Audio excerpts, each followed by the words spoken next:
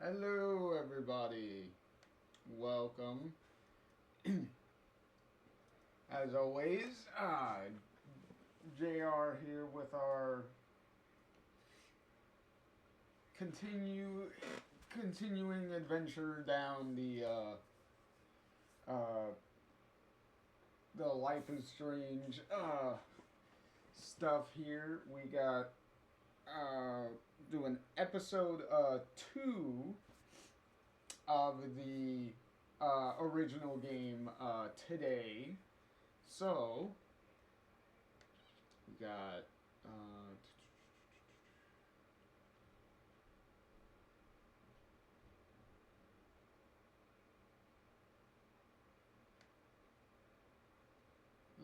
there we go.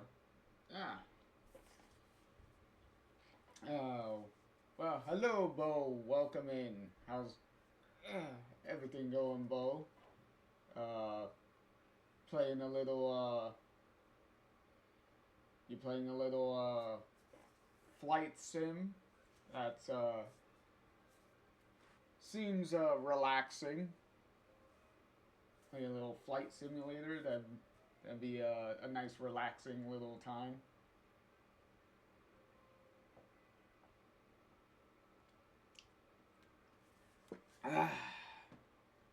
Okay. So, and the little thing for today, since we're gonna be diving into episode 2.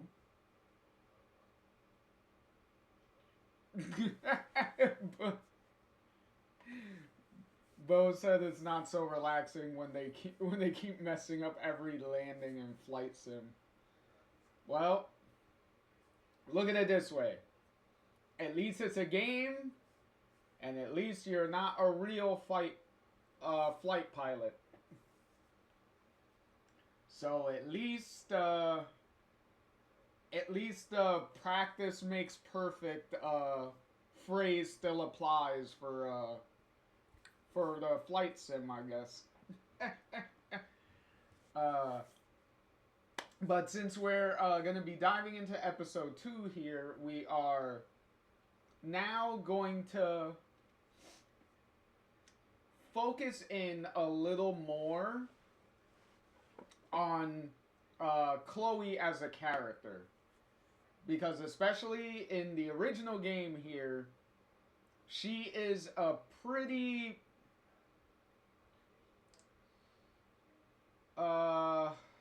I guess you could say divisive, even though a majority of the community that I've seen, the level-headed community that I've seen and been around, generally do like Chloe. So, more so, what we're gonna be doing is focusing on her different aspects as a character, especially now, since she's gonna play a much bigger role in the overall story. Because yes, she showed up in episode 1 and we kind of talked about her a little bit, but since she comes in pretty much towards the end of the episode and she's not fully around as much, now she's going to be a lot more. So we're going to get a feel for how she's going to be for this first part of the game. How this develops towards the latter half of the game is going to be interesting to say the least. Obviously, we are going to focus in on what is the obvious stuff about Chloe's character, and then focus in on some of the more nuanced stuff that you kind of have to dig a little deeper in from what other characters kind of have to say, or general like other stuff, like maybe certain journal entries or certain text messages that are also going to be exchanged. So there's some additional information that could give you a little bit more context into certain things. Bo said they just had a rough landing in Flight Sim. Ooh boy. But don't worry, Bo. I'm pretty sure you'll get there with enough practice. But as always, we got the Max, Chloe, and Rachel trio of plushies here to keep judging me, as always, because I'm gonna constantly be judged by these. Be judged by them the whole time. Especially you, Chloe. I'm pretty sure you're gonna be judging me a lot now. Now that you're gonna be around a lot through this episode. But in any case, also, in a little bit of a demonstration of something I was aspect with Chloe and David that I was talking about in the last episode, I actually have some demonstrations. So, we have, let me see. Okay, so we have when you're in the closet, when Max is hiding in the closet, if you're able to hide in the closet, and if you stay in the closet, remember, the literal closet, I mean,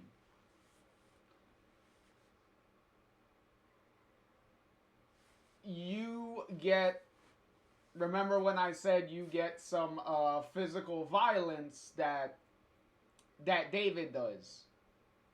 Well, here is pretty much exactly what I was talking about. So we will jump over here.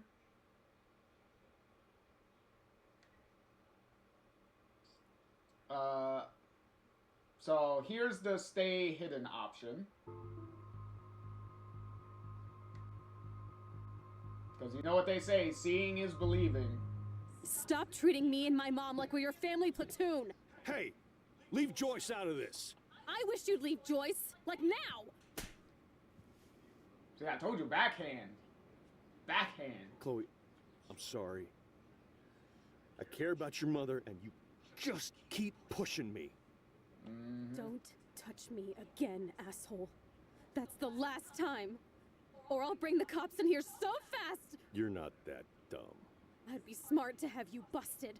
Chloe, someday you'll grow up.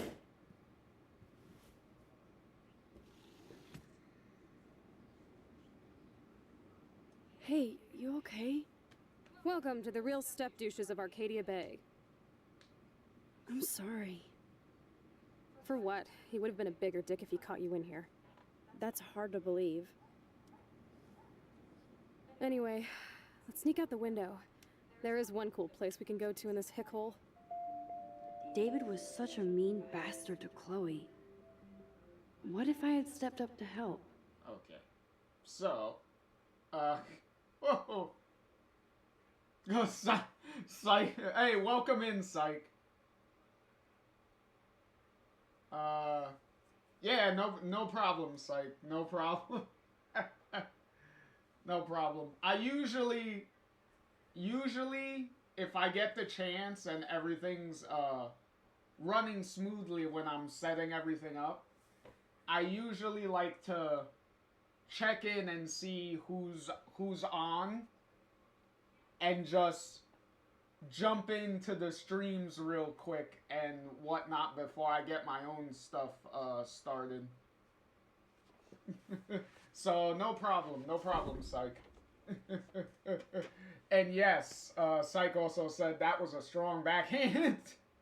Okay, so that was one. That was if you stay in the closet and you stay hidden. Now remember what I said before, also in the first episode, that there is, if you can't hide in the closet, or either you just can't figure it out, or you just don't want to, and David comes into the room, then obviously he's going to confront Max, always looking at the weed, and then asks about the weed, and then as Max, you can either take the blame for Chloe, or you could blame Chloe about the weed.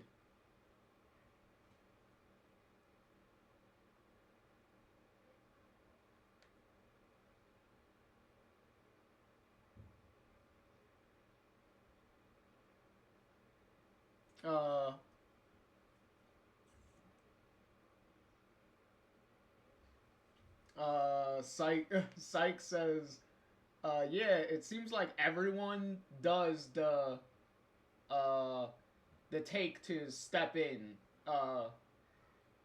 that they will start, doing that, and you just, watch them, well, I checked some of them, because I remember them, but I was like, you know what, in reflection, at the end of the last stream, I was like, you know what, let me see if I could find the footage, some footage of what I was talking about, because, you know, some people may be like, okay, it's, how you say it, it doesn't seem that bad, and it's like, well, here's the footage, judge for yourself on whether you think it's that bad or not.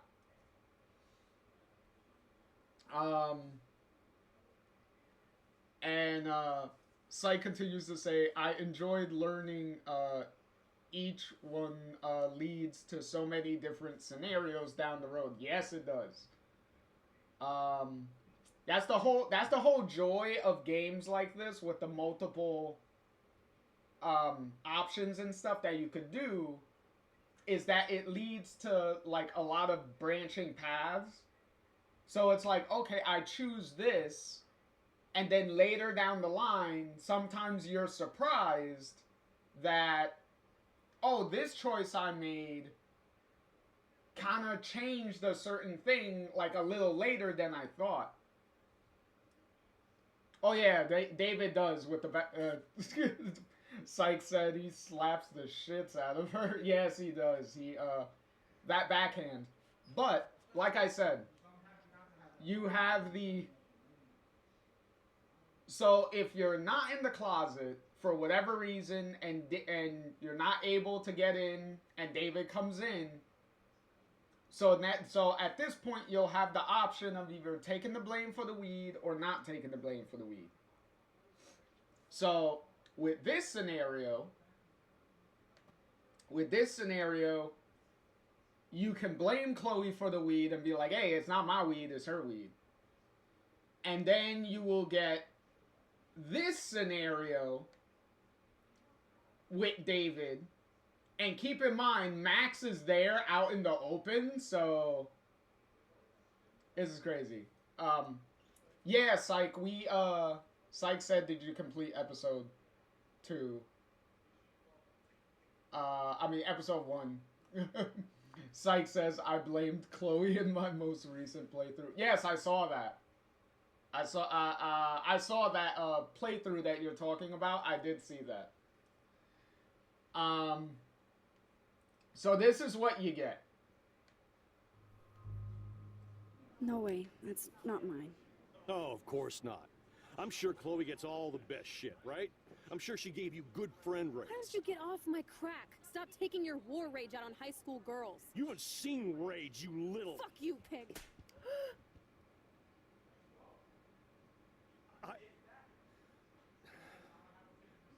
Listen. You asked for that. No. You know exactly what you're doing. For your own good, you should stay away from Chloe. Fuck She's you, a loser, and she'll only drag you down. Stick to doing your homework. Listen, David. I have proof you got all up in Kate Marsh's face today. Surveillance proof. What are you talking about? You know what I'm talking about. You only think you're tough and clever. This too shall pass. Now clean this pigsty up. I'm sorry, Chloe. I didn't know what to do. Whatever. Everybody bails on me. Even my best friend, Max. Don't you? So done with everybody in this town. I wish I hadn't even seen you. As if you care. Color me out of here.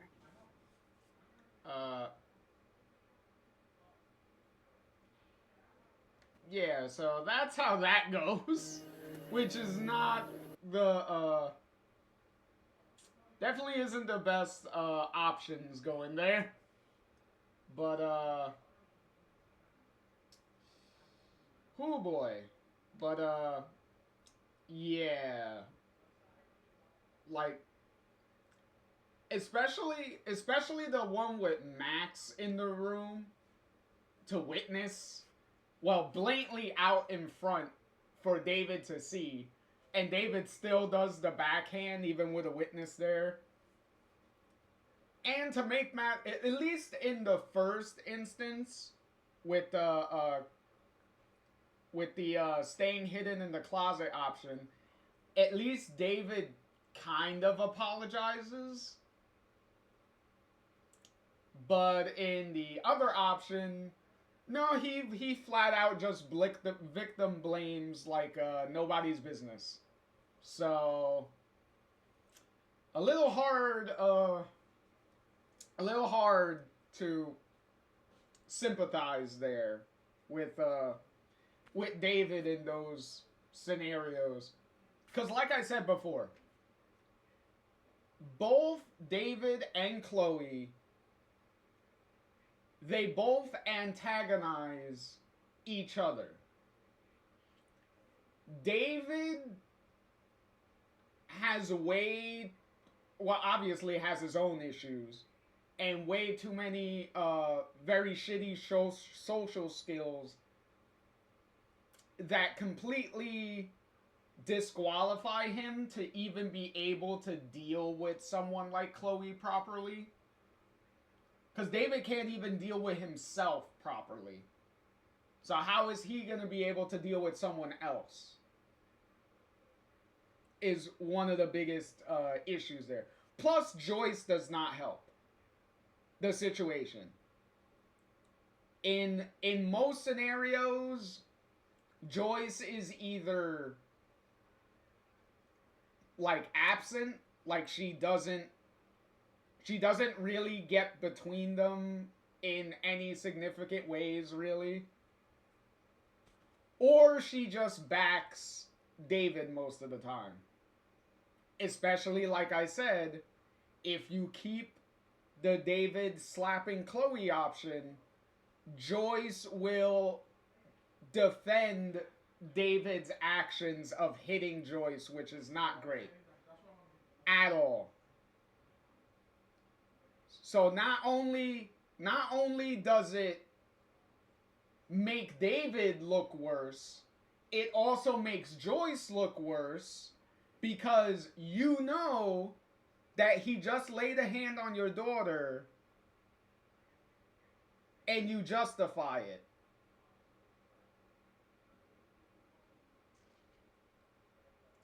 Especially when it's like, okay, so if Chloe is antagonizing David with words, because most of what Chloe does is just talk shit about David, like all the time. So your response to words is going to be violence.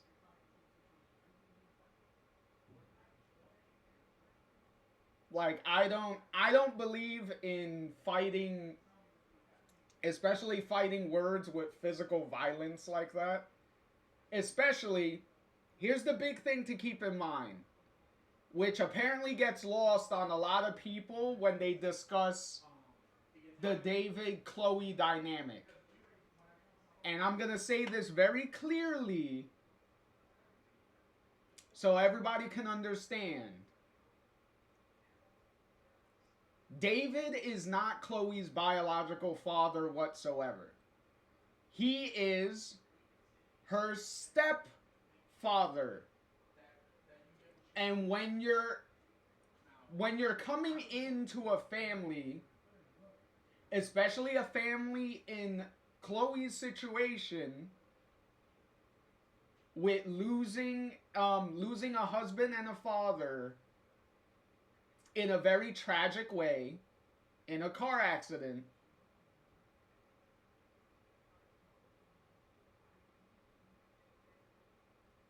there is a certain level of like tact that you need to be very respectful and very aware of what's going on, which David does not have, like, at all.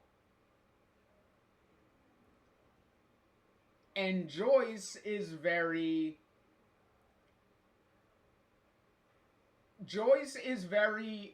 I'm choosing my happiness over my daughter's happiness at all. Because that's where Joyce is. Because let's be real. That is exactly where Joyce is. Because it's not like Joyce is completely blind to how toxic Chloe and David are together.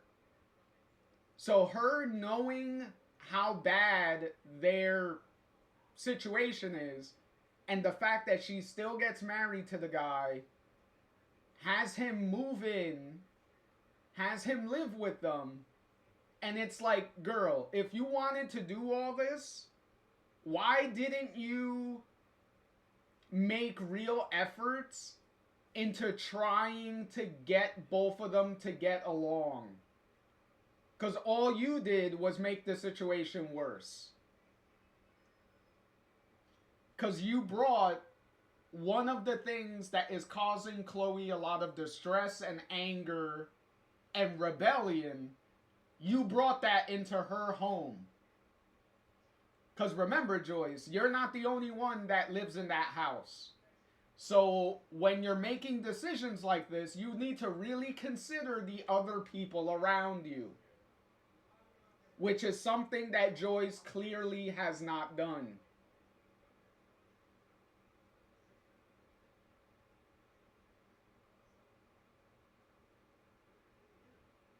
Like, I like Joyce enough. But I'm also not blind to the extremely shitty decisions that Joyce has made.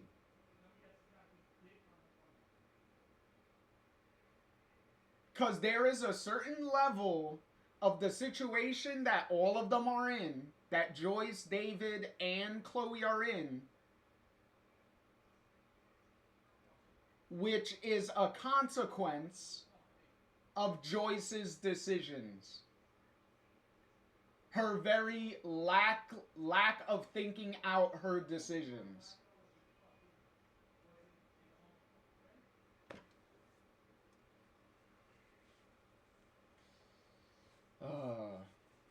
Let's see. Syke said, very good analysis of Joyce. I mean, of David. And that they 100% agree with the David analysis. Syke says, well, we saw those condoms in the drawer, so we know. Yeah, exactly. Well, we know. Here's the thing. With Joyce, I can understand. You lost your husband. You're very vulnerable. You're looking to fill that empty space in your heart now where your husband was. I get that. But within Joyce trying to do that, she lost sight of her own daughter. So she prioritized her own wants and needs without thinking about how any of that is going to affect her own daughter. That is the issue. And it's not just a Before the Storm thing. Like, I'm not even talking about Before the Storm. I'm talking about within the original game itself, the information that you get within the original game and everything that happens within it. These are the conclusions that I came to. And this is when I originally played the game. Because I'm very observant and stuff when I'm like watching my movies, when I'm playing my games and stuff like that. I'm naturally very observant. So I notice these little nuances and these little things that sometimes may get lost with other people. Because they like to play like Joyce is like the ultimate victim in all of this. And it's like, no, Joyce is as much responsible with the situation that's going on in that house as Chloe or David would be. Like, Joyce doesn't help. In many situations, Joyce enables. And in this and in the instance, she enables David. Because yet again, going back to the whole stepdad thing, even if Joyce, by some extremely stupid fucking decision, rationale, gave David permission to discipline Chloe, which we just saw, which would have been the physical violence, the backhand, the slap, David should have enough fucking common sense to be like, I still shouldn't do that. It's still not my place and not my right to fucking do that.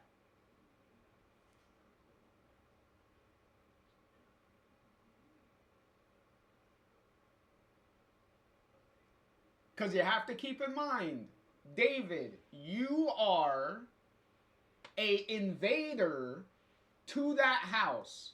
You have not earned your place in that house. Whether you earned it from Joyce is one thing. There is somebody else in that house that you needed to earn your place with. And you clearly have not done that. So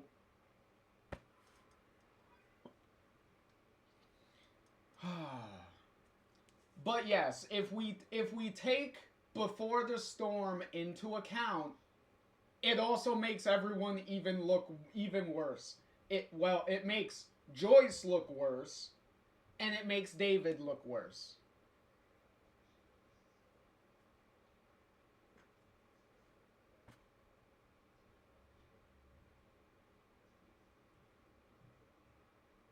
Yes, exactly. Let me continue. Was getting yes, like Sykes said, Joyce was getting her boat rocked. Yeah. Syke continues, it does make me look at Joyce different now that I've been doing deeper dives into Life is Strange. Agree 100%. Yet again, like Syke said, David didn't seem to see or understand that he was an invader. Which, when I say invader, I'm obviously, from Chloe's perspective, that's literally what he is.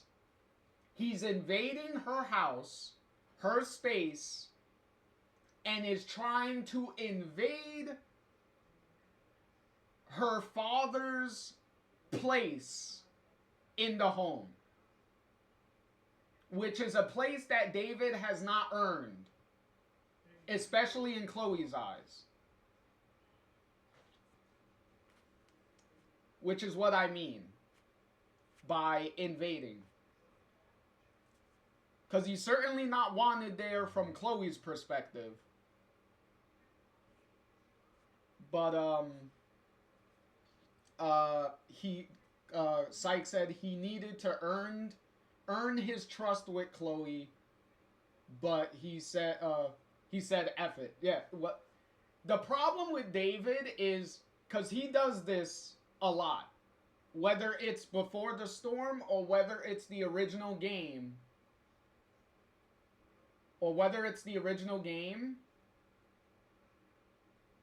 he uses his former military status as a crutch to try to force respect from people.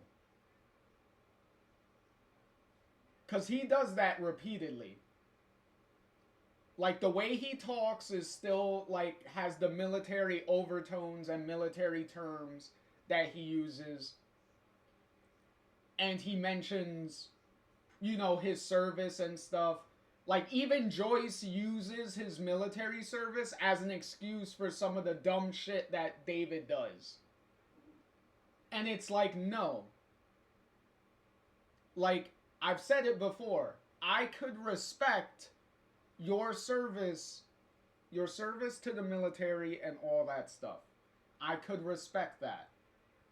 But just because you do those things doesn't make you not a shitty person. Because you could still do all those things and be a downright scumbag and a shitty person. Does that immediately mean that just because you were in the military, I should give you a pass for being a downright scumbag and shitty person?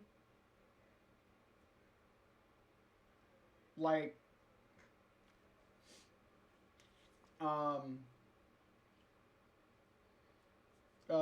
Syke said David was banging the mom and well, obviously, yeah.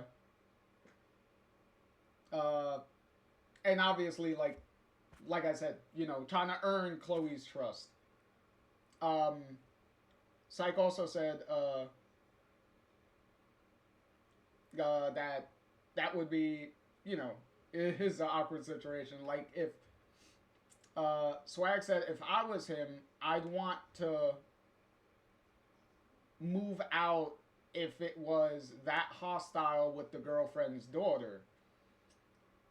And yes, he does throw around the military stuff for respect. And for his mistakes. Yeah, that's very obvious that David does that a lot. First of all, if we're taking Before the Storm into account, then David was having all of these problems before he was even married to Joyce and before he even moved into the house. So if the problems were that bad for that long, why would you want to amplify those issues by always being in the house like that? And one, if you really care,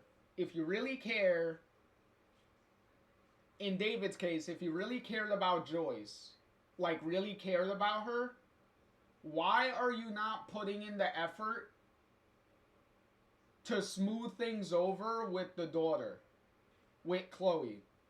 Like, actually trying to find, like, a legitimate, like, middle ground and stuff, and try to find some basic understanding.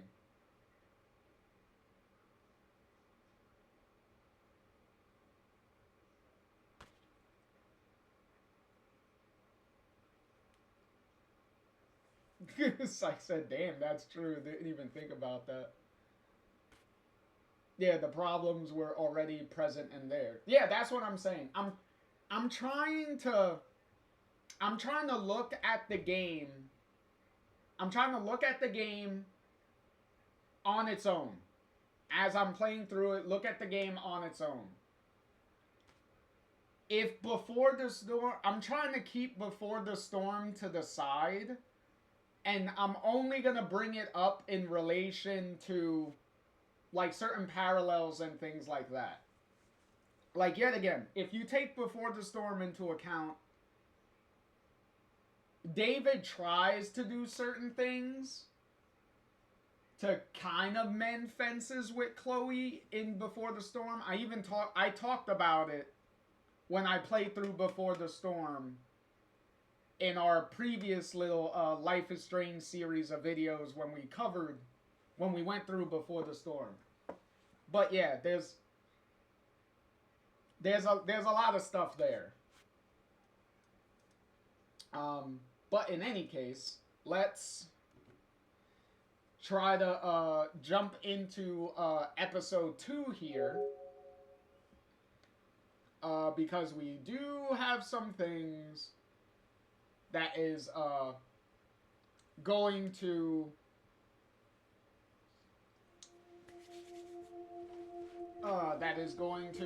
happen in episode 2 here. Especially considering how episode 2 ends, I would like to rip off the Band-Aid of the end of this episode as relatively quickly as I can.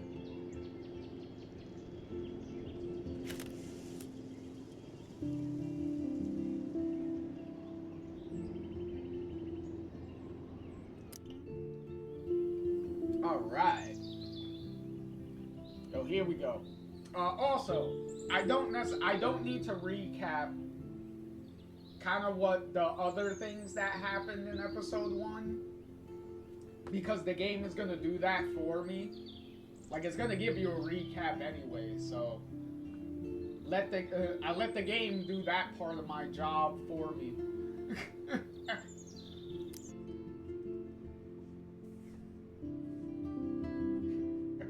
In the previous episode of Life is Strange. Get that gun away from me, psycho! No! Called film Little Pieces What of the Time. fuck? But he could be talking about photography. Or have you done something wrong? Talk to me. Hey, Victoria. What do you want, Max? I see everything here at Blackwell. Do you understand what I'm saying? No, and leave me alone. For reals, Warren, this is between you and me. Hold on a minute. me. Max, Can I pause this? Go on. Yes, I can. Okay, hold on.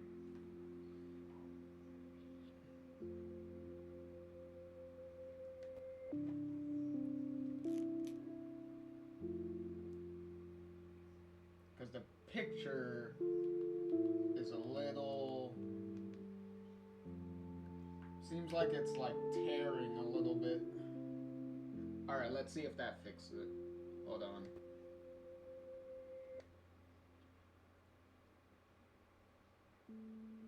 I hope it did. Hey, leave him alone. Max? Nope. Chloe? It makes Hopefully perfect that sense clears I'm up seeing when you the today. game happens. Welcome home, Max. That's Rachel Amber. Her missing person posters are all over Blackwell. 6 months ago, she just left Arcadia. Without a word. Without me. Something happened to her. Wait, is that grass? Tell me the truth. That's an order. I didn't black out. I had another vision. The town is going to get wiped out by a tornado. Max, tell me everything. I like how David just proved my point in the background with the whole "that's an order" thing. Yet again, the military, the constant military talk that he uses. Yes, Psych. I want to rip off the Band-Aid of the of the end of episode 2. Exactly, Psych. You know exactly what I'm talking about. Psych said that's a cool picture you have there. I'm assuming you're talking about my picture with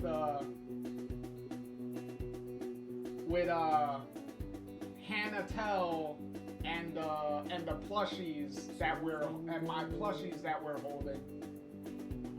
Oh, something gold. Man got an arsenal in the garage. Well, we haven't got. Well, yeah, we definitely did see that in the last episode when we were in the garage trying to look for the tools.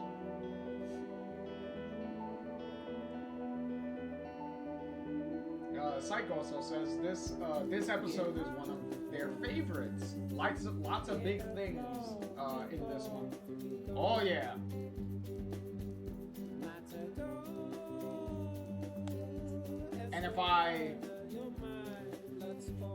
And if I said it once, I'll say it again.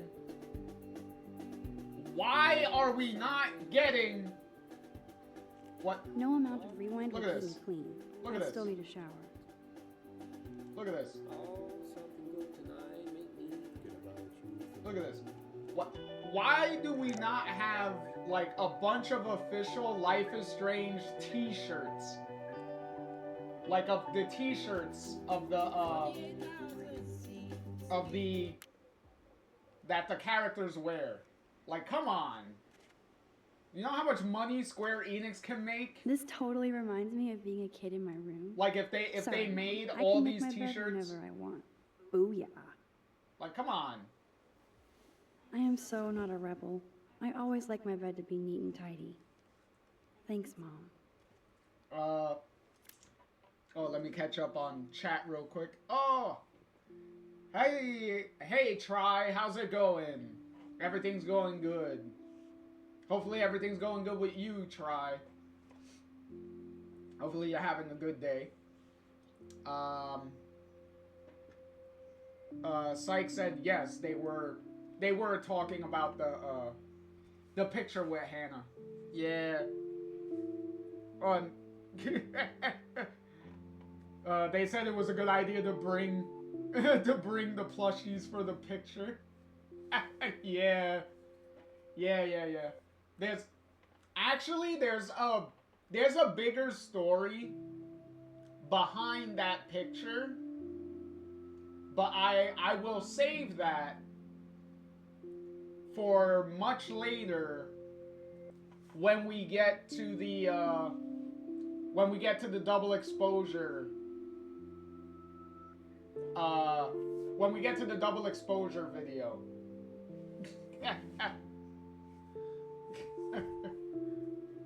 Because if you could tell from the background of the photo, it has to do with double exposure.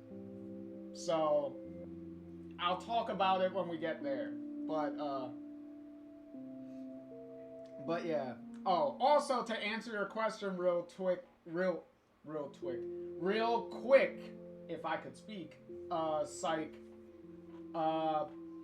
We didn't make fun of Victoria when we did the paint thing. So we're cool with Victoria right now. And yes, we told on Nathan, Psych. Cause fuck Nathan. Nathan's an asshole. Fuck that guy. The Max Caulfield Photo Memorial Wall. What else do we got here? Cartier-Bresson, Doisneau, Hamilton, the greatest.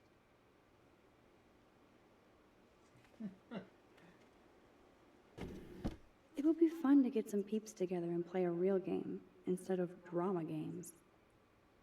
Syke said, "Let's see what happens here now that they know what I did."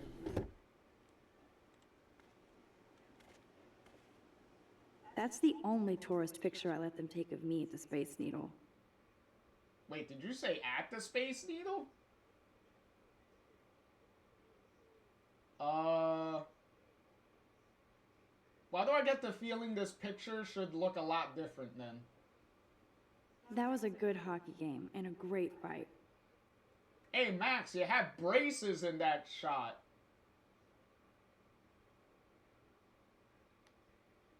No, what I mean, Psych, is not that the Space Needle should be in the photo. I mean, if this Space Needle, if this picture was taken within the Space Needle,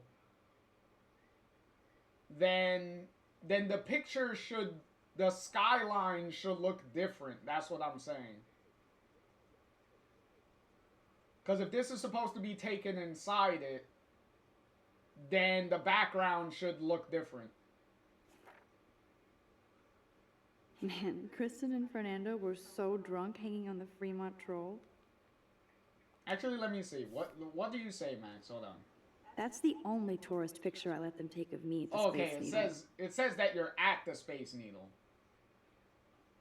So, yeah, the interpretation of that photo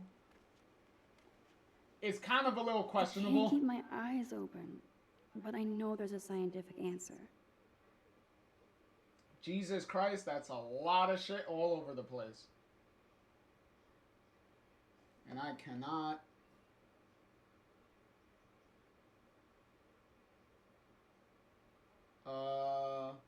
Okay, there's nothing really. Just a bunch of questions on where the fuck the powers come from. I could rewind for days and read all of these books. Will I really find any insight into my power? Oh, did we miss the Warren thing? I think we may have missed the Warren thing. Because I know depending on what you're doing, you can see Warren peeking out from behind the building there. So we may have missed that already. This picture will capture this crazy historic moment in my life. No smiling. Take your power seriously.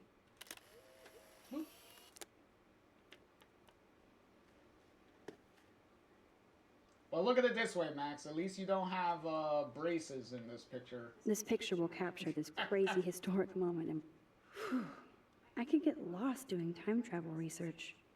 Well, Me and the obviously, search engine Max. have become one. If only I could be this focused on homework. Warren is blowing up my inbox now. As long as he Oh, helps me speaking figure of this out. Warren. Okay, so he's just suggesting a bunch of different time travel related movies. Okay. This is so insane, it sounds logical to me. Psych said Peeping Tom, I mean, or Warren. Got some good movies in there. This wormhole thing makes total sense, but doesn't explain how I can do what no scientist ever has. Okay. I would say this is some crazy shit, but now I'm not so certain. Okay. Should I sign? Here's the thing, too, for anyone who's wondering. The game, and this game, and also technically the entire Life is Strange franchise as a whole, does not ever explain where any of these powers that anyone gets comes from. They don't ever explain any of this. The powers just come to people, and that's pretty much it. There's no explanation on how that happens, and where it comes from, or anything. And I thought I was into Halloween. Dana is not messing around here. Which a lot of people would get mad at. Like, a lot of people... One of the criticisms that this game does get, and technically the Life is Strange franchise does get, is they never explain where Now I any of have the to wonder powers if come any of from. these films are based on a true story. But, yet again... Meanwhile, My guitar gently sleeps. It misses the point. Just because some ass pranked a girl's shampoo bottle and her hair fell out, we have to safeguard our toiletries. So, summer camp. That is a very horrible practical joke, Max. That is very horrible and mean. I side with the school on changing up the shower rules and being like, okay, you bring your own shit. You can't leave your shit in there so people can tamper with it. I'm with the school on that one, Max. That is not great. Okay, Max, let's hit the shower. But like I was saying. Hey, Happy. Hey, how's it going, son? Happy says, I guess life really is strange, Dad. Uh-oh. I wonder if I'll ever wear a watch again. What I was gonna say with, in relation to the game never explaining where the powers come from, it's for the best. Would Man Ray call themselves portraits? Mainly because also the point of these games, and the point of most of the Life is Strange stuff, when it comes into relation with the people with the powers are not the point. The point is what they do with the power and the situation that the powers come into. It's about the story. It's about the story of the people involved. It doesn't need to be all about the powers.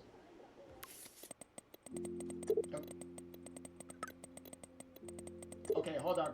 Chloe, you're texting too fast. I'm kinda... Okay, we're gonna go over these texts as soon as they finish here. Jesus Christ, stop. Okay. Okay, where was...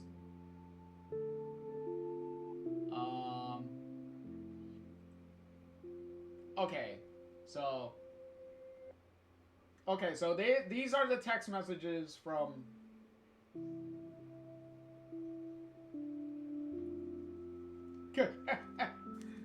Happy said, the point is the friends we make along the way.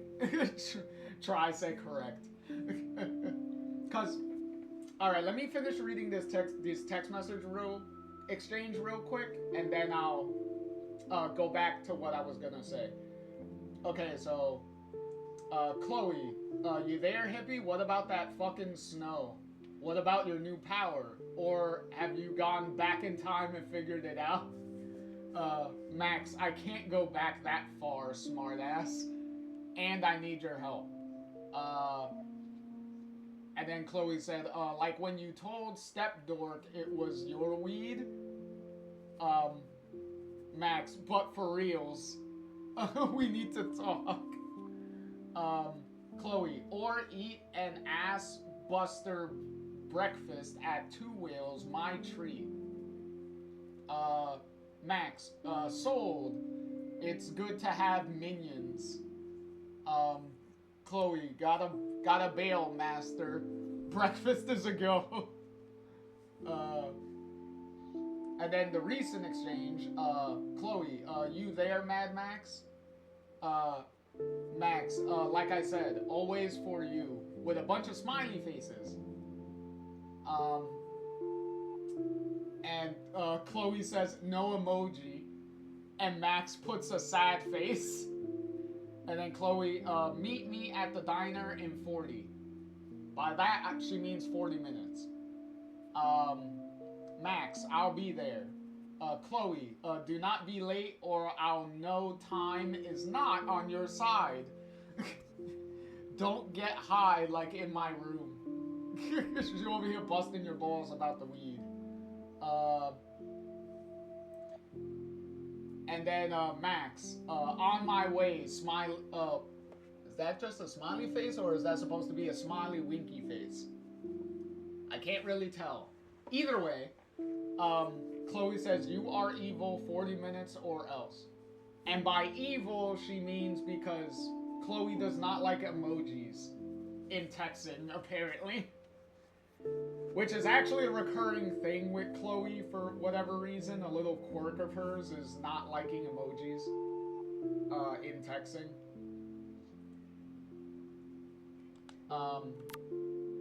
Mom?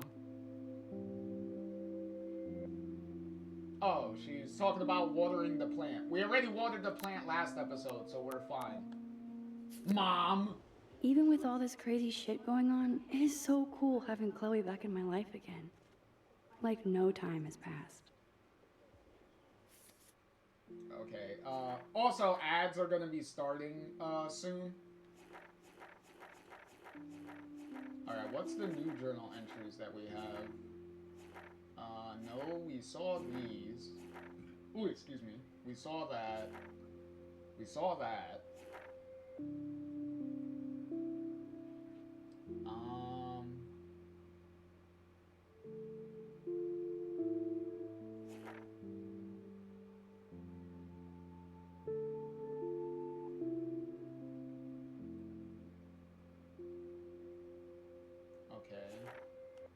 Okay, so this is the only new journal entry. Okay.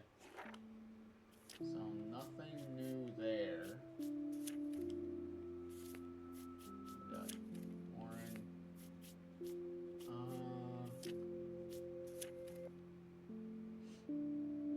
Let me see. Do I remember some of these pictures? I kind of do.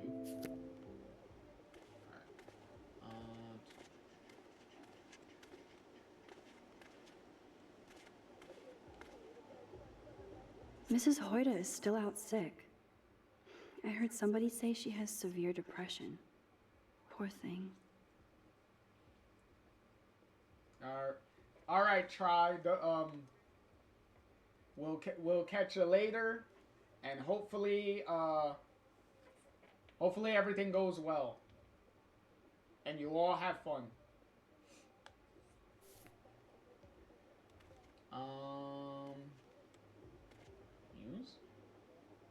Whoa.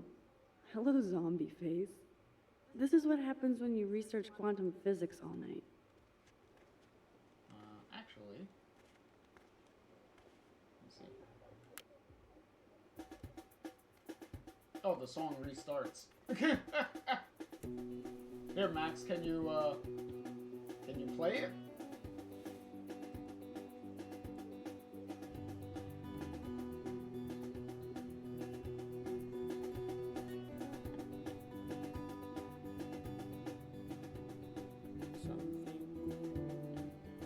Yet again, I said it before.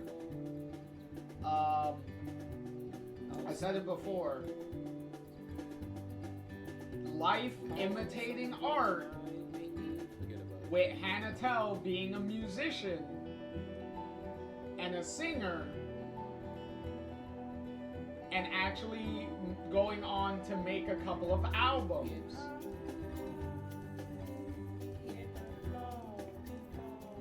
Kind of interesting that that would happen after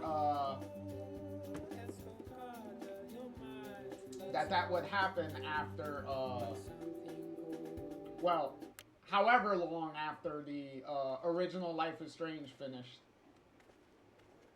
Keep calm and carry on. I generally try to do that, Max. I definitely try.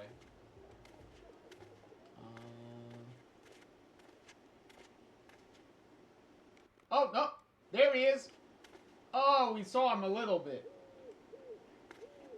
We saw him a little bit. We were able to catch a little bit of Warren peeking out from the corner there. I'll miss going to the games with my dad. Go Thunderbirds.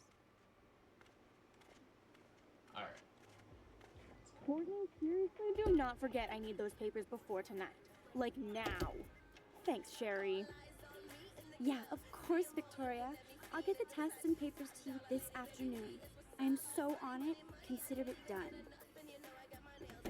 Also, what was with Victoria's audio in that? Because that was clearly not Victoria's voice actor. Well, her normal voice actor. Fine, I won't disturb you. Like, that was pretty odd. But what's this poster really trying to tell me? But yeah, one of the... Here's the thing. No Brooke here. When it comes to figuring out the powers, right? Where they come from, all that stuff, and them not explaining it. Which is fine, because like I said, it's not the point of any of these stories of what they're about. The powers are just a means to an end within the story. The story is not about the powers. The story is about the people. It's the same like if you watch horror movies. If you're a horror movie person, what's the biggest thing in a horror movie is to scare people, right? One of the things that scares people is when they don't know a lot about whatever the scary thing is. If you over-explain what that scary thing is,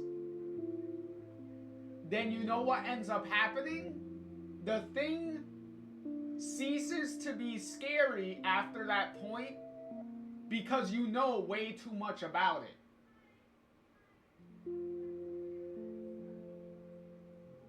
And in the case of the powers here, the powers are a mystery. It's supposed to be a mysterious thing. If they explain every single detail about where the powers come from, how you get them, all that stuff, then the mystery is already gone. The mystery's gone.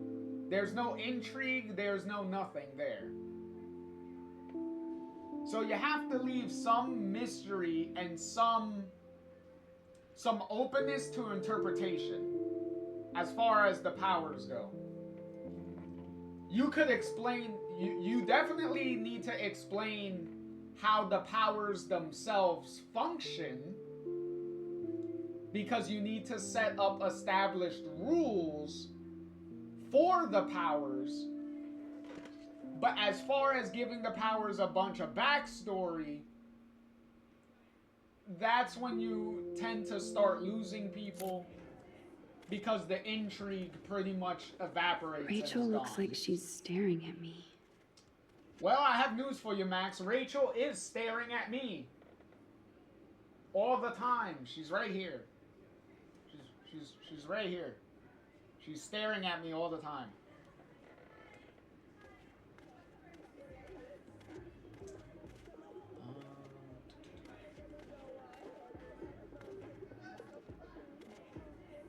This is like the public DNA of our dorm. I bet it is.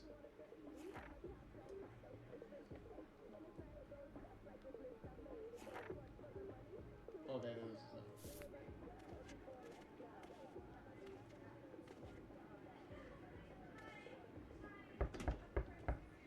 Kate is an early bird. She might be up and gone. Oh. One quick rewind and I could stop this TP attack. If I help Alyssa, I could be like the godmother of Blackwell. You okay, Alyssa? Immature assholes. Sorry, Max. I'm not feeling social right now. What? Alyssa, can you stand over there? Okay, Max, if that makes you happy. Yoink. Save. Wow, now that was close. Thank you, Max. Don't worry, Alyssa, I got you. I got you. Why, hello again, Alyssa. Okay, Max. That's twice you've saved me from a projectile weapon. Are you my guardian angel? Kinda. Hardly. I just have a sixth sense for trouble. I'm glad to help you out. Blackwell has a surplus of assholes. Oh, by the way, Warren said you borrowed his epic film flash drive. I didn't know you were a sci-fi geek like us. What's your favorite? Ooh, all of these movies are pretty good. But I do love the Back to the Future trilogy, though. I love Back to the Future, of course, but who doesn't? Can you imagine going back in time to Blackwell in the 1980s? We'd suffocate from all the hairspray. You and Warren do know your sci-fi. Be careful, you might make Brooke jealous. I'll just pretend I have no idea what. Sykes said saving Alyssa one day at a time. Literally! Max, let's talk later. Good luck with Warren. Literally saving her one day at a time.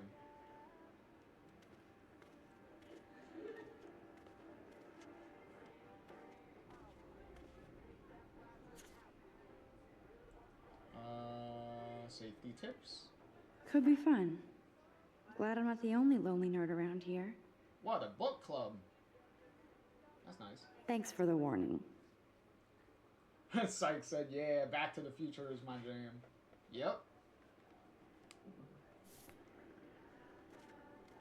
Alright, so we're not gonna go into the bathroom yet. We still want to talk to everybody. I didn't think Kate was like this. Chloe is so determined to find you, Rachel. We shouldn't be watching this. Everybody's seen it by now. Oh, okay, I thought they were gonna keep saying something. There's Brooke, looking smarter than everybody. Well, there's Brooke, psych. Brooke is right there. Whatever they're watching must be hot stuff. Hello, Juliet. Hey, Max. Did you check out Kate's hot video yet?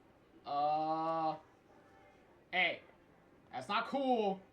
That's so not cool. I didn't get wasted on camera and get busy with the Vortex Club. Kate's not like that, and you know it. Really? Check her out and tell me what she's like.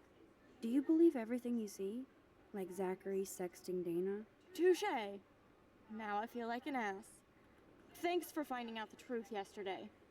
Hey, you should feel like an ass. Alright? Leave Kate alone. It's not right. Not good.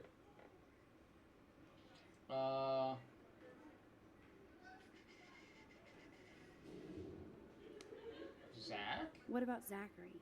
Did you let him off the hook? When he acts like a worm, I let him dangle. Glad to see you're back in action. You have a good heart, Max.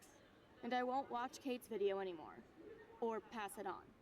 That's the spirit. Thanks, Juliet. Sure. Talk to you later. So were you actually planning on passing on the video? Because I didn't even bring that up. Excuse me. I'm texting Zach. Alright, hold on a minute.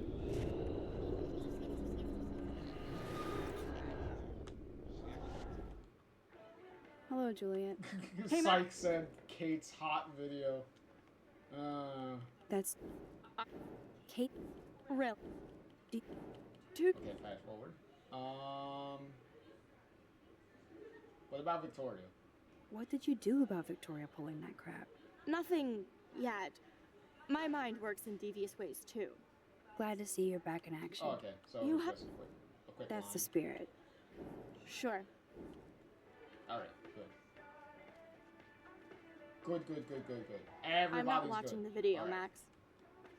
Oh, now I get to speak to Brooke? Hey, Brooke. Oh, hi, Max. Did you see the snow? Did you see the freak snowfall yesterday? I was riveted by that weird snow flurry yesterday. She I was can't riveted. tell if you're being serious or not. Since I'm a science noob, I was wondering if you could explain it. I'm serious. Even meteorologists can't explain that snow. I bet Warren can. Did you talk to him yet?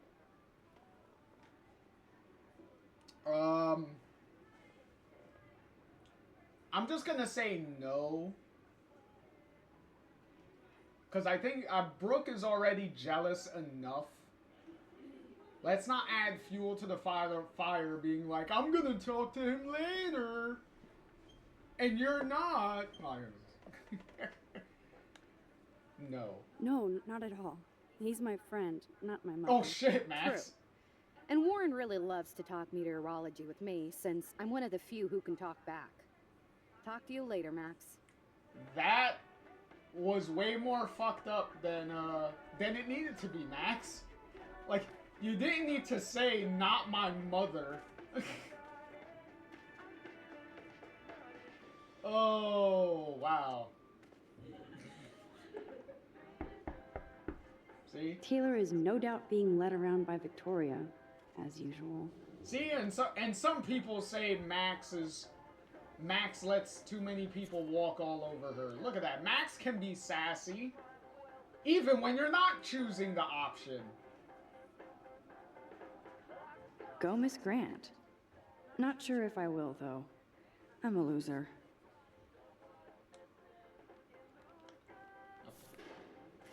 That's that. Is it? Samuel truly is a weirdo, but he is great at cleaning up. Hey. Samuel's Blackwell fine. isn't that big, but it sure feels like a labyrinth. Welcome to Black Hill. Hey, that's what Chloe called Blackwell too, Black Hell.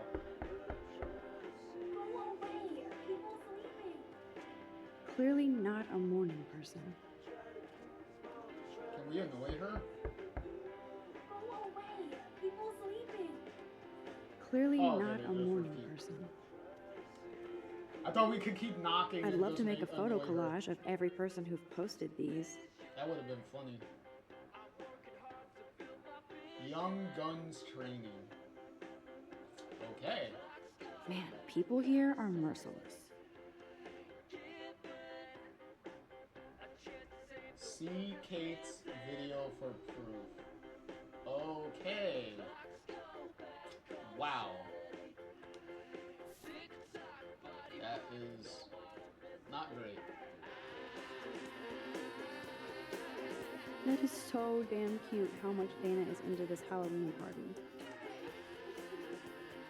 Hey, Trevor's jacket. Trevor is making himself comfortable. Oof, hope they don't get busted. Yeah, I know, right? I can't even imagine what life would be like being a cheerleader. Dramatic, I guess. Curiosity killed the Max. Well, we're gonna look. Who will survive and what will be left of them? Don't say that Relationship out loud, status Dork. not single. Happy, happy, joy, joy. Okay. That would be fun to put skulls and ghosts all over Blackwell.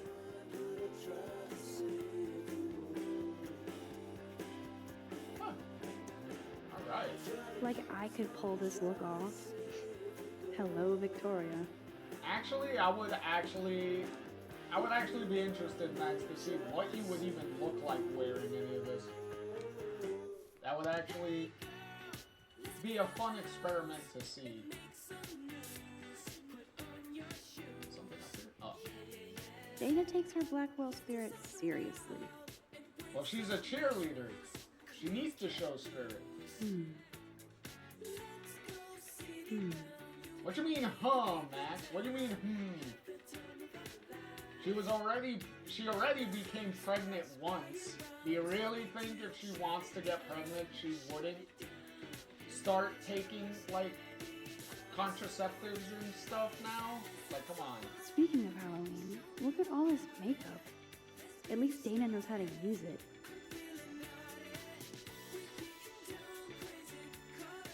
She is happy, though. Look at her.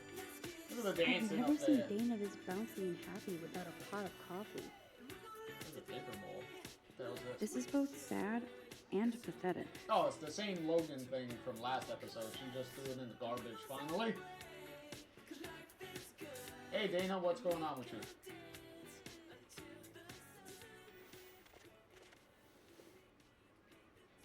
Hi, Dana.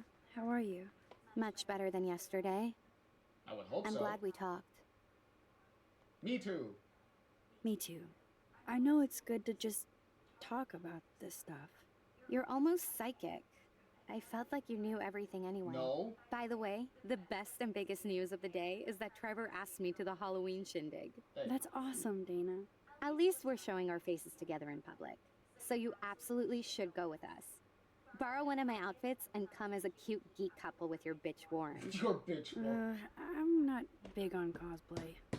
Don't let life pass you by, Max. So, are you coming to the party or not? The bitch. With her bitch Warren. Oh my god. Well, Warren is kind of a bitch boy, but you know. Well, not a literal bitch boy, because it's not like Warren gets any, gets a lot of girls anyway. But, wow. That's a funny way of saying that. Also, Dana, you are wrong earlier. Max isn't psychic. Psychic is psychic. They're in the chat. They're the psychic. Okay? So you're wrong. You're wrong, Dana. Why the fuck not? If I hate it, I can always go back to my room. That's the spirit, Max. After this, you'll be ready for a rave. It does sound like fun. Now I have to go contemplate my party future. Oh, okay, so there's nothing Let's else? talk later, Max. Okay, cool.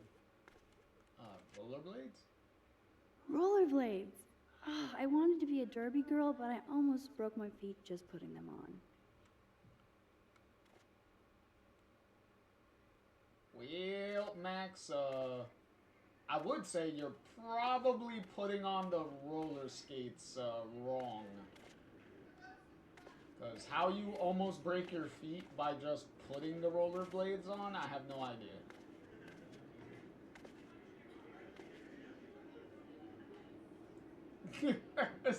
Psych said, yeah, I'm the psychic, folks. People gotta learn.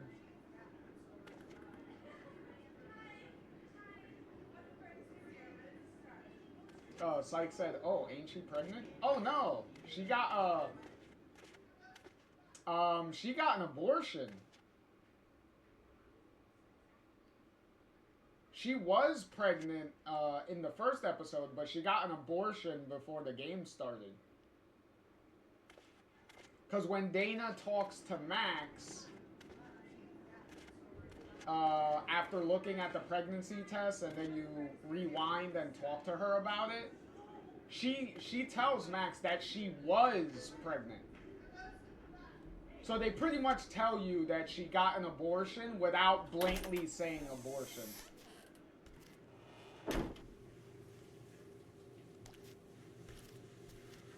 Classy on the wall. It's out of order. Otter power? I'm so not there. I'm good to flow. Thanks. Thank you for recycling that line again. The last time I got a flu shot, I got the flu. Fuck you. And they recycle that line too. Max, we went over this in the last episode. You don't know how vaccinations work. You're supposed to get the flu when you get a flu shot. A very mild version of the flu. So that way your body can make the antibodies that it needs to fight the flu. Because Max, if you weren't paying attention in biology, your body needs to understand whatever disease that it's fighting, so that way it could make the appropriate antibodies to try to fight it.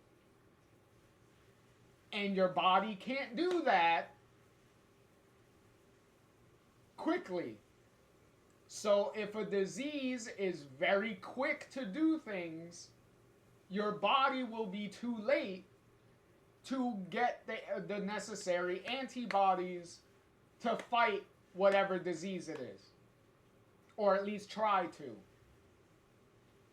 So a vaccine is there to give your body a head start and a jump start. So that way, if you get the flu, your body can fight it immediately instead of wasting time figuring out what the disease is first. That's the whole point of a vaccine. Now, Max, hopefully you will retain this information.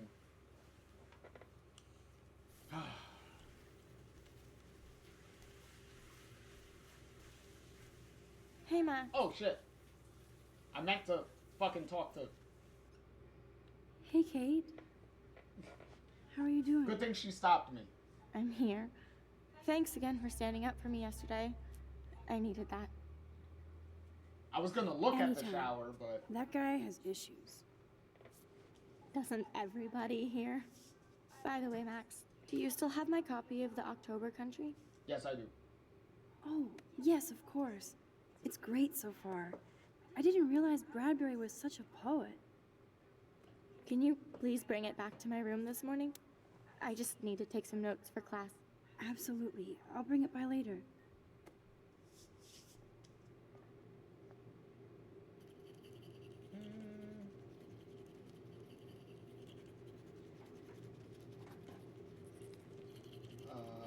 Okay. Kate is not good. I wish David would get off her crack, as Chloe would say. Yeah, you're already using Chloe lines. Yeah. Alright, we could take a shower now. Alright, let's take a shower.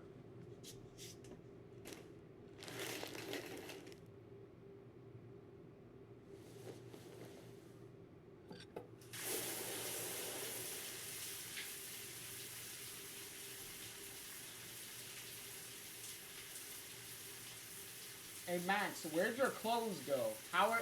How's your clothes not getting soaking wet?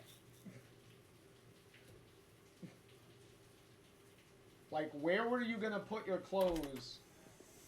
What's up, Kate? School. That's it? That video of you clubbing didn't look like homework. Uh-oh.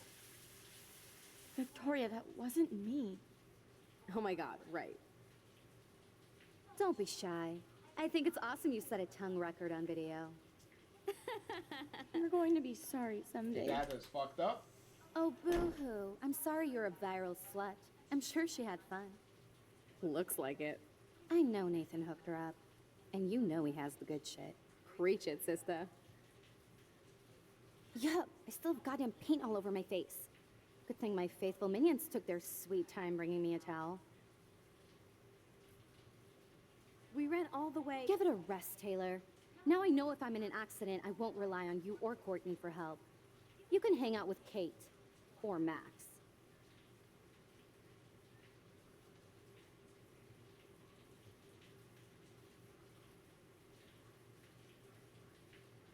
She's a weirdo with that dumb camera. I hate that I'm so quirky crap. Anyway, let's leave the link to Kate's video so everybody gets a chance to see her in action. You are such an evil biatch. I love it.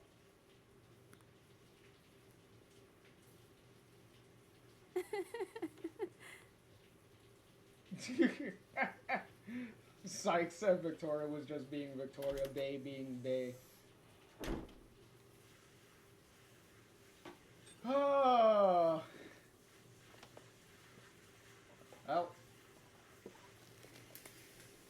Well, I already got my vengeance on Victoria during I better get dressed and go give back Kate's book.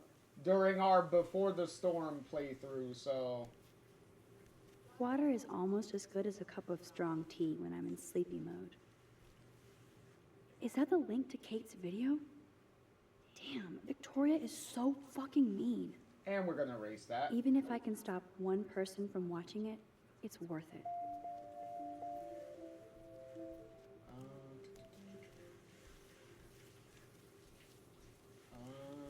Is there anything else in here? Nope. Alright. Boy, Psych, if you're this hard up on Victoria, I wonder how you're gonna feel once we get to the comics then.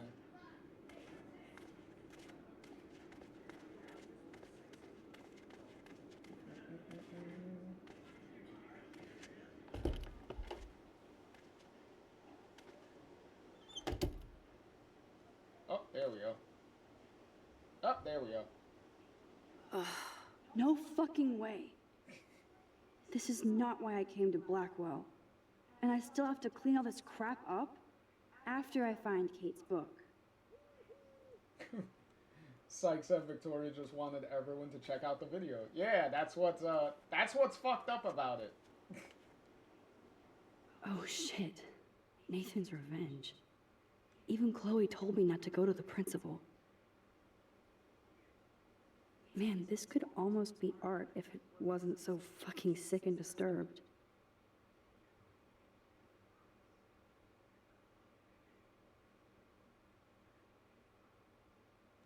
Yeah.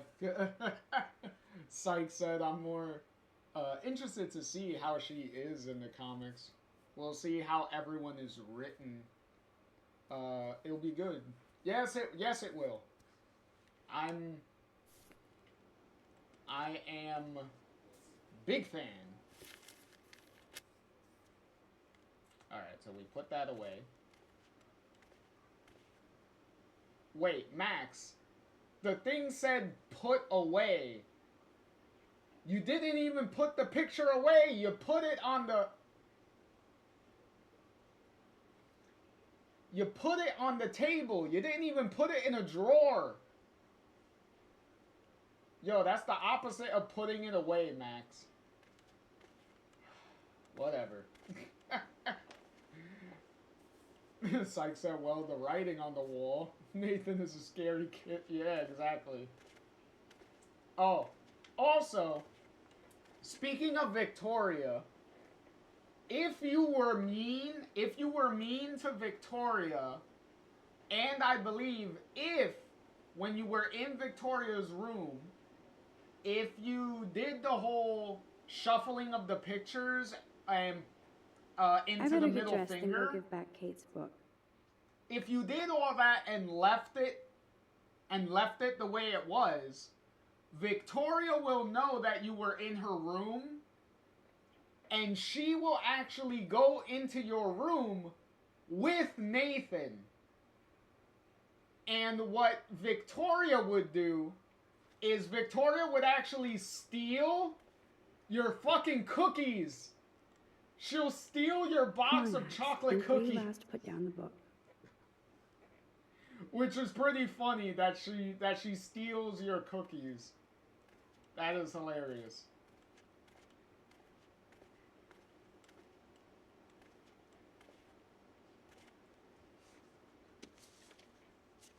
Of course she just spilled soda on Kate's book. I better fix this fast. Kate needs the book, and I don't want to add to her list of problems. And one.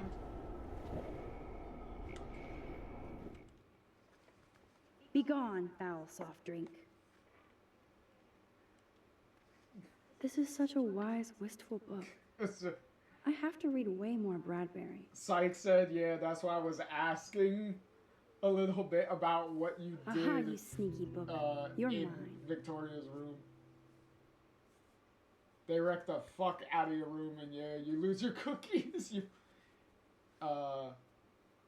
find them in her room. Right?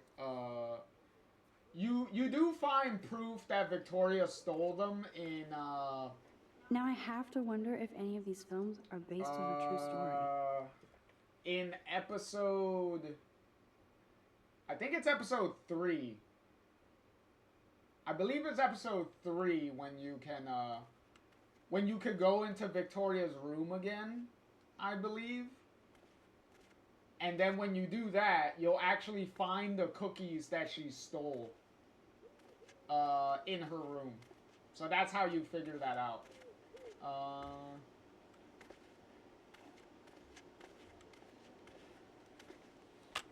Maybe Excuse me. I'll just put on a shirt and jeans. Hey, Einstein had the same exact suit for every day of the week, and he couldn't even rewind time. That's a point, Max. Ooh, look, a nice little dough shirt.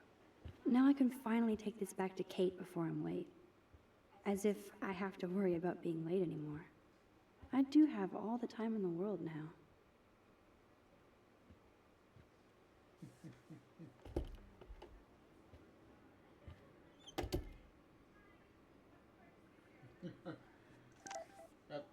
private number. What are the odds that that is supposed to be from Nathan? Nathan trying to use a burner phone to make threats. It's kind of hard to use. Oh, shit. Now I'm getting anonymous threats? It never ends. This has to be from Nathan. But it could be anybody. Really? I better be doubly careful around here, or I could be in serious danger. If I'm not already. Really, Nathan? Like, come on. It's kind of hard to use a burner phone when it's kind of obvious who it is. No Brooke here. Like, come on. Really, Max? Alright, whatever, Brooke. Kate? You in there? Yes, I'm here. Come in, Max. You said Nathan is a nut. Exactly. Kate is all alone dealing with this Don't video worry bullshit. about, I hope her mother doesn't disown her. don't worry, too much, psych about the, about typing a little too fast and certain words and stuff, like, get typed in. Believe me, I do that all the time also. It's not that big of a deal.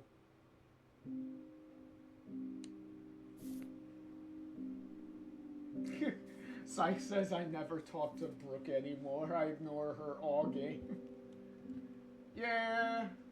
Kate used to play the violin every morning. She stopped last week. I wonder why, Max.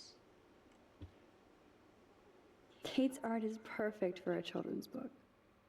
Everything looks so fun and colorful and positive. Why did she cover up the mirror? She can't look at herself? Well, if you were in a video like that and getting spread around all over the place, I think you wouldn't want to... I don't think you want to look at yourself either with embarrassment. Kate really has a doting father. Yeah. Look, her dad is good. She has a good dad. I had no idea that Kate ever hung out with Alyssa and Stella. Well, that's nice. What's this? That's a lot of tears. She's going to go through boxes. Psych said, oh, good. Glad you understand with, in relation to Alyssa. I mean, to That is the to cutest Brooke, bunny yeah. ever. I bet Kate is a good mommy. Picture?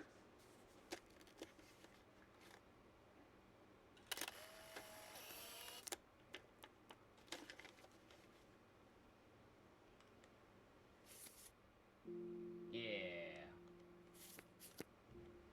Hey, Jesus. Hey, I'm trying to use my powers for good. What's this? Ouch. She left out Damnation.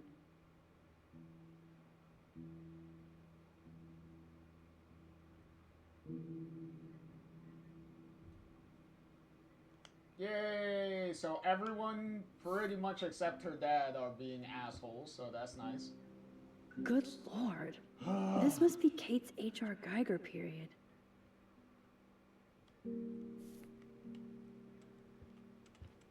Photo. Almost forgot what Kate looks like when she smiles. I know, right, Max? Ugh. Kate's room is usually immaculate. For her, this must be a pigsty. What else is here? Maybe Kate has a split personality. Church girl by day, party monster by night. I don't know about that, Max. Kate even makes notes in her Bible. My parents never once took me to church. I had nothing to rebel against. I don't know what to believe now.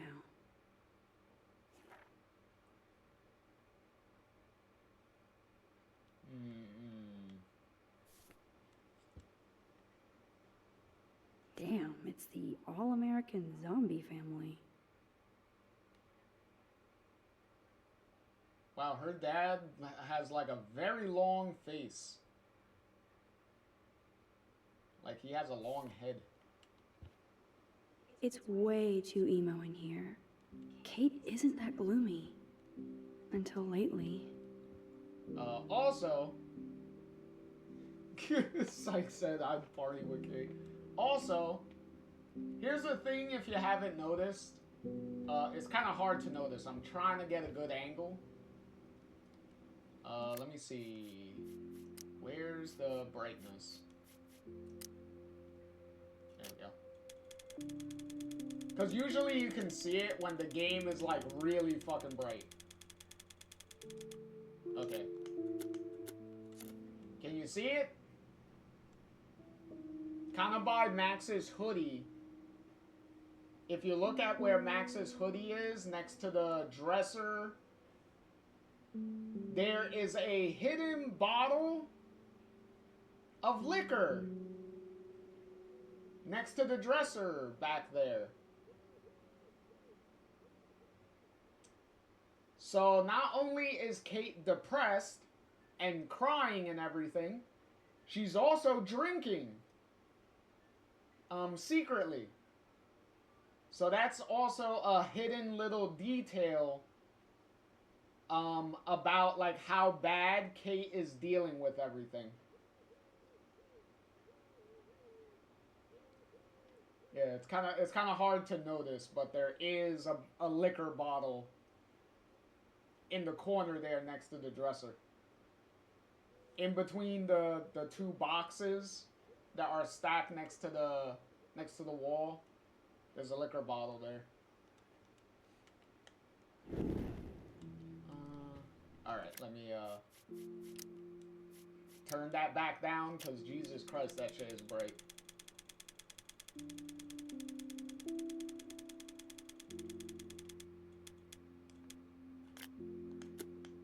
Okay, there we go. Poor Kate. She doesn't look good. Hey, Kate, I brought your book. Max, why did you step in between David and me yesterday? I don't like bullies. I hate bullies. David Madsen should know better. Yeah, exactly. I was hoping he would. He's a But fucking it's nice adult. to see that you care about me. Kate, Supposedly an adult. I actually do care. So, what's the story with you and David? Well, he's a total paranoid ass. He thinks I'm part of the Vortex Club. Yeah, right.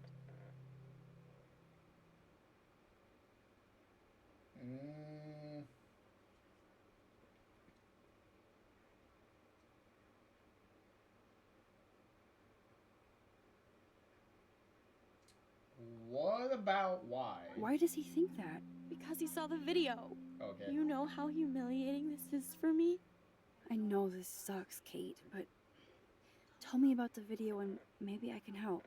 Basically, I went to one Vortex Club party and ended up making out with a bunch of people.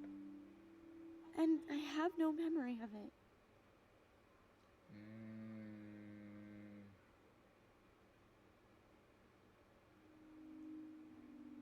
Yeah, why would you even go?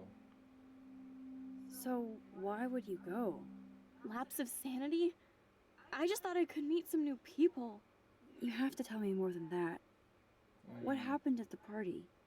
Did you drink? I swear to God, I had one sip of red wine, and then I drank water.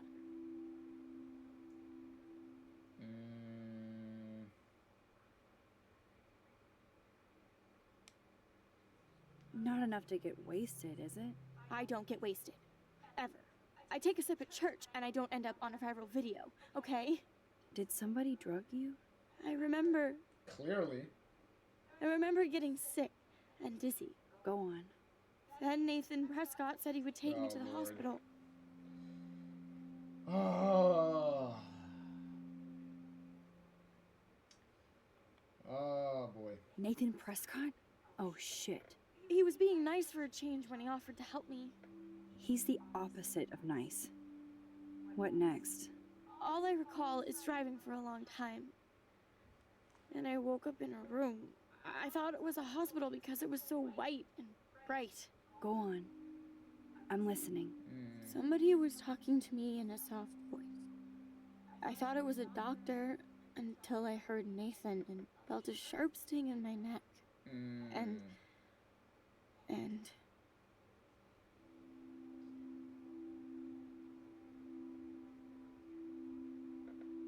well, let me see what Syke said. Went to a Vortex Club party, made out with. Well, we don't know. Well, we know it's just guys. That she made out with a bunch of guys. No women. It gets posted online. Kate, a wild one. If I took her home, she'd be a home run per the Flo Rida song. That's funny, but yeah, that she's. They really emphasize that she made out with a bunch of guys. Cause here's the thing. Kate, we do know that Kate is it comes from a religious family. So Kate herself is very religious. Obviously, as we can see with everything in her room. So obviously she is obviously not lesbian in any way. Because she makes that even more clear.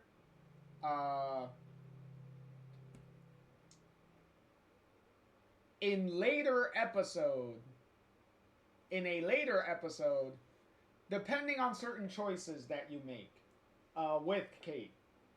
So Kate makes it very obvious that she is 100% into the dick and that's it. So there's that.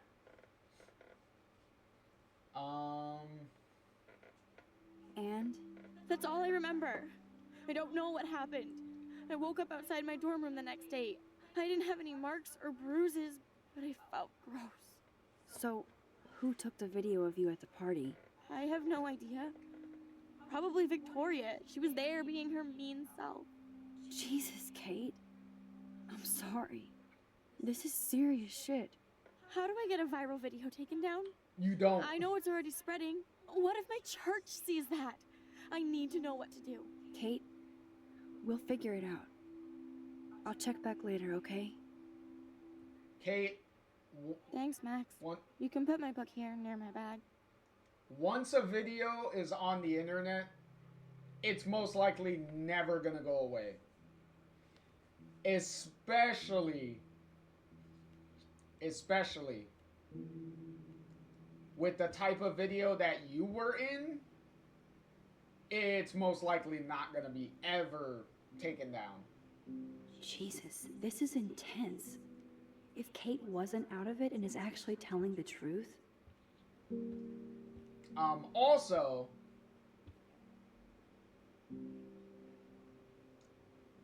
by taken down, I mean, yes, you could take a video down off of, like, YouTube, for instance.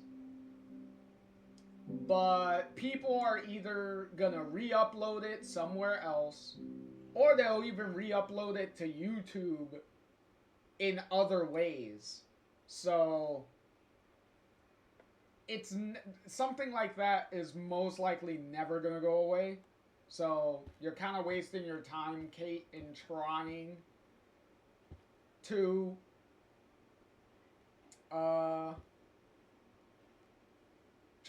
do that. But also a little bit of a interesting thing. When you were in let me just go to full camera real quick. When you were in the bathroom, and Victoria puts up the link to Kate's video on the mirror. You could actually go to that link in real life. But what it actually linked to is no longer active because it's been like more than 10 years at this point. But at the time, you would have been able to go to that link and it would actually link you to a web page where Kate's video was supposed to be uploaded to, and it would actually have a message that says that the video was taken down for whatever reason. So it's actually kind of funny that they actually had like a real life like reference of like, yes, you could go into you type in the link in real life and it would actually take you into a thing. If you do the link now, if you enter the link now and go into it, all it does is take you to I believe it takes you to like the Life is Strange like website, like the actual website where you could buy the games and like merchandise and like all that stuff, or specifically like the Square Enix store or something. But yeah, it doesn't link to anything really anymore. It just redirects you to like the official websites to like buy things and whatnot now. So it's actually pretty neat that it actually was linked to a thing back in the day. I wish they would have kept it like that, as a nice little like time capsule of kind of advertising in a way, like some like viral marketing thing kind of. It was pretty cool that they did that back in the day. Syke said, I always wondered if that link was real. I forgot to check it back in the day. That's cool that they did that. Yeah.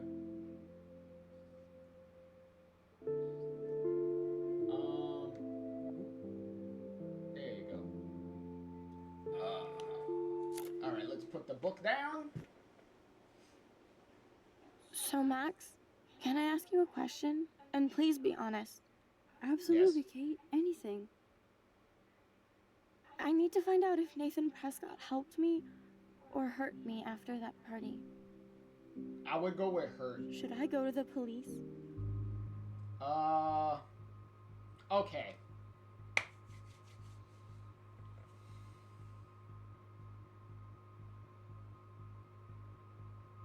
We're just gonna go with police. Yes, you should definitely go to the police, Kate. I totally believe every word you say. Nathan Prescott is truly dangerous. Bless you, Max. I will go to the police, and also Principal Wells. With you as my backup witness, they'll have to take us seriously now. Backup witness?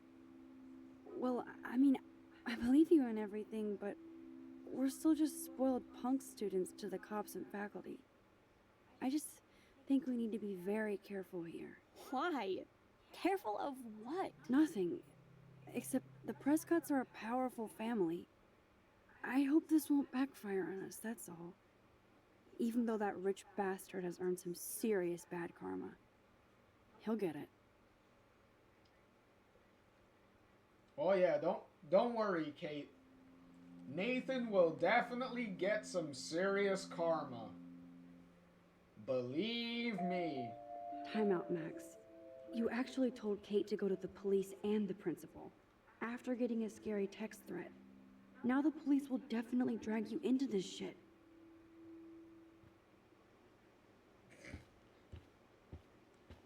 Well, Max, too bad. We're gonna keep that decision. The decision stands. I am not rewinding that. get out of here. Because Sykes said just found on YouTube someone made an Unreal Engine version of what would have happened. Kate's party night. Oh, Chloe texts. Max, food, 2 whales. See you there. Don't hurt your fingers texting. Yay, breakfast. No emoji. See, I told you Chloe does not like emojis. I told you.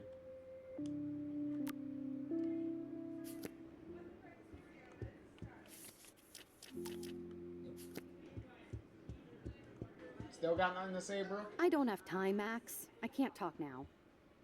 Yep, still got nothing to say. Does none of you got nothing? Let's talk later, Max. Nope, nothing? Okay, cool. Where'd Juliet go? Okay, apparently nowhere. Go away! People sleeping! Clearly not a morning person. Okay, so nothing there. Alright, let's get out of here.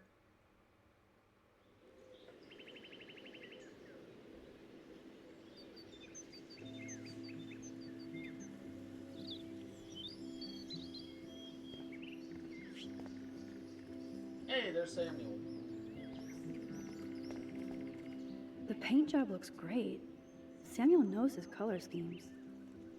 I'm sure he does. Among other things. I definitely won't play with this thing again.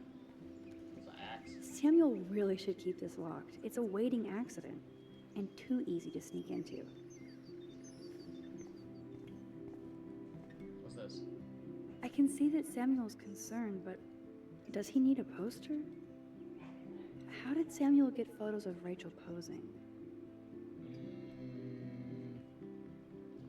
Huh. Ooh, we unlocked dialogue.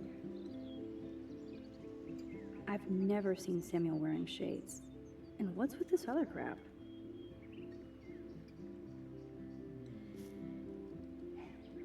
I've never seen okay. Samuel wearing Doesn't shades. say. And what's with this other Can't crap? skip that? Really?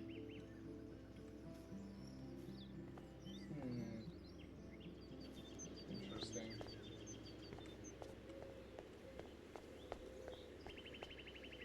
How hard is it to dump the trash into a bin? But I could use this to attract squirrels.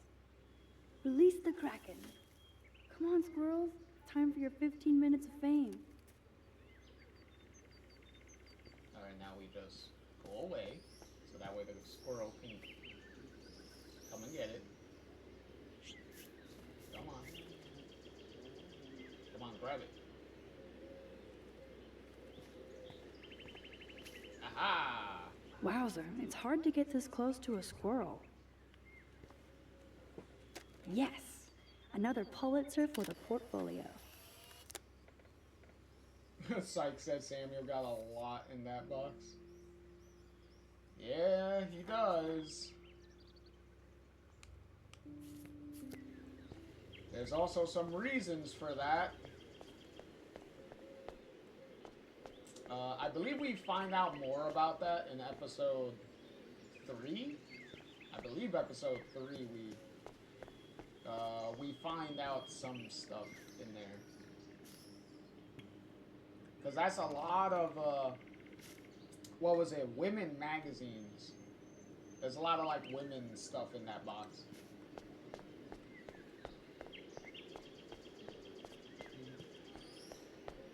The birds are flocking around Samuel. Ah, there's Samuel, up early, already communing with the critters. Hey, Samuel, you're up early. Oh, hello, young Max. I do love the early morning. Everything is so calm and quiet. And I can feel the animals waking up with me. That's one thing I truly love about Arcadia Bay. It's all those cool animals in the forest. The squirrels always come in the morning for food. I can hear them whisper. What animals do you see in the forest? A doe? Don't laugh, but I saw a doe that seemed to be looking right at me, like it was trying to communicate. Oh, that's your spirit animal. Nothing weird there, except you saw yours. Could be a sign about your destiny. What do I know? My spirit animal is a squirrel. Yeah, that's very obvious that that your spirit animal's a squirrel. So, what did you think about that freak snow shower yesterday? Another message from the Earth to get our shit together. I will say that Samuel hasn't seen anything like that before. Sorry to pry, Samuel, but why are there photos of Rachel Amber in your shed? I'm curious about her. Sorry to pry, she says while prying. Now everybody wants to know about her. Also, ads are gonna be starting soon. So did you know her? Like I told the police. She was a good egg. And she gave me those photos. Oh, you talked to the police? Rachel wanted to be a model. Yeah. She gave out headshots like squirrels tracing food. Keep on prying, Max. Sounds like you have a lot of time on your hands. I so don't want to get in the way of your morning ritual. See you later. Of course you will. Take care, Max. And keep listening to the animals.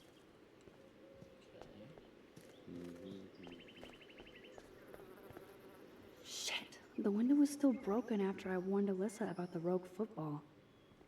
One little thing changed the course of that window's life. Windows don't have lives, Max. They're inanimate objects. Warren told me that totem is named Tobanga for a reason nobody knows.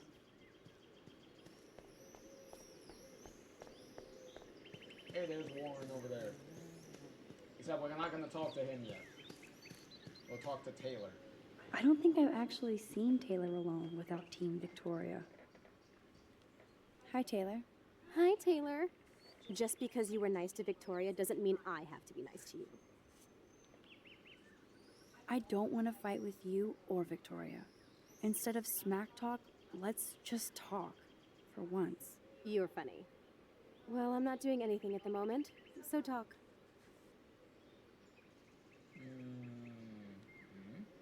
Kate is really upset about the video. All this gossip is cruel. Boo-hoo. That's what happens when you preach to everybody about sex. She'll live. Why do you hang out with Victoria? She's pretty mean to you and Courtney. And she's bossy too.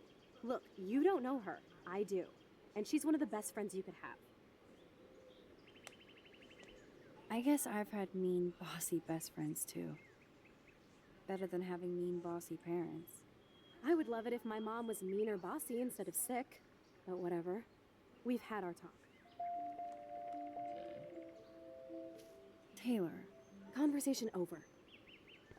I don't think I've actually seen Taylor alone without Team Victoria.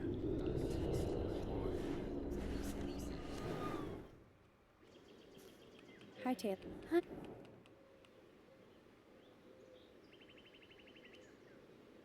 I've heard that your mother was sick.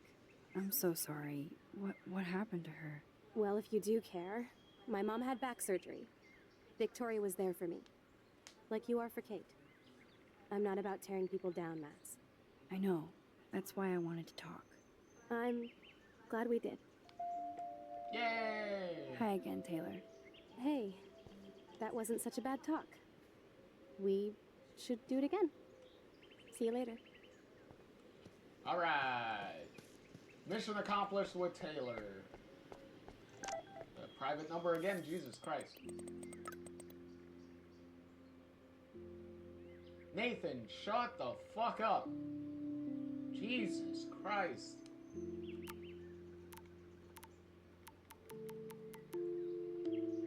Fucking Nathan and his threatening text The messages. Prescott dormitory? Good lord, Nathan's family owns my dorm? Instead of instead of threatening messages, it comes off more annoying. Max, come on over here. Warren, if you keep telling me what to do, I'm not even gonna bother talking to you. Warren, what are you doing here? Oh, nothing. Waiting for a call? I mean, I already took the call. Anyway, I wanted to rap about that action yesterday. Good cover, Warren. Very smooth.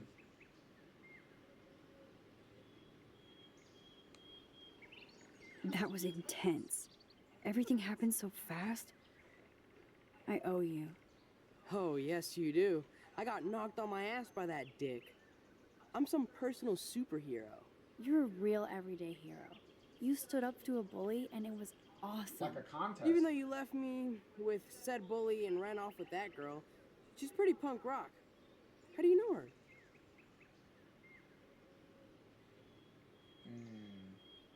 An old friend, Chloe Price.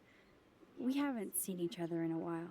I bet you were glad to see her blast up in that truck like a rock star. Which begs the question, why is Nathan Prescott getting psycho on you? I busted him in the bathroom yesterday with a gun. I'll give you the story later. Principal Wells is taking care of it now, I hope. Weird fucking week. Like that bizarro snowfall yesterday.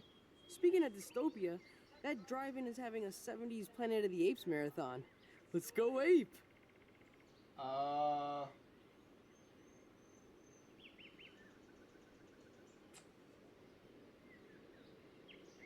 No? No, I don't think I can concentrate on going out to the movies. I just feel like escaping. Fine. Be a damn dirty human. I'll go ape myself. Whatever, Warren. Shut the fuck up. Warren is out and about already, too. Looks like he's waiting for somebody. Yes, he was waiting for you, Max. What do you... No, I have to see if Brooke wants to go into the drive-in, Max. Maybe I'll see you later? Yes, exactly. Go date Brooke. Go date Brooke. I got my own date to go to.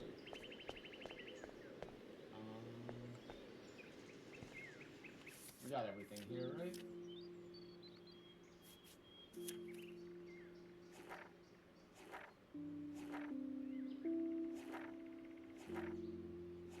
Okay, so we got this new journal entry. I do like the little hug of Max and Chloe drawn in the corner. That's pretty nice.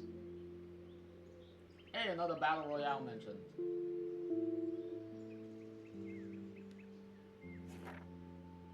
Drawing of Victoria.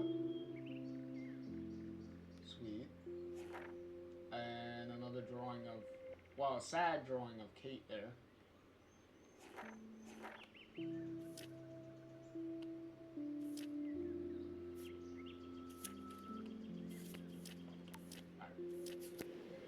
Let's go take the bus and go meet Chloe at the diner.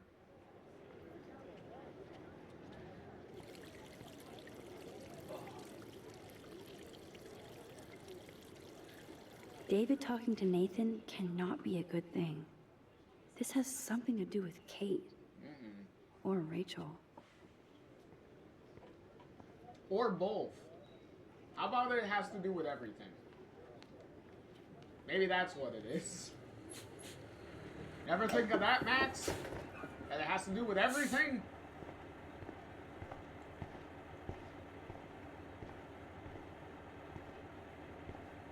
Hey, that's a interesting bus driver. He did a nod. I wonder if that's supposed to be a reference to something later.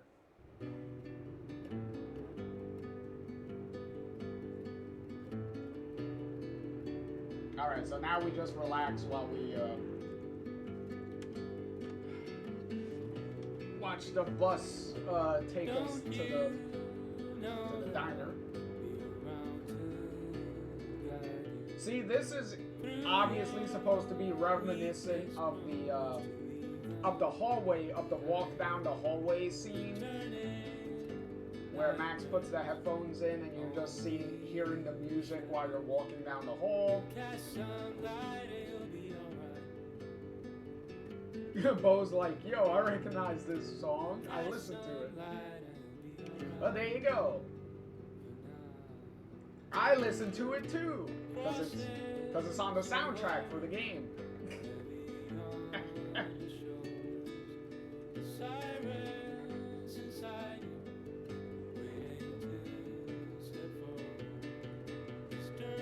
Hey, we passed by like a Taco Bell. Hey, look, we got the lighthouse in the distance. I'm sure that's not symbolic of anything.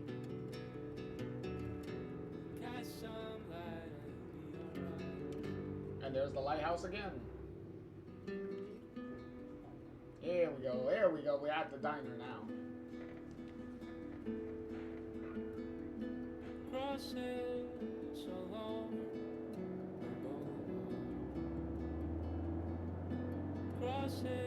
Don't try to take it from me.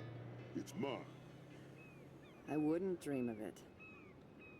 Be a millionaire. Hope nobody steals my lottery. Talk about going back in time. Nobody steal The my diner looks lottery exactly ticket. the same. I bet he's seen a lot of changes to Arcadia Bay in his lifetime. No time for chit-chat. I'm a millionaire. Yep. Got my lottery ticket right here. Excuse me, lady. For the bus so I can cash it in. Fucking pushed me, just bum rushed me and pushed me out the way, fucking bitch. She looks busy and stressed. Hi. You look lost. Close. Do you know if the bus has come yet? The online schedule isn't working. I just got off the school bus, but I'm sure the regular bus is coming too. Oh, that's a relief. I can't be late for this job interview. I can't believe I have to take a bus all the way to Newport just to find a second job. Are things that bad here? Where are things good? I can't even afford to live here. Well, good luck. Thanks, I sure need it. Chloe, what happened? Running late, grab a booth at the diner. Mom will feed you. Somebody better. I'll be lucky if I make it by noon. Are you really that hungry, Max? I'll just keep waiting and hope the bus comes. Oh no, that's next episode.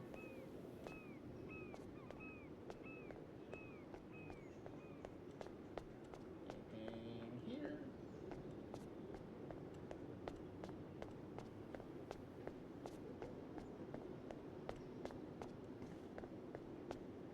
There's that dirty RV from the other day.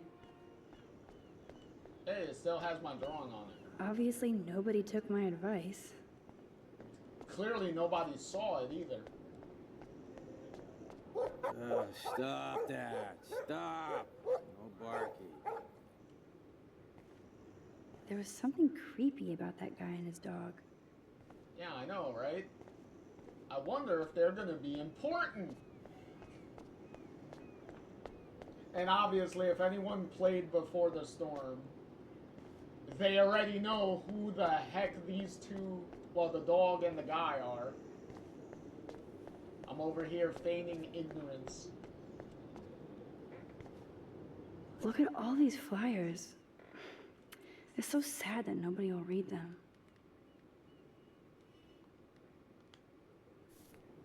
Bo's like, I don't know. He looks Well, like a you're gonna photo of find the out who they classic are Arcadia Bay during the course crusty of this fisherman. episode, Bo. Good morning. Looks like you're ready to catch some serious fish. I wish, young gal. Arcadia Bay just isn't the same fishing town I grew up in. Has the town changed much? By Neptune's beard, it has. Seems like By a lifetime Neptune's ago when I was beard? king of the harbor. Okay. You did pretty good to have lasted this long. Oh, the fish used to jump onto my boat until the Prescotts and their finance fiends snapped up harbor rights. The Prescotts have a lot of power. They might rename the town Prescott Bay, if that tells you much. That actually tells you a lot. Do you know them? Do good for my working kind. I know them through their bad deeds. Let's not get downcast. I hear the fish calling for Bali High. Never forget that old fishermen never die. We just smell that way. I'd love to learn more, but I have to get going. Happy fishing out there. That's pretty funny. We never die. We just smell like we died.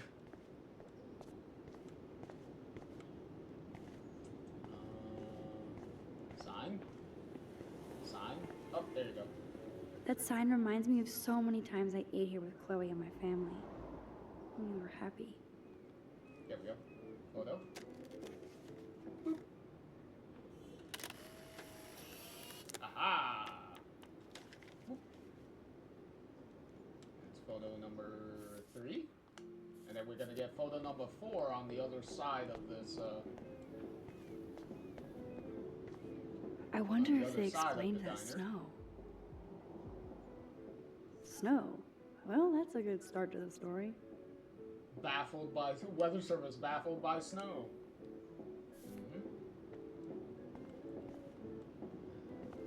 Newspapers are going to be retro soon. Excuse me, sir? They definitely Can you believe this town? The world is on fire, and our big headline is snow. I can hardly wait for next week's big story. Clouds! The snow was pretty odd. It was right in the middle of a warm, sunny day. Global warming bullshit. It's the Northwest. Snow happens. I keep reading how Arcadia Bay is booming. The paper can only talk about that or about missing girls. You mean Rachel Amber? I guess. I bet she ran away because she was bored. Who wouldn't be here? Rachel, they're talking about you. Excuse me. I have to read my horoscope. You got no comment? Everyone's constantly talking about you.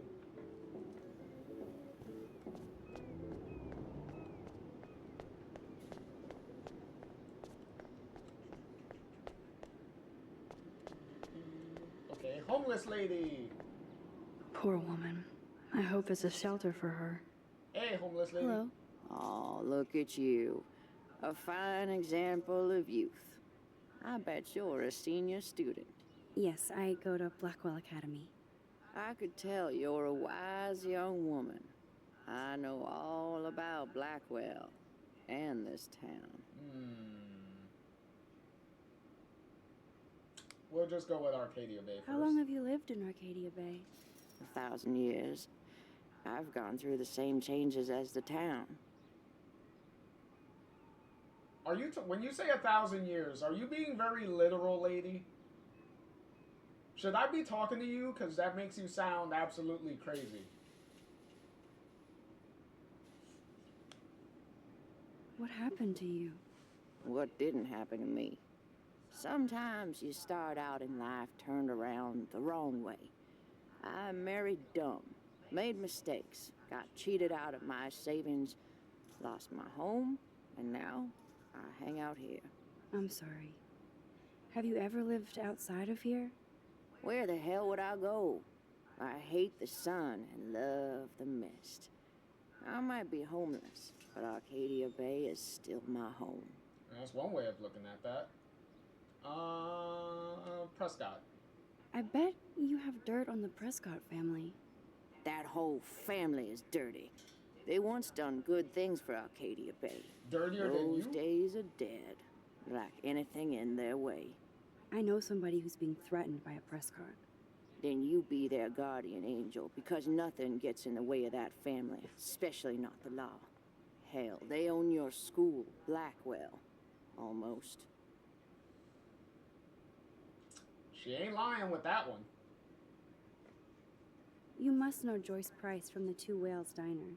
She's fed me more than my own family. How's a daughter your age who's always in trouble? Married to a real prick.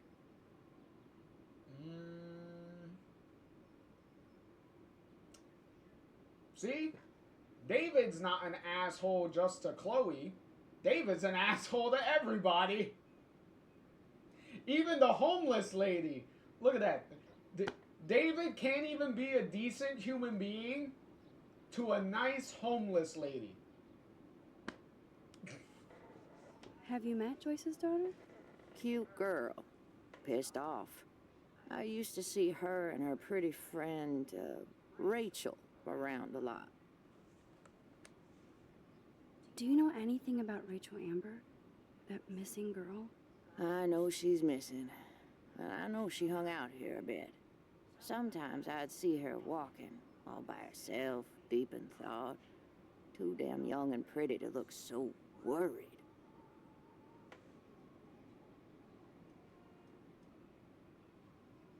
No comment? Did you talk to her? Once or twice she'd talk to me about trouble in school, wanting to be some model in California. She was always distant, but nice. I pray the poor thing is all right, but you can't save everybody. I have to go now. Goodbye. Alright, hold on. Because there are Come some talk to things me in that any old conversation time that you want, young lady. require some deeper conversation.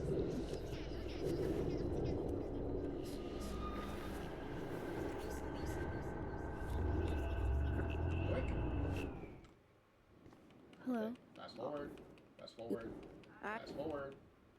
I apologize to anyone when I'm doing these fast forwards if you suffer from any seizures with all the flashbangs that are going on over here.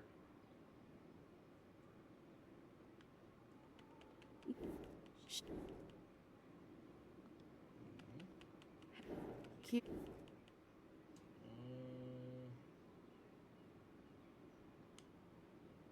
Do you know anything?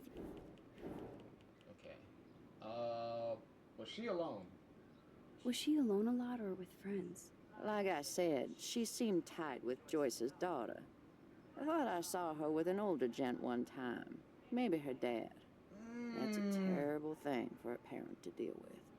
I pray the poor thing is all right.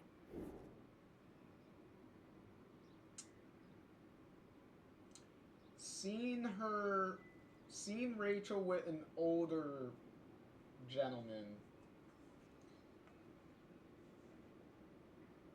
I could think of two people that she may be referring to. Judging from information that we will get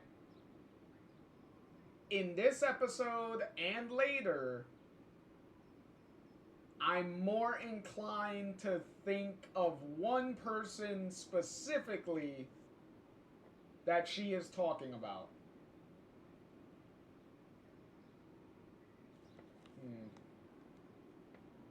I bet you have...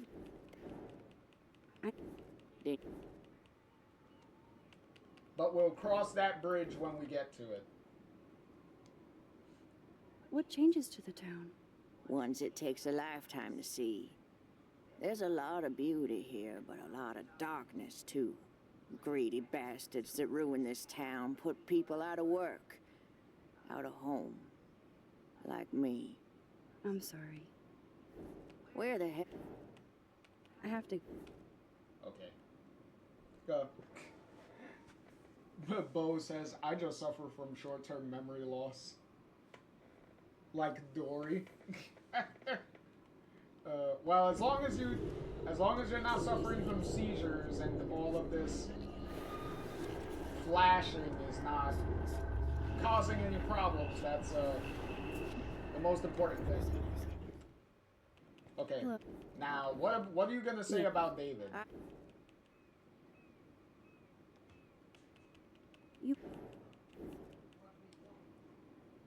His name is David Madsen. He told me to get a job once. Asshole. Not sure what Joyce sees in him, but he better treat her right. Oh, that's it? Well, that was quick. Quick and to the point. He's an asshole. I know. He told the homeless lady to get a job.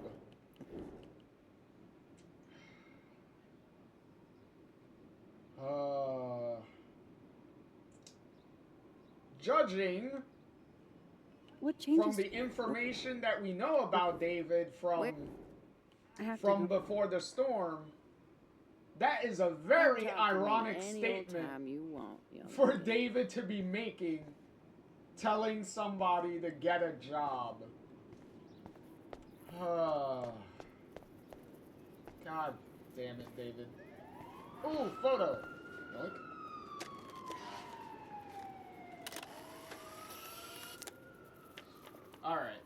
Alright, so we got our, what was it, 4th photo? Right? Yeah, 4th photo. Alright, now we can actually go in the diner now. Because we talked to the homeless lady. We talked to everyone out here. So now we can go inside. And you know what? We'll go through the Rachel door.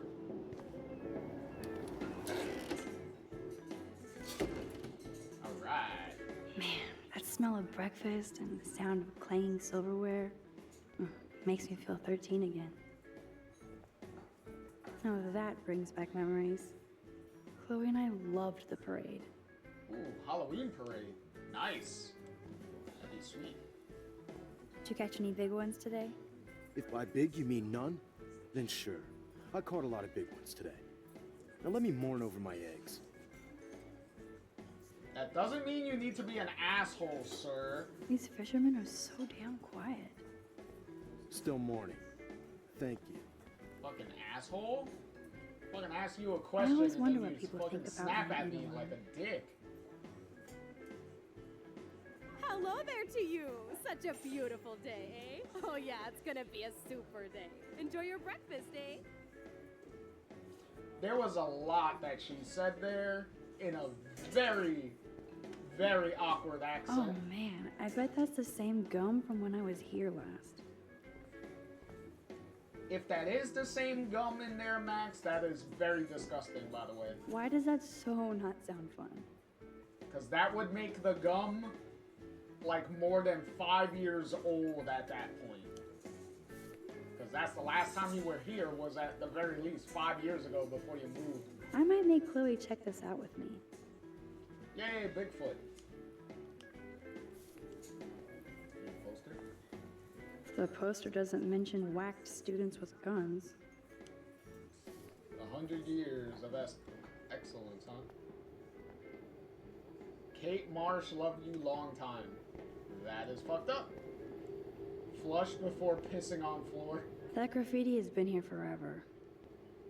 How much you want to bet people do not fucking pay attention to it? What? I aim to misbehave. Okay. Gross. Rachel owes me a BJ. Because someone wrote, so does your mom. Nice. Rachel, I assume you didn't, give any BJs recently. Photo. Alright, that's our 5th photo. Which means we're pretty much almost halfway through the episode already. Anything else here? Oh, look, there's somebody drew a doe on the wall. Thank you, redneck poet. Arcadia Gay Sucks Deck. Well, clearly somebody can't spell.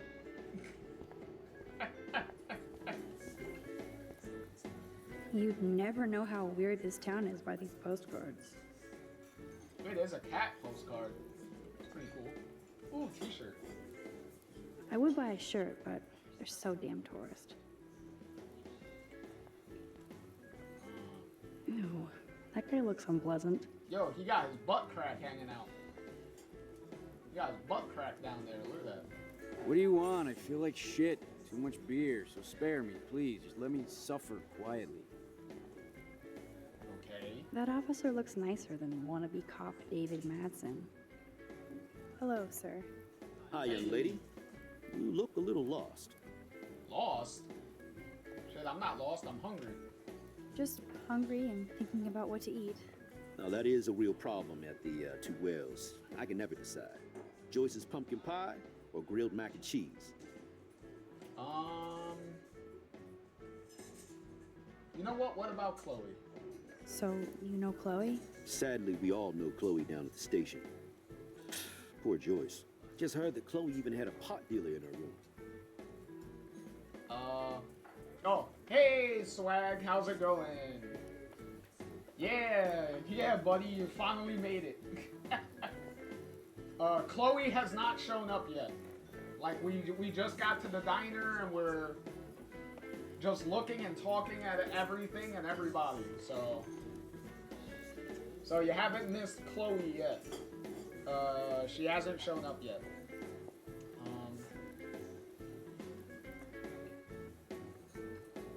Who told you? Who told you that? I didn't hear it on the police scan. Joyce said the weed belonged to Chloe's friend, but I highly doubt that. Joyce didn't tell you who? She wouldn't. Afraid I'd go arrest somebody, as if I would. I'd just tell that loser to stay the hell away from Chloe, or else. I'm just kidding. Besides, David Madsen's watching her. Is she a friend of yours? Yes. I know her. Then you know she's a handful. Okay, we're gonna be honest. At this point in the game, yes, she is. She can be, but she can also be a good friend who shows up when you need her. Sounds like you're a good friend. I wish she would be a great daughter and not cause Joyce so much stress.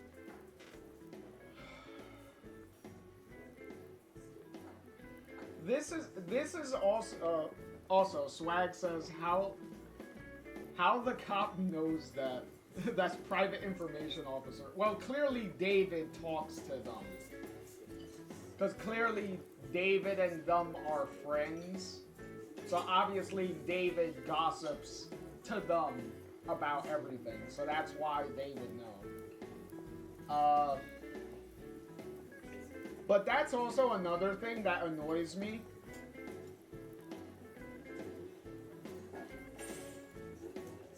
The officers said they wish that Chloe would stop causing problems for Joyce.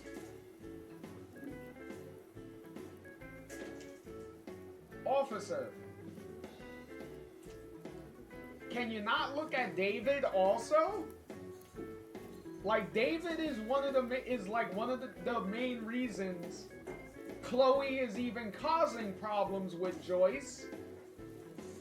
Because Joyce protects David from any consequence of any of the bullshit that he does with Chloe to begin with. Do we need to go over the physical violence in the two videos that I showed you at the beginning of this video again?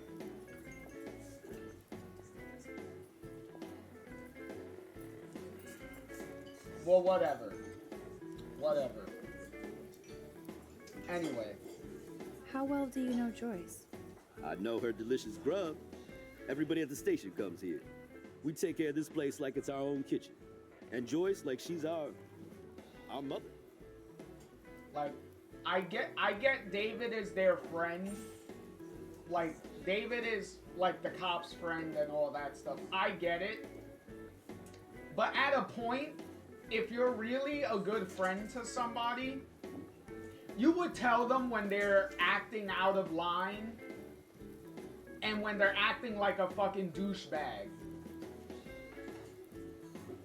Like David does. Repeatedly. To everybody. Even the homeless lady outside.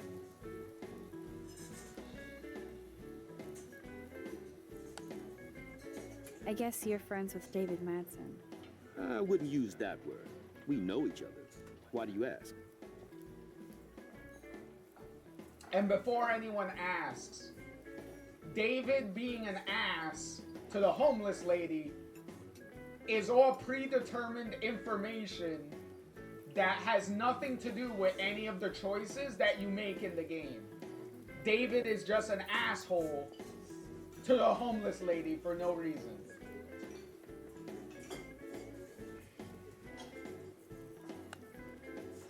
He kinda has a reputation at Blackwell. I have respect for David.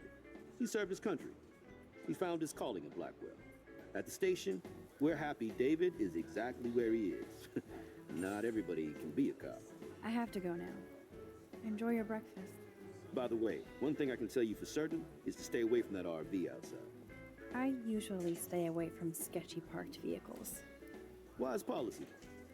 The guy who lives in it, Frank, is pretty sketchy himself. That's all I can say for now. I should finish up my coffee and get to work. There we go. Now we know the guy's name is Frank. I'd love to lecture you over coffee, but I prefer to drink in silence and solitude. Hold on. Let's see what he says about David with the curious comment. Wow, Max, your hand looks like it's right on his face. The hell just happened? Oh my god, everything's freaking out!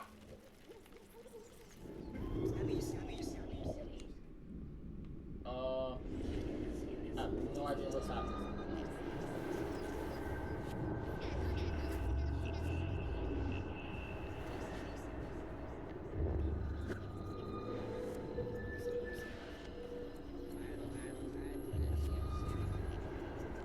There we go. Okay. Hello, sir. Hi.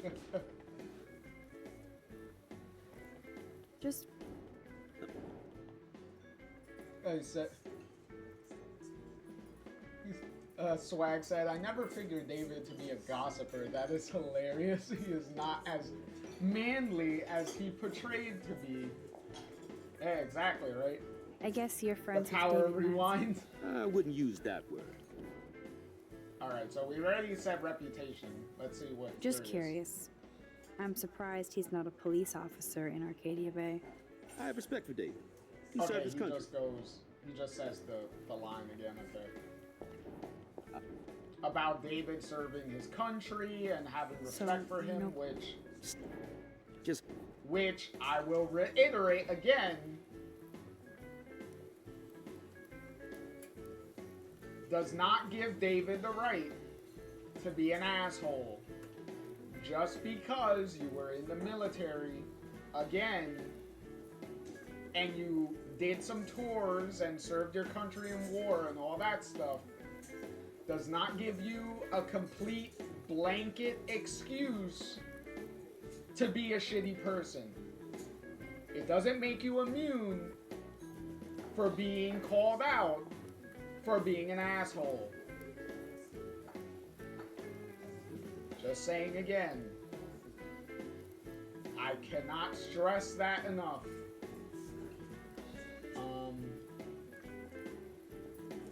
Go with this one. That's not good. Anyway, that bacon sure smells good. Is she a friend of yours? Yes. Okay, so I know. we already did that one. And we did that one.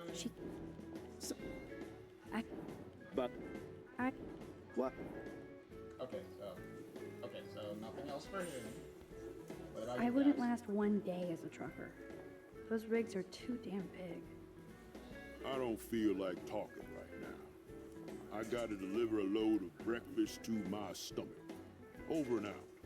And then that load that's in your stomach has to be delivered to the toilet. Truckers have such a romantic life. Always on the road. Hello? Pardon moi, but you're in my eyesight. Sorry? Oh, sorry. That's okay. I just need to see my truck out there in the lot.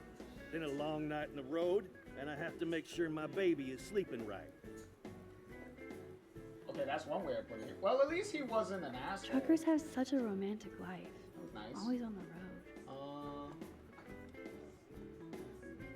Drool. Want everything.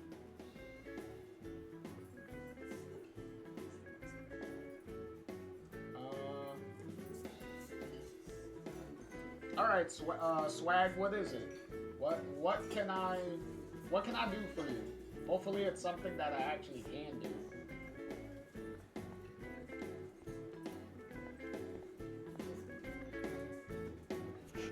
Forgot about the Fishing Wall of Fame. Wait, who won? Forgot about the Fishing Wall of Fame.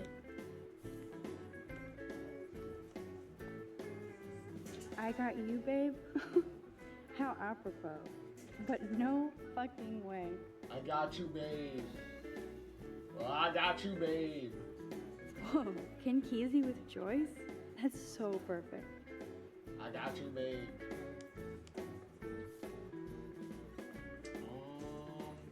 How about guitar?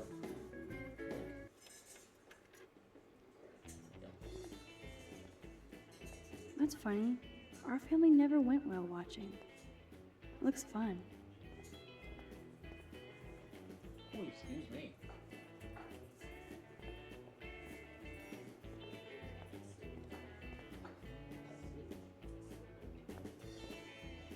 Okay, here's the booth.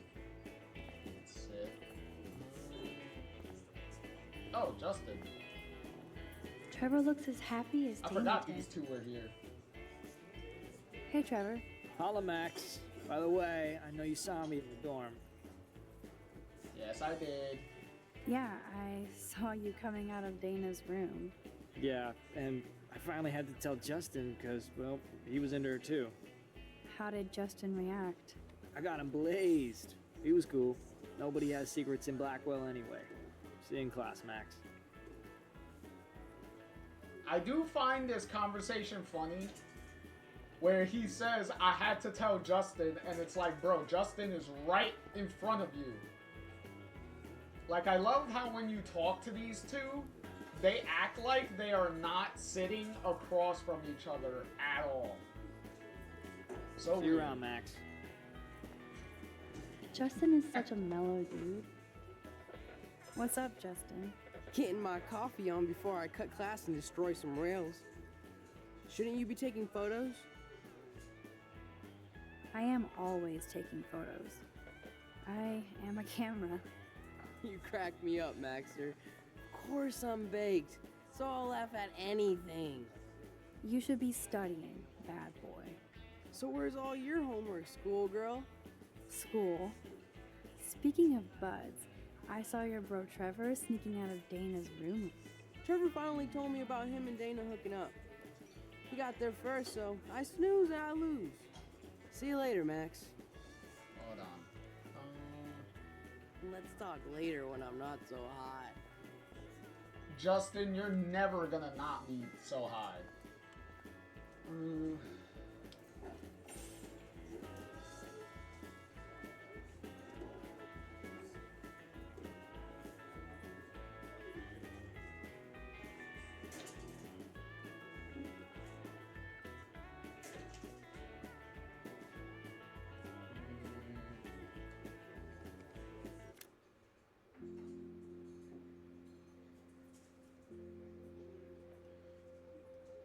Hold on.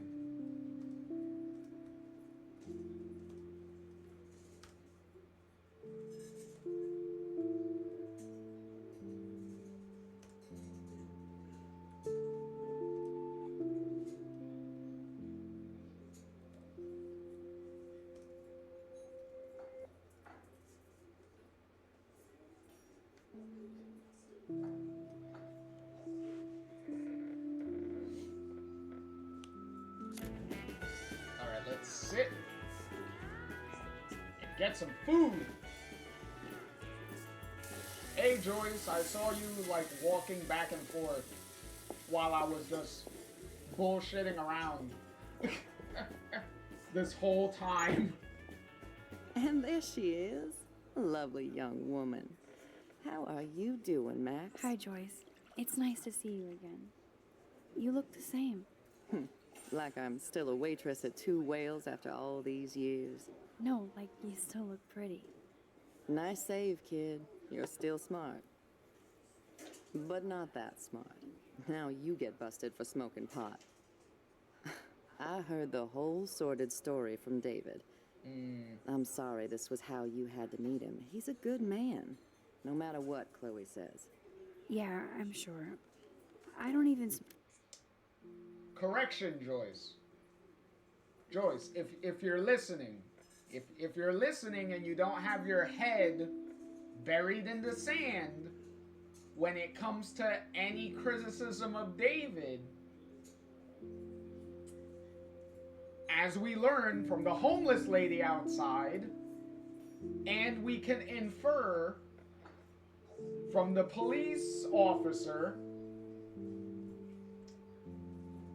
it's not just Chloe that thinks that David is a piece of shit and an asshole. Plenty of other people do. Like...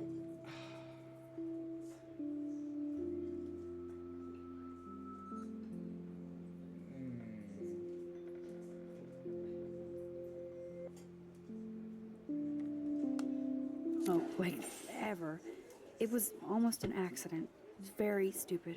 I'm sorry. It surprised me fierce. I was hoping you could be a good influence in her life now. I will be. Promise.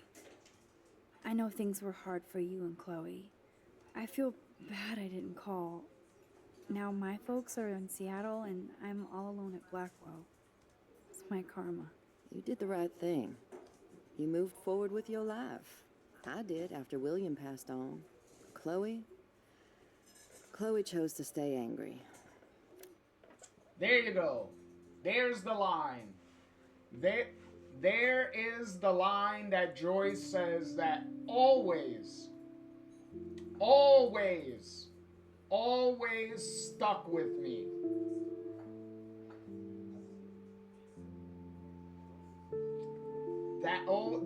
That line always stuck with me. Joyce says, okay, I moved on from William's death and all that stuff. Joyce says, Chloe chose, she specifically used the word chose, to stay angry.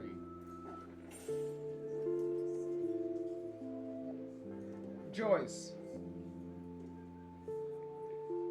One, people grieve in different ways. Just because, Joyce, your way of grieving was to hop on the next available dick, literally and metaphorically, does not mean that Chloe is going to be able to grieve and deal with it in the same, I guess we could say, the same time frame. Because people grieve in different ways, and people don't grieve in the same amount of time. Sometimes people take more time than others to grieve over a loved one dying. In this case, Chloe's dad. And let's also be honest, it becomes very clear through the course of this game, and if you play Before the Storm, there's a lot more information that happens there too, that Chloe was pretty much a daddy's girl. She was very clearly a lot more attached to her father. Chloe and her dad, their relationship was a lot closer than Joyce's. That is very clear.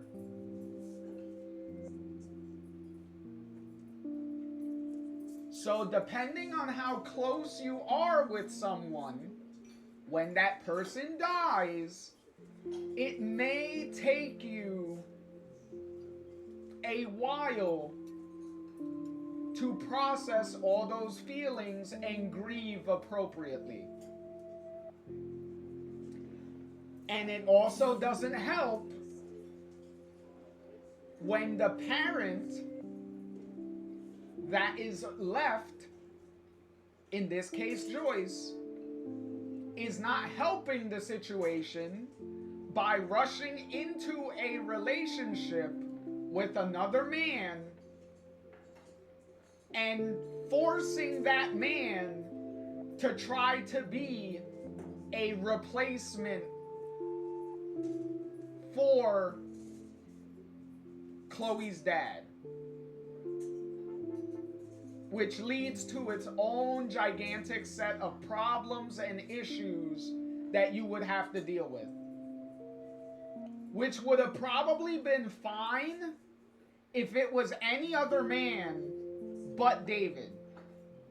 Because yet again, we've gone over this. David lacks the appropriate social skills and social cues to actually deal with Chloe in the most positive and respectful way that you can. Because all David does is make the situation worse. Instead of defusing situations, David is very quick to escalate situations. And in some cases, cause the situations to begin with. Case in point, in the very first episode, when you meet David for the first time with Max, David immediately is already aggressive and adversarial to Max immediately. And he also has the misogynistic comment that he throws out willy-nilly in relation to Max being in the bathroom and all that stuff. So it's not like Chloe is the only one that he acts like this to. He displays this behavior to other people. Like even with Kate. The whole Kate situation is the same thing. He's just being a dick to like everybody, and he doesn't have the appropriate social skills to handle sensitive situations.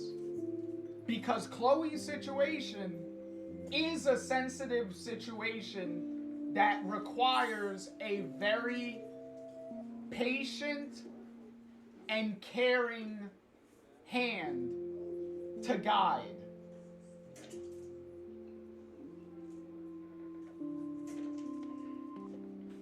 Which clearly David is nowhere near equipped to even fucking do. And Joyce being complacent in the situation and enabling things in certain situations does not help matters either. Maybe if Joyce actually got off her ass and actually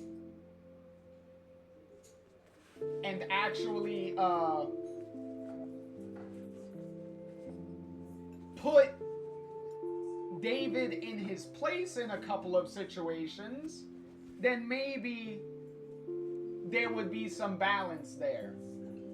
But there's a lot of situations where Joyce just immediately just defaults to whatever the fuck David goes with.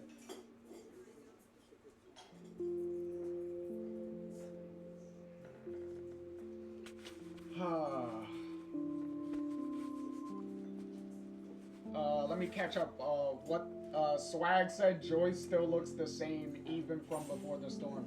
And Before the Storm is a prequel. And the fact that Joyce still looks the same pretty much goes to show how much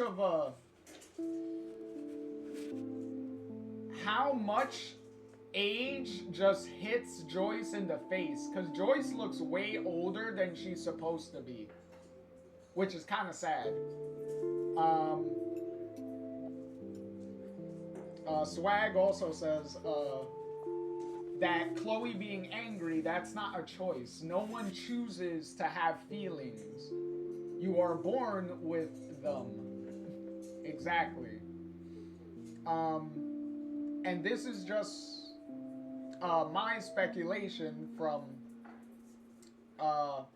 confirming, but I believe after that after William's funeral, both Joyce and Chloe were grieving heavily, so they grieved separately in their own way. Chloe had no support while grieving, so Chloe basically raised herself, and the end result is what you exactly see. That is exactly what it is. That's exactly it. That's exactly what you could infer that from all the information that you gather in the game. Is Joyce obviously grieved in her own way, and like I said, jumped on the next available dick that showed any interest in her, which was David. So that's how she dealt with shit, which pretty much left Chloe to just try to figure her own shit out on her own, without her parent, her other surviving parent, to be there and give her any real support.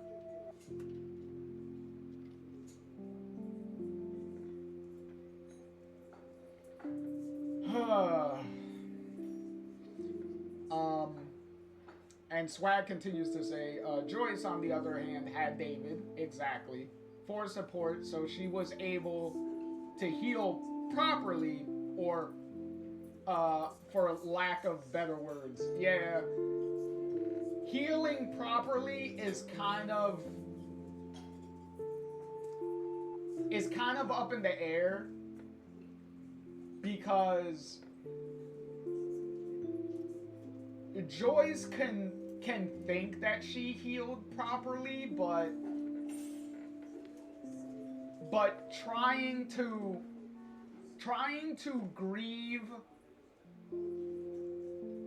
by trying to replace William with someone else also isn't necessarily the most healthy way of grieving, to be honest. At least as far as I can see,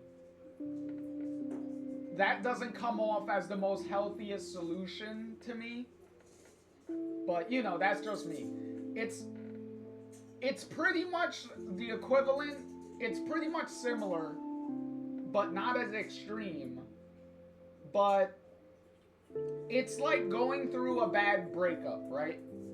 Whether you have a boyfriend, a girlfriend, or whatnot, right? You go through a bad breakup.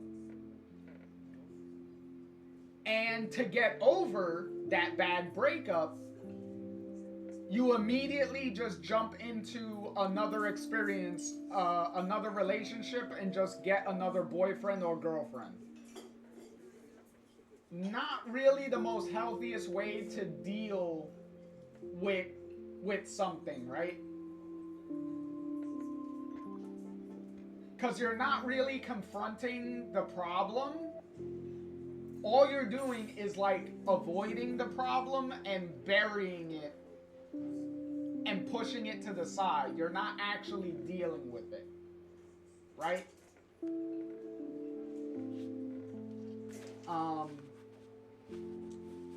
Swag says, I'm not calling Joyce a bad mom, but the circumstances are just very unfortunate. William is definitely the glue, and without the glue, everything falls apart. Yeah, that's exactly the feeling that the game does very clearly show as the game goes on that William was the glue for his family. And his death is the direct result of everything falling apart. So, without William being there, everything kind of goes to hell, in a sense. But yeah, like I don't think Joyce is a completely bad mother. Joyce is still, you know, working hard at her job to put food on the table and to support Chloe in ways, obviously, like Chloe still has a house. She hasn't thrown Chloe out on the street or anything. Like, I'm not blind to the good aspects of Joyce. I'm just saying that Joyce's questionable aspects and her questionable decisions kind of get overlooked by a lot of people. Which is why I'm focusing on them and trying to bring them more to the forefront. Also, ads are going to be starting soon, by the way. Anyway, I hope we see more of you. Chloe needs an old friend again. Joyce, I am so sorry about William. I have great memories of him. I'm glad, Max. That was his gift to us. Wonderful memories. Even if Chloe doesn't understand yet.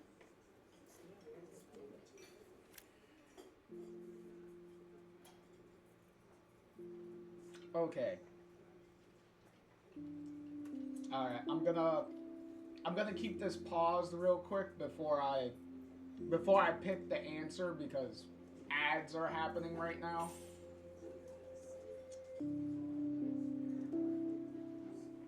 So Joyce makes a bunch of assumptions here. A lot of assumptions. A lot.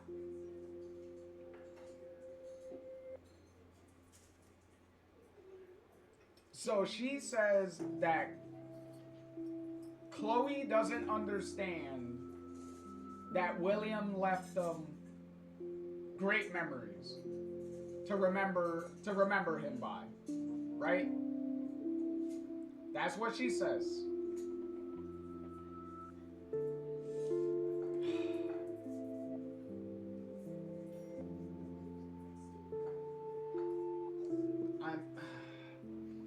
Okay. Oh boy.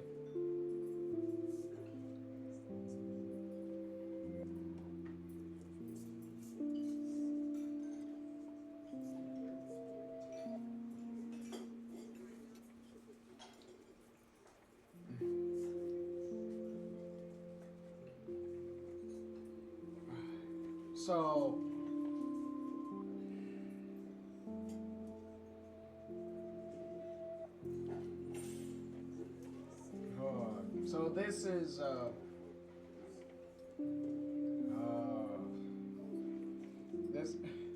this conversation with Joyce is actually annoying me a lot more than I kind of thought it was going to. Maybe another reason why it's kind of annoying me a little more is also because we did do Before the Storm before we started playing the original game. Because yet again, we're tackling this whole franchise pretty much in chronological order. So there's a lot more, there's context in Before the Storm that you kind of bring in here, so that kind of makes certain things a little bit more infuriating. Alright. So now we're back. Chloe understands. She just needs time. I know that sucks for you. Oh, she hit all the phases. Expulsion, running away, drugs, bad boys, tattoos, piercings, blue hair. Now she's got to rebel against her stepfather. I see why. I mean... Do you? He's not as much of a hard ass as you think. But you did tell him you had a joint, right? You took that responsibility?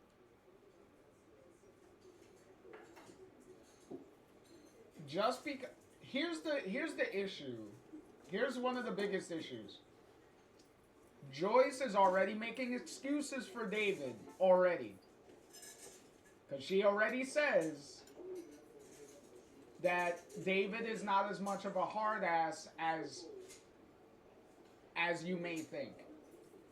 Joyce, just because he's sweet, yet again, just because David is sweet to you and he's nice to you does not mean that he treats everyone else the same.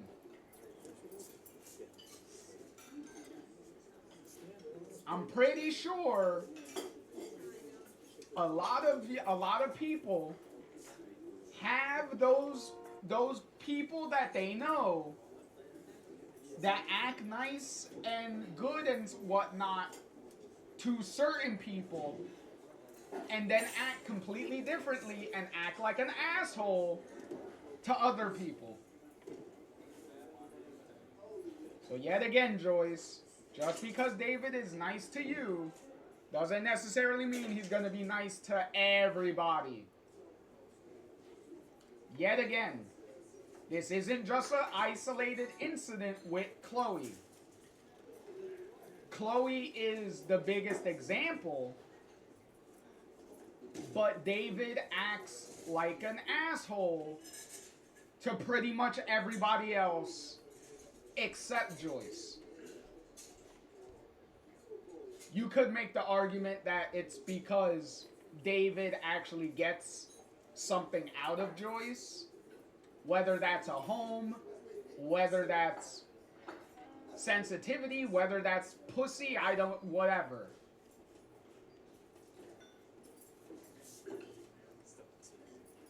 The understanding of him, I guess, but the point is, he's getting something out of her,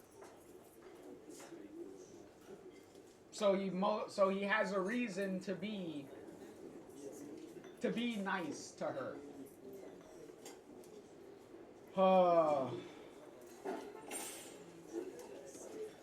Swag says, I think Joyce is a little bit blind, just a little bit. Yeah, that's the problem, is because also the videos that I showed at the beginning of this video of the different instances where David will physically smack Chloe in the face, in this conversation with Max, this is the conversation where Joyce will make excuses for David physically hitting Chloe. And Joyce is not mad. Joyce, there's no hint of being pissed off that David laid a hand on her daughter. All she does is make excuses. And the excuse that she uses is, well, Chloe pushes David, so that makes it fine. That's Joyce's excuse. Joyce's excuse for David hitting Chloe is, well, Chloe acts for it pretty much.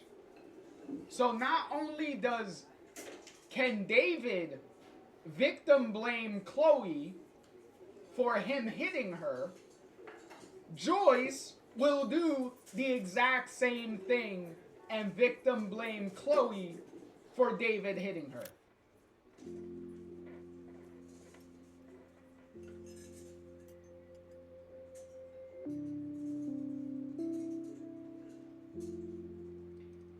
See,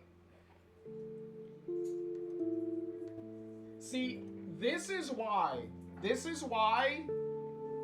playing the game, this is why playing this game multiple times,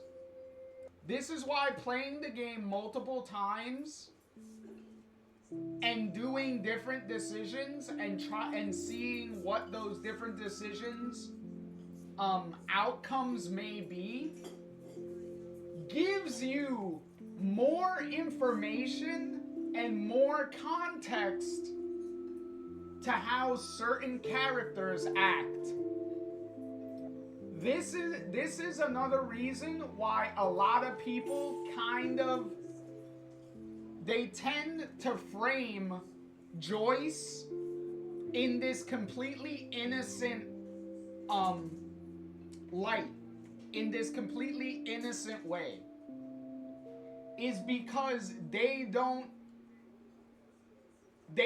try to do different decisions and be like, okay, maybe if I do this, what may that lead to? And it was a complete fucking shock to me that Joyce would be fine with somebody hitting her own child.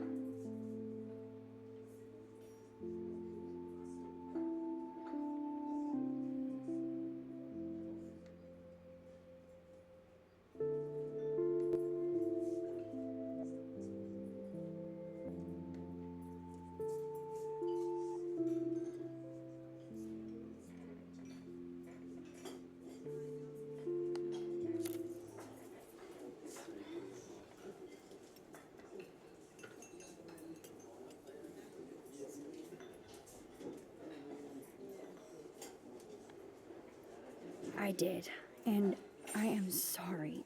I don't want Chloe in any more trouble. Or me. Nobody's in trouble over a doobie, Max. And I admire that you took the heat for Chloe. Like a great friend. But Chloe does push David, and it's not fair. He paid his dues in a war.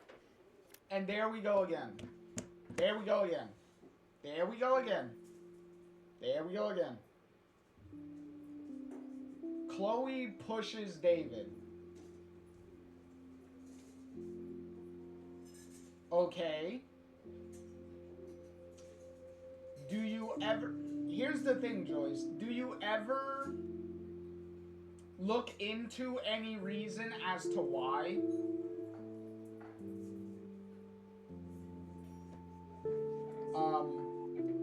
Swag said, in the context of when I said of Joyce excusing physical assault on Chloe, saying, "Are you serious? Oh my God, Joyce. I did not know that happened because I never stuck with staying in the closet." Yeah.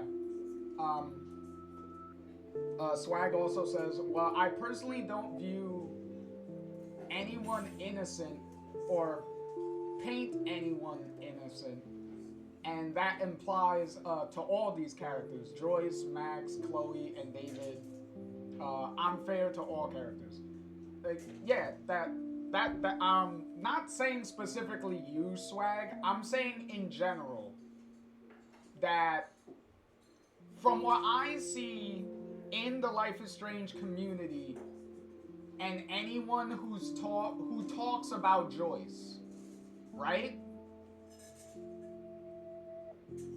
They don't talk about this. What I'm talking about in relation to Joyce as a character, I don't see anyone talk about at all. And it's like, the information is in the game. It's in the game. It's not information that I'm pulling out of my ass. These are voice lines that are said in the game.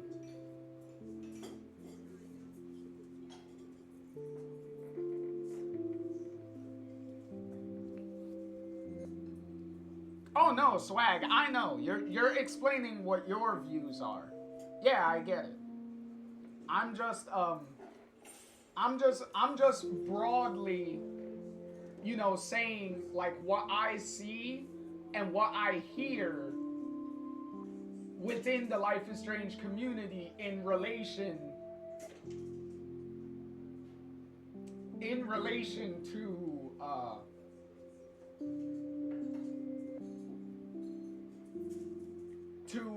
certain characters. But yeah.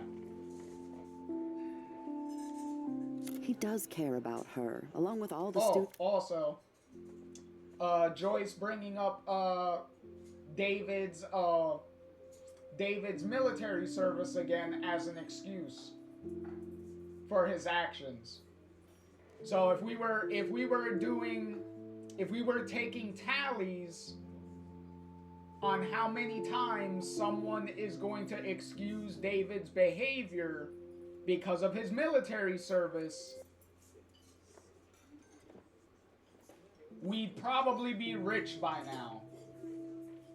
Obviously, I'm exaggerating a little bit, but already we're very flippantly excusing David's behavior with his military service.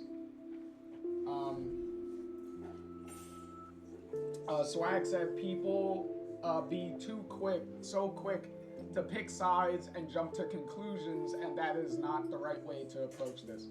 Exactly. Especially in a game like this that is tackling very real and very serious topics. So when you're handling serious topics and addressing serious topics like this, you need to handle these things with care and actually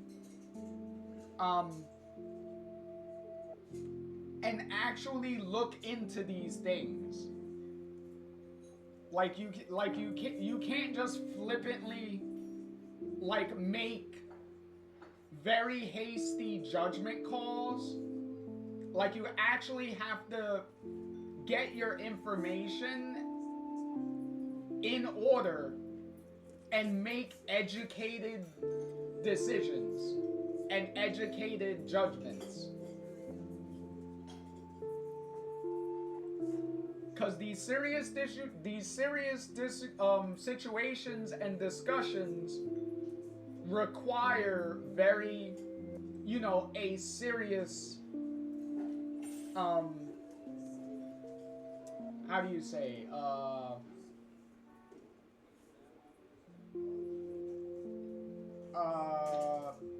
I guess you could say like research, for lack of a better word. But,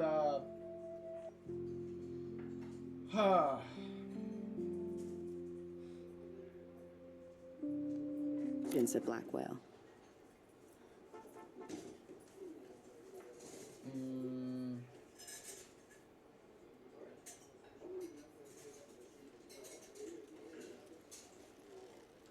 Swag says, observe, analyze, and then judge, in that order. Well, if you don't want to use the word judge, then you could say like make a decision. So you could say observe, analyze, and then make a decision.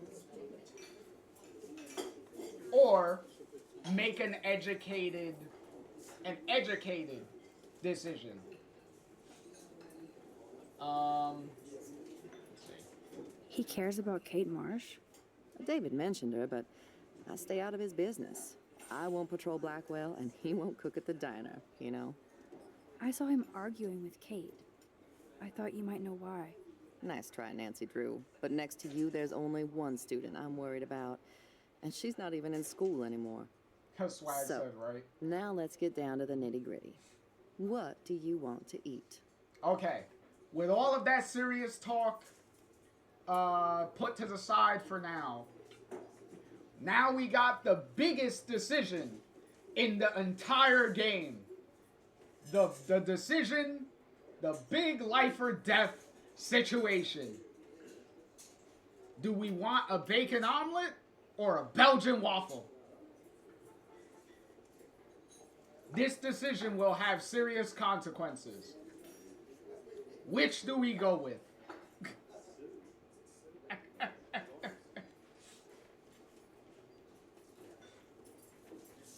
Me personally, I would like actually a bacon omelet. I'm more of a bacon omelet person. I'm not really a big Belgian waffle person, so I don't know about any of you. I don't know if any of you prefer a bacon omelet or a Belgian waffle. But I'm gonna go with bacon omelet. I was dreaming about your bacon omelet. Now finish your coffee.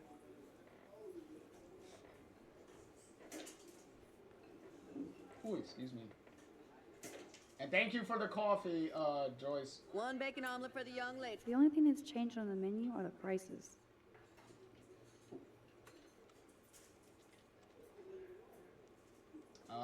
So we got. Wait, how much is the bacon omelet on the thing?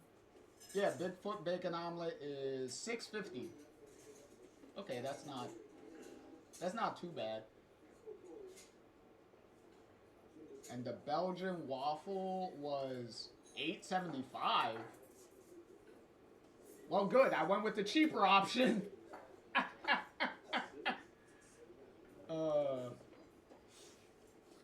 Swag said,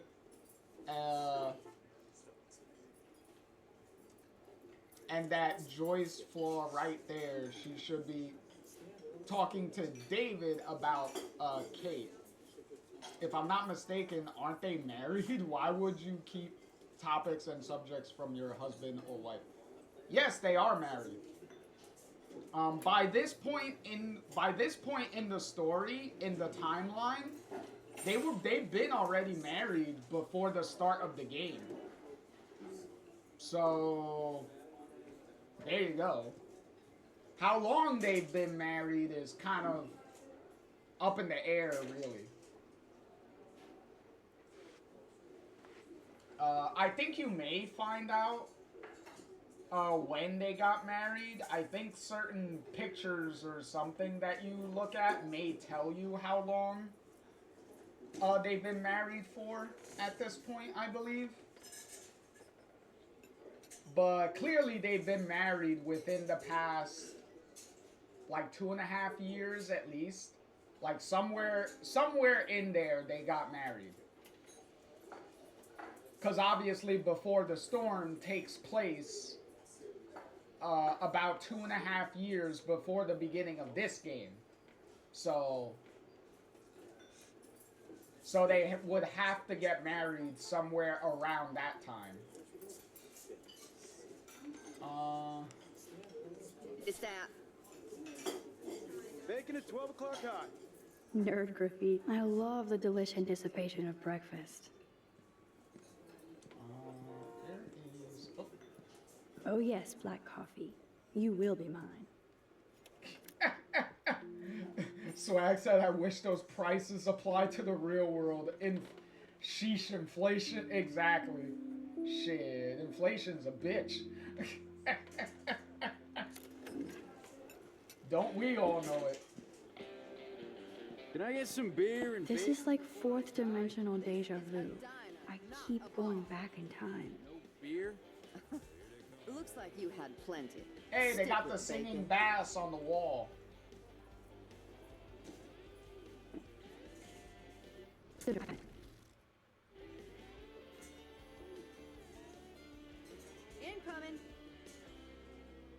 Oh.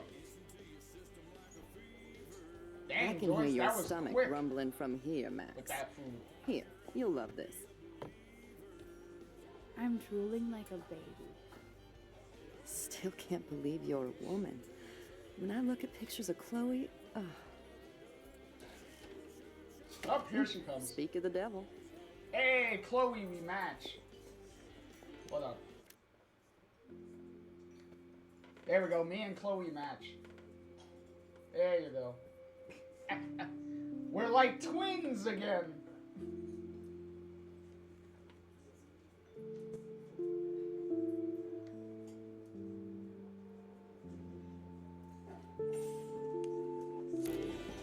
Saying what's up Mom to and Max Justin. together again. And Chloe looking for a free meal. You put your whole damn college fund on your tab. I'm treating Chloe for breakfast. Are you atoning for yesterday? Oh God, Mom, please do not give Max any shit for that. She apologized. I know she did. Max is a good girl. Woman. She's 18 now. Too old to get lectures from you or Sergeant Pepper. Call him David if you don't want to be lectured. You only get one damn slice of bacon a day. Okay. Where's Oh wow, we already got 2 more journal entries. That was quick.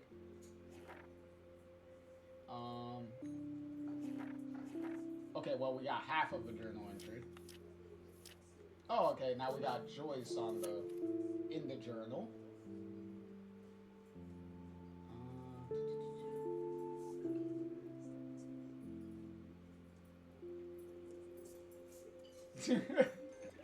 Swag said, actually, Joyce, the devil is red and Chloe is blue. Never mind, lame joke. Well, look at it this way. Technically, the color is related to fire, right? So if the devil's fire is red, then that means Chloe is hotter because Chloe's fire is blue. So that technically means Chloe is hotter.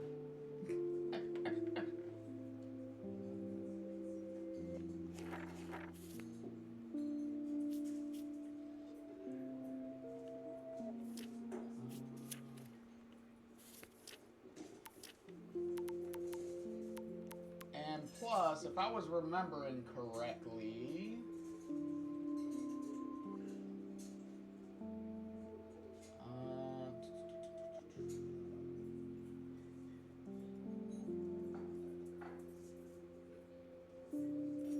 yeah, if I remember correctly, in the text message, Chloe, didn't you say you were gonna treat Max to breakfast? What the fuck? Chloe said she was gonna treat Max to breakfast. And then Max is now turning it around and being like, okay, I'm gonna treat Chloe to breakfast instead.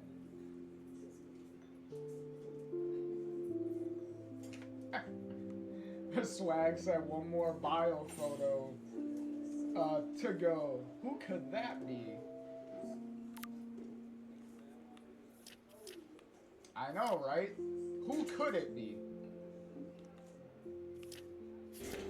You guys are still the same. Another reason to blow this town. What is this shit on the jukebox? Hey, I was the one that changed the jukebox. That's kind of mean, Chloe. Now that Well, that's out granted, of the she way. doesn't know that. But still kind of mean indirectly. Let's talk about your superpower. I don't have any explanation, and I can't explain why I saw that crazy fucking tornado. Come on, that's just a daydream. I want proof you can rewind time. This is all happening so fast. We'll start slow. Right here, now. I can tell you every single thing you have in your pockets. You have X-ray vision, dude? I don't even know what's in my pockets. Let me see. Okay. Okay, Max. Impress me.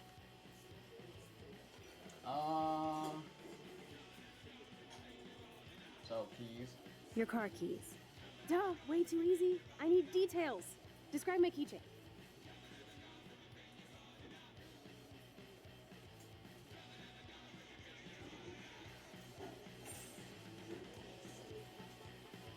Doesn't really matter what you say. A bullet. Because you're supposed Just to like get your it wrong necklace. anyway. That was so wrong, Max. Okay, psychic girl. Let me show you what's actually in my pockets.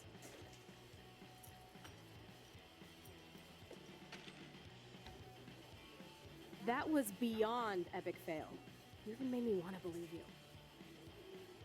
Swag said, yeah, they definitely switched who is treating who. You need to look at the because items Max on your showed up wine so first. Chloe believes you. Alright. So we got boom. Okay, Max. Study Okay, every so we item got carefully the and robot don't panda forget keychain. anything. We got 7 cigarettes. And we got, what was this, 86 cents? Yeah, 86 cents. And then 10.34 for the parking ticket. To go with Chloe's 50 now? collections of parking You tickets. got this, Max. Now rewind and blow Chloe's mind. Hey, that's not the only thing you're gonna be blowing with Chloe. Hey, oh. This is me telling you what's inside your pockets. Okay, Max. I'm hella ready. Okay, so the keys is the easy. Your car keys. part. Duh, way too easy. I need details. Describe my keychain. Panda. A cute robot panda keychain. Not bad, Super Max. You do have that Irish luck, Caulfield. What else? Cause Swag said, yeah, they set you up to fail on the first try. Yeah, they kind of have to. And also, from what Chloe said, with the Irish luck, if, you know, anyone didn't figure out by now that Max is Irish, then Chloe kind of spelled it out for you just then. So there you go. I'm pretty sure you have cigarettes on you. Yes, you know I'm a smoker. But how many cigarettes? Swag said anime robot panda. 7. 7 cigarettes. A superpower that allows you to count cigarettes. Cool. Amazing. Something else in my pockets? Okay, money.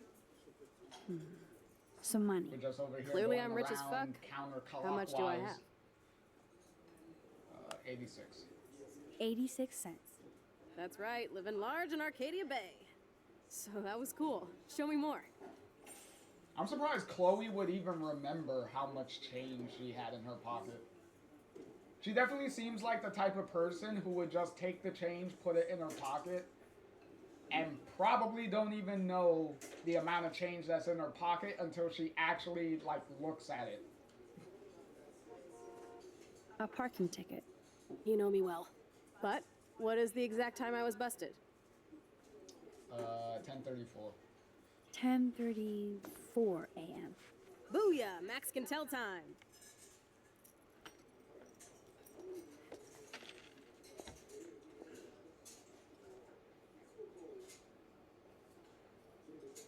Amazeballs. I literally just got chills all over my neck. You have powers. Swag said, damn, I picked 82 cents. I do appreciate in this scene, though, that as Chloe is realizing, like, everything Max said is correct that was in her pockets, Max is just sitting there with her head in her hand, just looking at Chloe in, like, with the most, like, egotistical, like, yeah, girl, I got everything right. I'm amazing, aren't I? Like, the most full of herself, like, yeah, be impressed. I do appreciate that. Like, it kind of adds to Max's character where Max isn't above like gloating a little bit. Like, even though she's not saying anything, her body language is definitely gloating for her.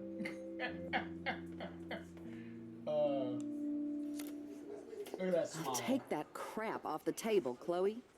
Sure, Mom. Swag said Max is definitely stroking How's the it food, a little Max? bit. Better than I remembered.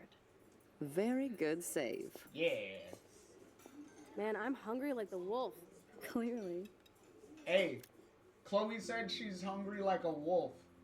Maybe these two can be the wolf sisters. Or the wolf girlfriends. Eh? Eh? Eh? I'm freaking out about what just happened. You have to show me more. Something way cooler so I will believe you without any doubt. I will predict the future. No way. Now, pay attention to everything that happens in the next few moments so you can dazzle Chloe with your mad power.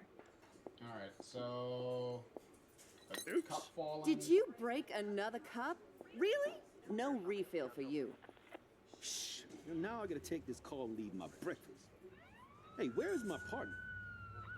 Partner Don't leaves. slap me, bitch. Take your Fight Club And then outside. Justin and Trevor. He started it. I'm finishing it. And then... Up there's the cockroach. See the cockroach there? A cockroach with the jukebox. That's the best song I've This heard is yet. sure the hell better than that other garbage. I think our jukebox is headed for Davy Jones's locker. So, what are you waiting for? Swag said, Now, I see what pay you attention did to there. everything that happens in the next few moments so you can dazzle Chloe with your Yeah, mad power. with the wolf pun. With the wolf joke. Alright, so... I'm going to predict 4 events that will happen in the next 30 seconds or so. Alright. Trucker drops his mug. The trucker drops his mug and Joyce rips him a new one. So, what happens next?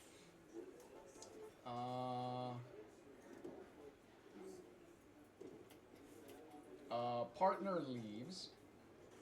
The cop gets an emergency alert on his radio and Because his that partner in the answer is a car trick one. leaves without him. Well, let's just see how this goes down.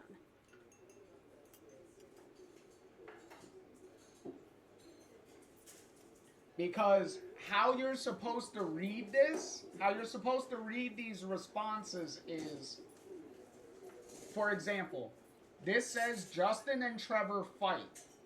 And then you have the dots. You have the pause. And the first option is Joyce beats them.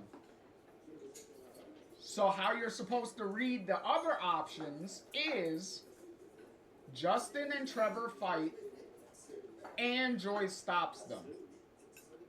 Justin and Trevor fight and Joyce doesn't care. Etc., etc. That's how you're supposed to read it. So if you're not paying attention, that's typically how you make mistakes in this section.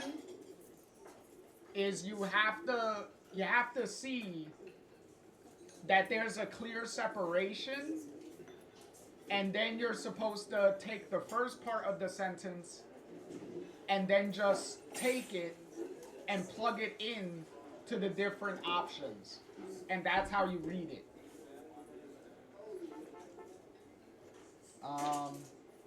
So we go with Joyce stopping them. Justin and Trevor are fighting and Joyce breaks it up. This is getting good. Can't wait to see what happens.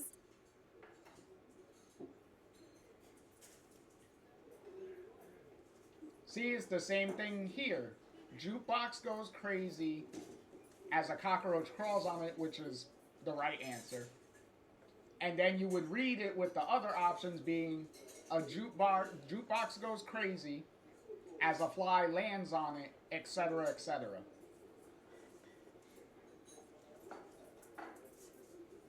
The jukebox goes crazy as a cockroach crawls on it.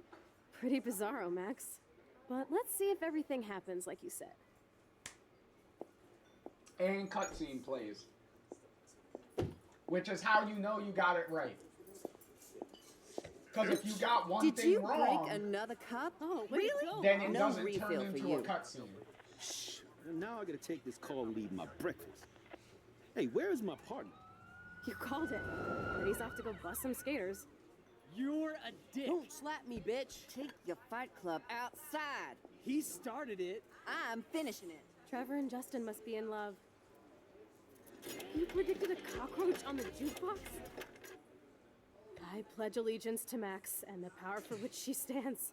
This isn't a toy, Chloe. I do have to be careful how I use it. Screw that! Of course it's a toy. The best toy ever? You can bang anyone with no strings attached, rewind time, and boom! It's like it never happened. Grow up. Maybe you made a move on me and I would never know. Yes, that's what I did. You can rewind time, Max. That's fucking insane. We have to play. I don't have time. You did not just say that. Check out your nose. Too much blow? Hey, are you okay? Too much excitement. See what happens when we hook up again? Then, let's go to one of my secret lairs and fully test your power. You need a sidekick to guide you. Okay, Girl Wonder. Show me the way to Chloe's cave. Hey, Max. We haven't entered that into that sort of relationship with Chloe for you to want to explore Chloe's cave. Or more specifically, caves.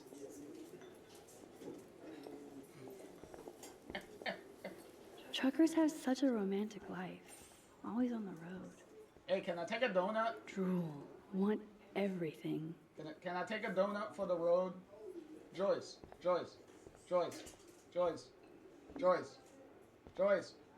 Mom. Mama. Mother-in-law.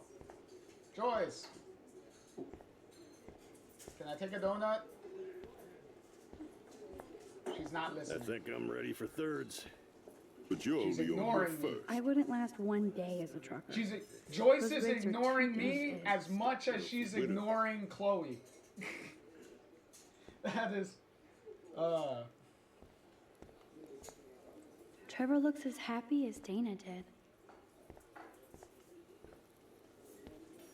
Justin is such a mellow dude. Does it say anything? See you around, Max. Nope. Let's talk later when I'm not so high. What did Swag say? Swag said, I'm still to this day, I'm confused about the cockroach.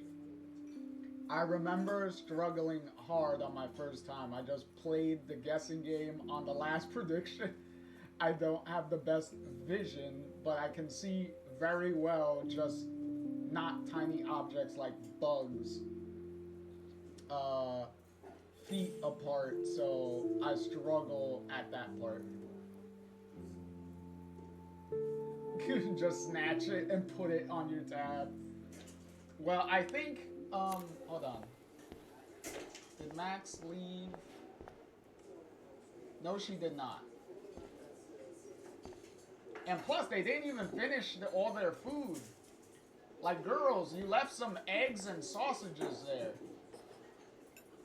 Shit, if y'all ain't gonna eat it, I'll finish it for you.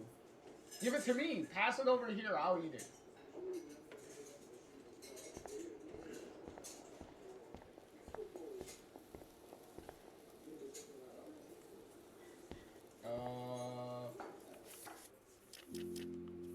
Yes, okay. Come on, Chloe, let's go.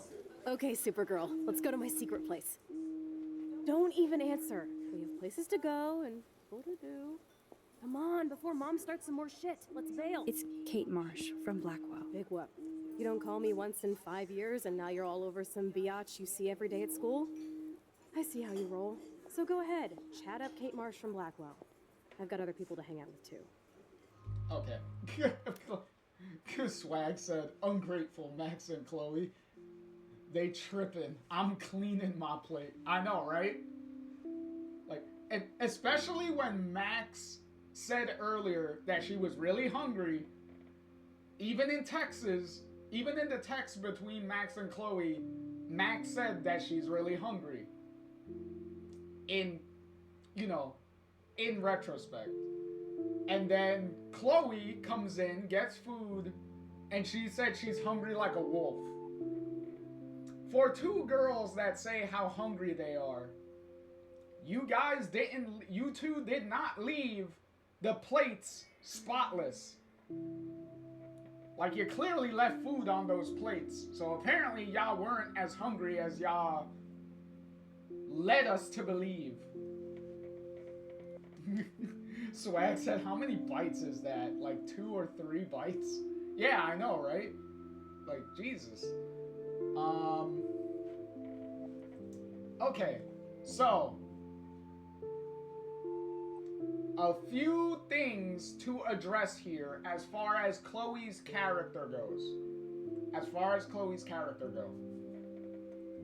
Some of the things that people, because let's be honest, like I said at the beginning of the video, Chloe is a very divisive character for some people.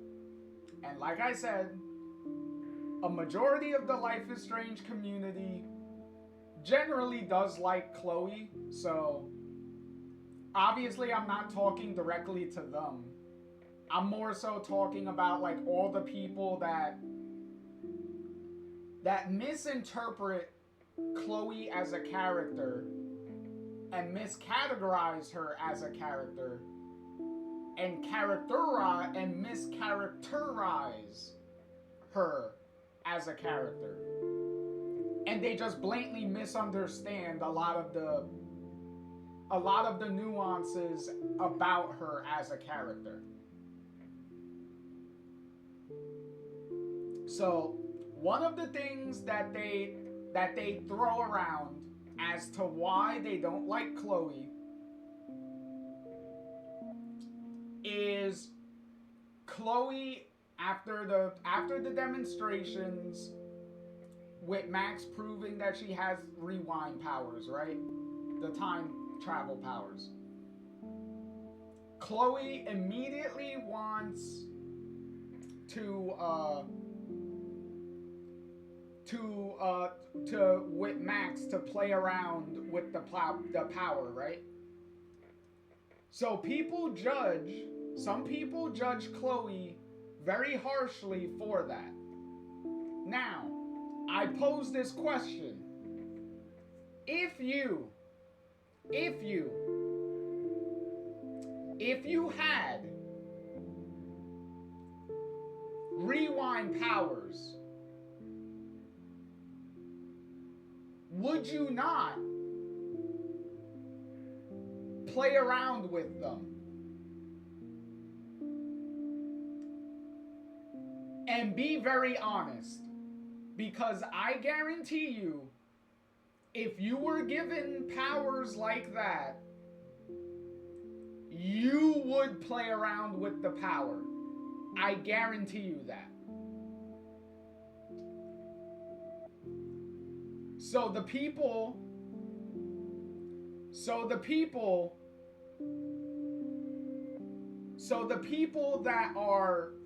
that bash Chloe for being like, oh, how can she want to like have Max play around with the rewind power and all that stuff? Be honest. I'm pretty sure if you were given that power, you would play around with it. I can't even front. I would play around with that power in the beginning. Who wouldn't? Like, be honest with yourselves.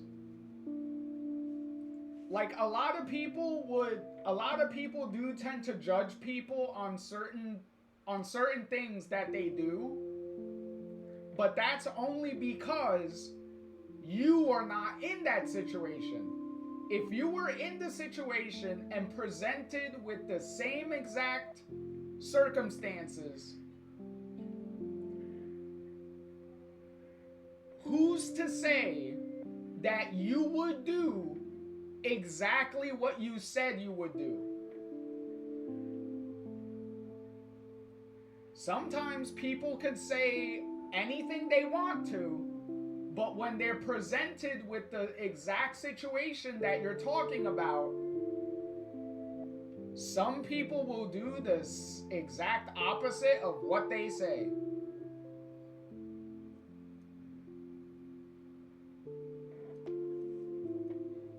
So you can't even argue. You can't really give Chloe shit for doing it. And here's also the very important thing that you need to understand.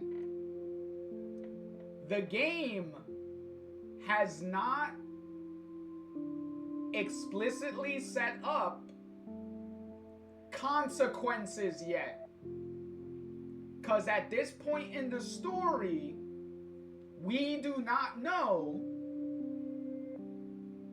if Max's powers have any real consequences yet. And Max and Chloe don't even know this. There is a hint at consequences that the game is starting to allude to, and that was Max's nosebleed. Because the nosebleed conveniently happens after the whole testing sequences. After you do the 2 tests to prove to Chloe that you have powers, that's when the nosebleed starts to happen. And it's a very, like, simple, mild one. Like, it just happens when Max is talking. So the game is starting to set up consequence. So you can't really. So within the context of the situation that's happening,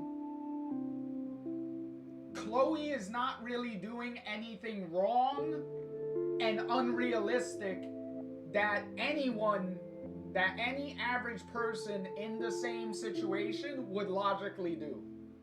Like, let's be honest with ourselves.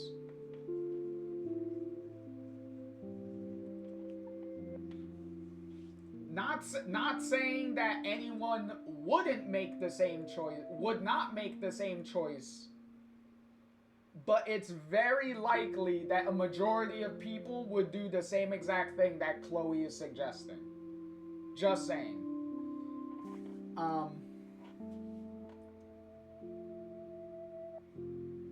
Swag said,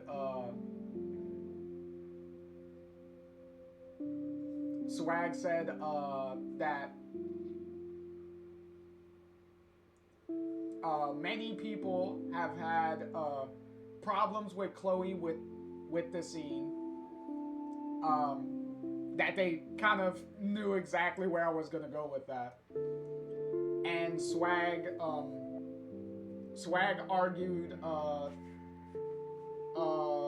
that they argue with so many people in the community about the particular scene that bashed Chloe for suggesting that. Now, that is the first part. This is the second part. Because that's the first problem. Then we have this problem. This situation. This problem. Because Chloe gets shit for this too. But let's let the scene play out first, and then I will address afterwards. Hey, Kate. What's up? Please, don't let your best friend get in the way. You okay? I promise, Kate. I won't forget. I swear. Just do your homework and don't stress. I really don't think we should go into this right now. I'll call you later, okay? Thanks, Max. If you'd rather chill with Kate, please, go ahead. You are ridiculous. I'm chilling with you, okay? For now, let's rock. Okay. Alright. Sucks that Chloe and Joyce got into an argument. Okay. Alright, now. Okay. So Chloe gets shit in this situation because of the whole Kate thing. And Max, you know, getting a phone call and all that stuff.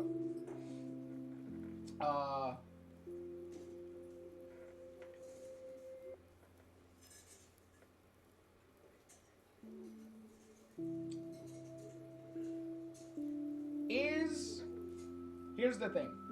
Is Chloe in the wrong for being like, let's like don't even answer the phone and all that stuff? Yes.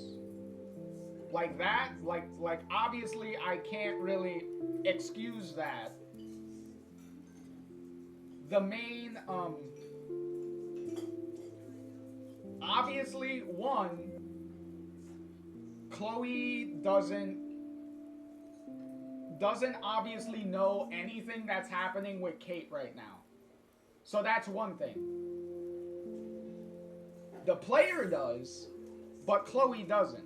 So Chloe does not have the proper context to understand, like, what specifically is happening to Kate right now. Because I guarantee you, if Chloe knew everything that was happening, I'm pretty sure Chloe would even tell Max, talk to her, answer the phone. Like, talk to her, see how she's doing. Like, I guarantee you, if Chloe knew, then this wouldn't even be a problem. And you also have to keep in mind, Chloe says at the beginning of the scene, don't answer the phone, let's go, because she does not want to have an argument with her mother again. She's trying to avoid a confrontation with her mother. And what happens when you answer the phone, if you're paying attention to the background of the scene while Max is talking with Kate on the phone, what happens? Joyce and Chloe are having an argument right behind Max. You can see them arguing. You don't hear them arguing, but you can read body language, can't you? And you can see them arguing, which is what Chloe wanted to avoid. I get that it's not an excuse, but you can see what her reasoning is. Just because you see the reasoning doesn't make it right. So I'm not excusing Chloe's behavior in that situation.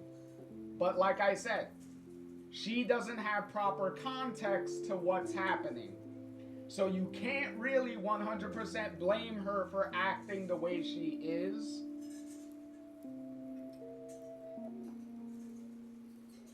But yet again, doesn't really make it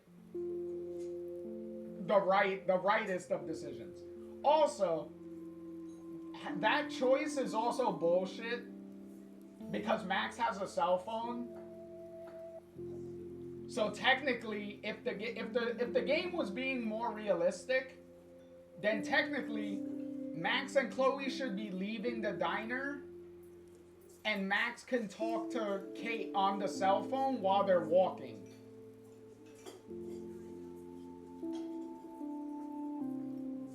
So realistically, the choice is just bullshit because you could easily do both.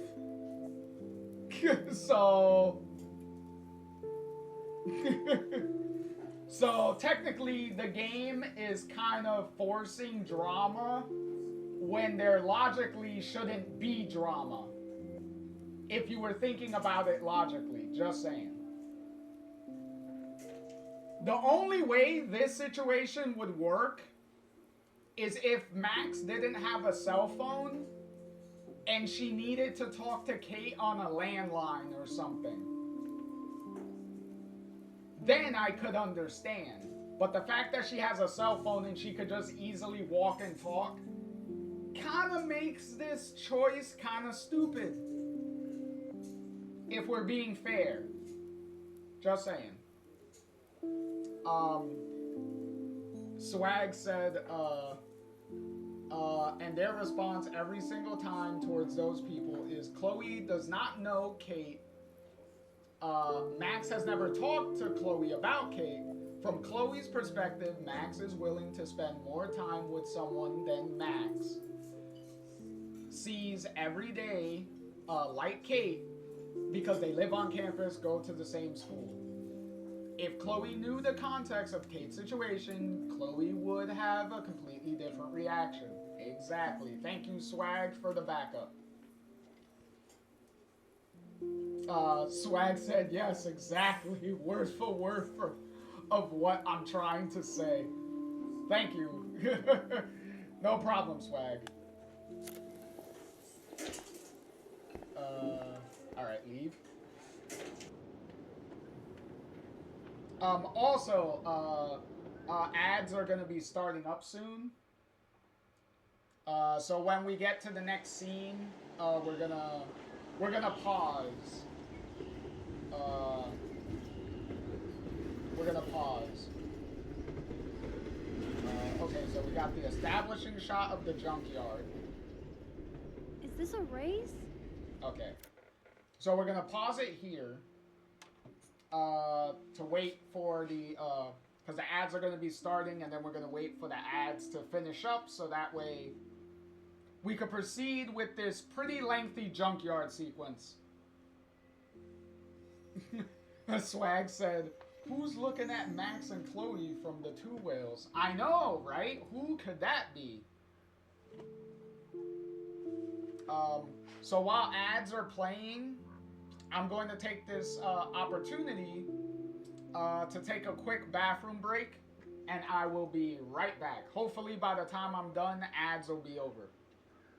But I'll be right back.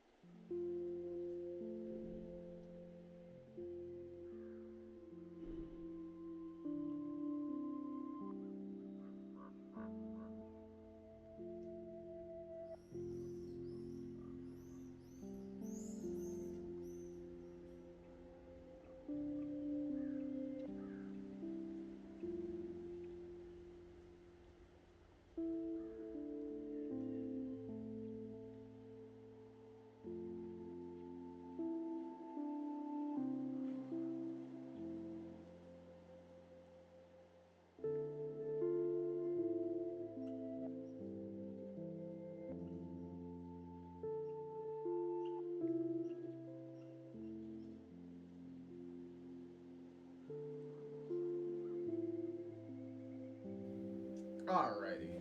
Alright, I'm back. Oh. Alright, it seems like ads are finishing up in about 50 seconds.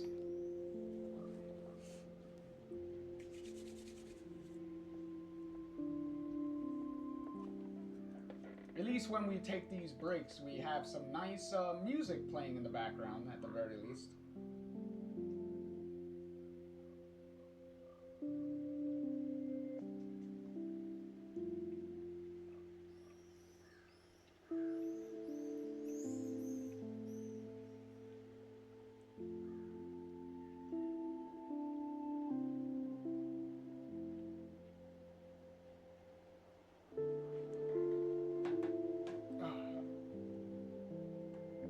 Alright. Okay, let's jump back in here and get this long junkyard section over. How many times are you going to get pissed at me this week? That depends on you and how well you do in this phase of the test. The test. Welcome to American Rust, my home away from hell. Welcome back, Swag. Raw and rough. It suits you. Max, do you know how awesome this is? I get my... Now there's a lot. the fact that Max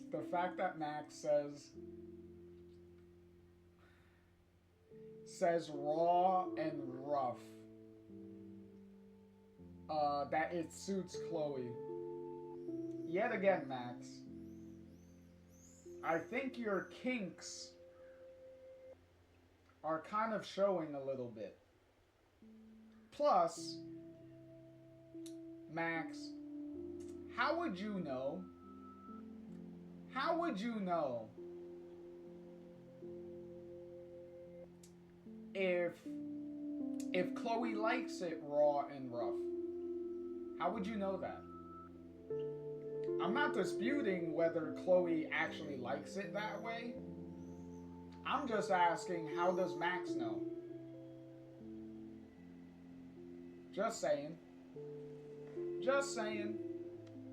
Best friend back, and she's also supersized? We don't know for how long. Exactly why it's time to have fun.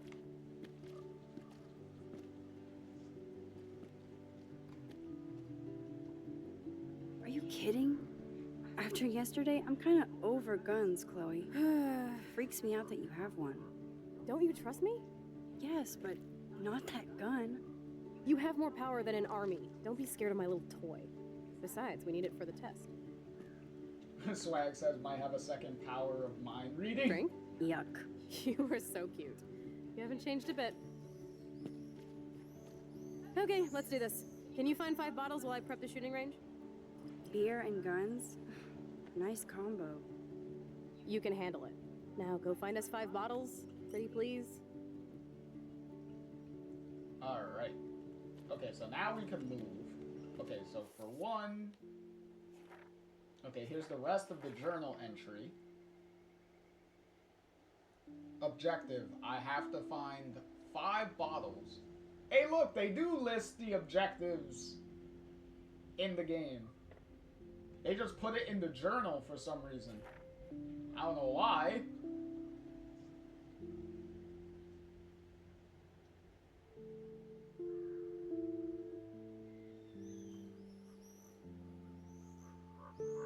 And see, Max even talking about the nosebleed in her journal entry.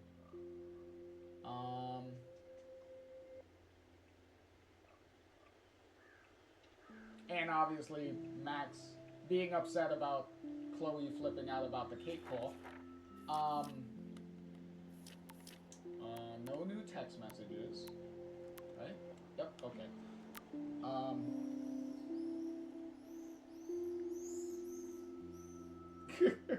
Swag said, "Oh look, everyone's favorite part of the game, the search of bottles."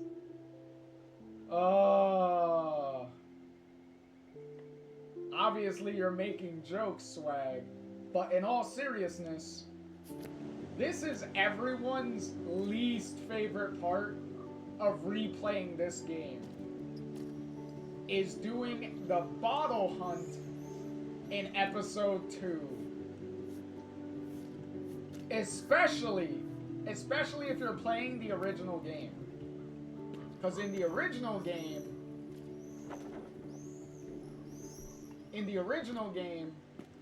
it's a little more annoying to find the 5 bottles. If you're playing the remastered version, then it's a little easier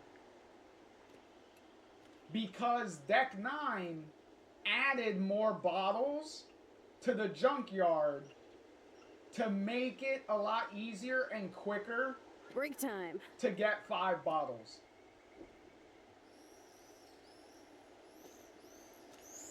Cause in the original game, there are only 5 specific bottles that you could find in this entire junkyard.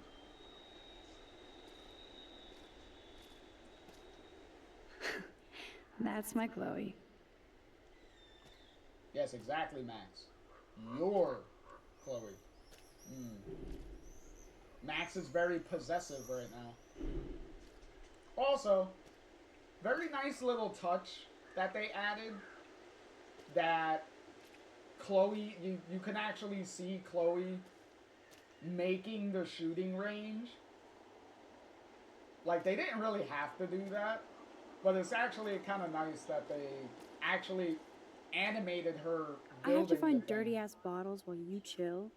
Not fair. I have to prep the range, Crybaby. And I've been tripping hard about where you got this rewind power. From God or the gods. So, bow. We can make the world bow. Are you ready for that? Yeah? Oh, yes. Once I figure out exactly how my power works. A god must doth know these things. Amen. And while you build an empire, I'm there to keep you on the path of badassness. And fun. Spin, rinse, and repeat. I'm just altering time and space. Oh yeah, and history. No biggie. You already altered history by saving my life, smartass. Let's see what else you can do. Alright. I prepare the shooting range while you look for some bottles. Alright, so now let's find these bottles. Every car has its own tale and history.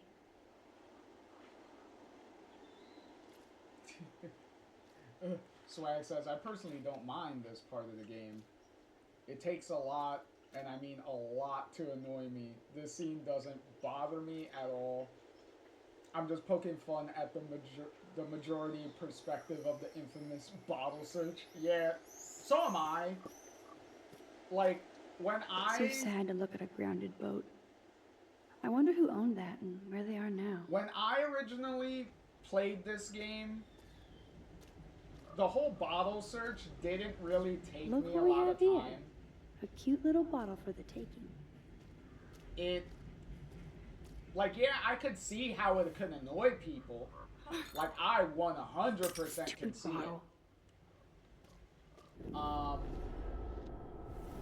But it never bothered me that to find the bottles. Plus, the whole point. Look what we have here. A cute little bottle for the taking. The whole point of you looking for the bottles anyway is for the game. Hello, bottle number 1. 4 more to go. To have you explore the junkyard. The whole point is to explore the junkyard. It's hard to believe that was once on the So how wall, are they gonna get filled with dozens how of they're gonna get students. you to explore the junkyard? By having you search for some stuff in it.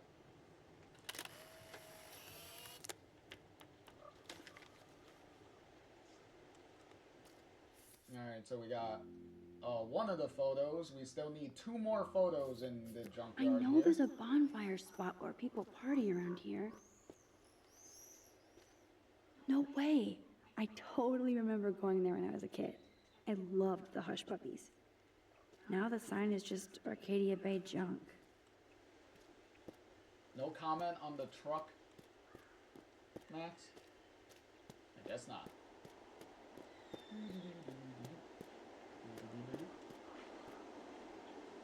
Those shells look fresh.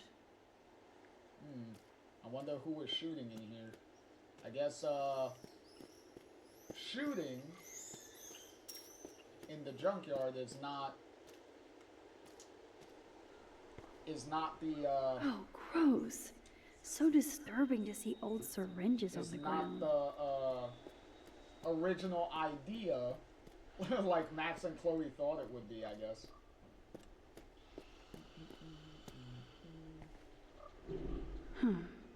I could use this board as a bridge. Doesn't look too heavy. Hey, Way heavier than I thought. Ugh. Hey, Chloe, does this boat seem familiar to you in any way? Just asking. Cool. At least not everything is broken around here. See, if you played Before the Storm, you Boom. would understand. Only 3 bottles left. Hey, I can't jump on top of this? Can I sit on top of this? No. No. Warren, what the fuck do you want?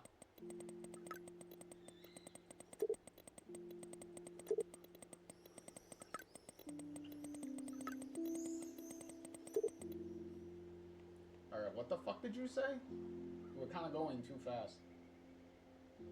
No worries about not going 8 with me. Thought it would be cool to take a road trip in the new wheels. I'll just drive in circles around town. Sorry, Warren. Hard week. I still owe you. Yes, you do. Let me know if you change your mind. Max, why are you giving him the winky? Why are you giving him the winky face? Why? Max, you are giving this boy... You're giving this boy, mixed signals, by the way. You need to stop.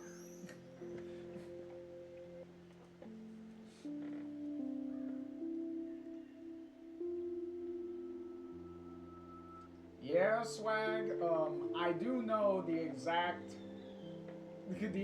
point in episode 5 that you're making. Swag said Max is playing hard to get.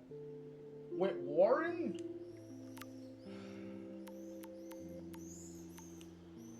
That is not appropriate. That is not the playthrough that we're going through, sir. Although this junkyard is a dive, I see why Chloe hangs here. Well, not sir, but... She's a steam bump. It actually feels like Chloe and I are kids again. We're hiding out and plotting our future. Despite all the chaos and bullshit, I feel so giddy hanging out with her again. So happy. Like we've both gone back in time.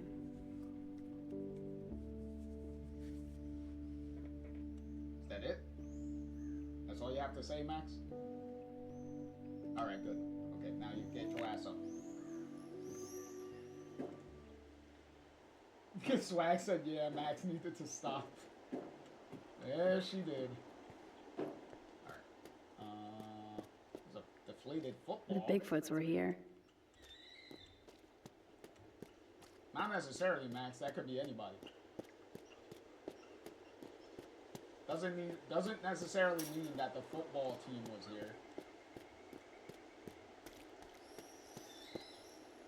All this rusted metal makes me feel serene. Am I morbid or just goth? I would say neither. Well, okay. I don't want to go that Okay, way. can't go that way. Trying to figure out what the border is of where we can go. We are gonna go in there. Thanks for the tip. Eat shit and live. Thanks for the tip. Eat shit and live. That is certainly torture.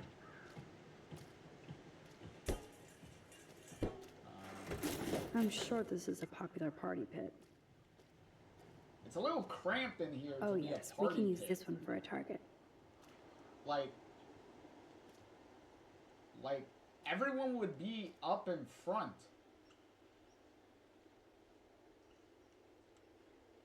Like everyone would be on top of the campfire. Like, why would you have a whatever?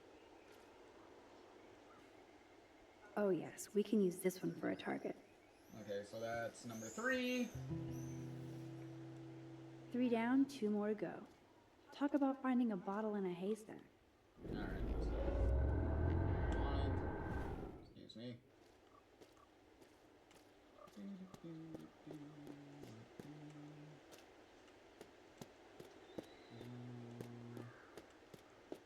I think I'm remembering the bottles correctly.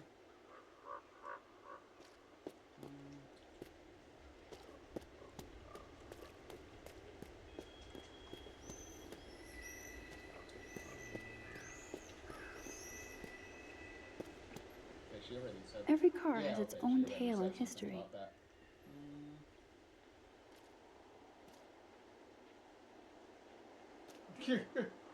Swag said, yeah, that area is too boxed in to enjoy the fire or whatever. Yeah, exactly. Oh, And that's poor even- thing. They left you here all alone. And that's even just an average person. Like, that's not even considering, like, the size of whoever This is the gonna be there. scariest thing here.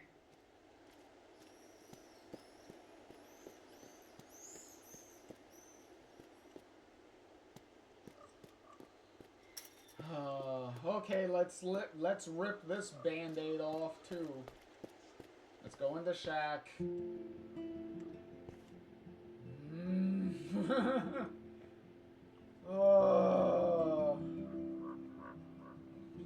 I hate this Shack so much. Okay, so playing darts. Okay, so Rachel was... You were very good at playing darts, apparently. Look at that. Chloe only can score like 4 points in darts. That's crazy.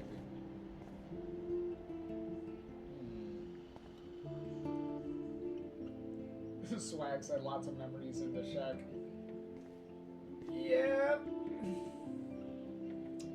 I'll leave you to decide which of those memories are good ones and which of them are really bad and sad ones. That kind of hurts. Look at that. Chloe and Rachel made bracelets for each other.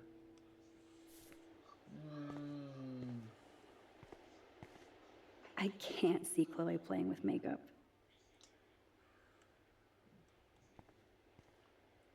Rachel songs. I wonder if Chloe would ever make me a mixtape.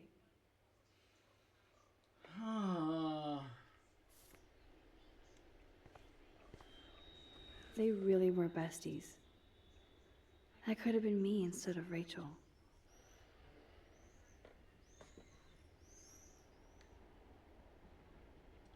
Why in the world did it auto-mod dog water?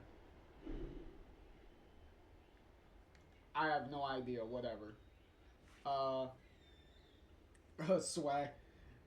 Swag said Chloe is dog water, Rachel blazing Chloe. Swag said really automod.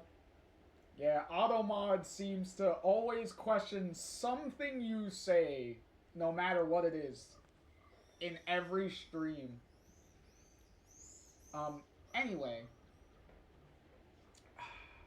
Excuse me.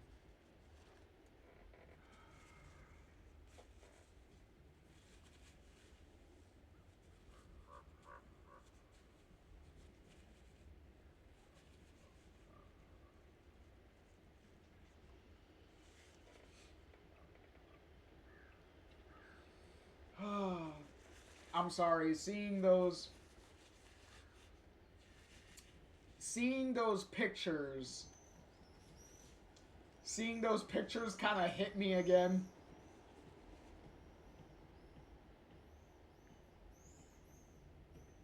Fuck.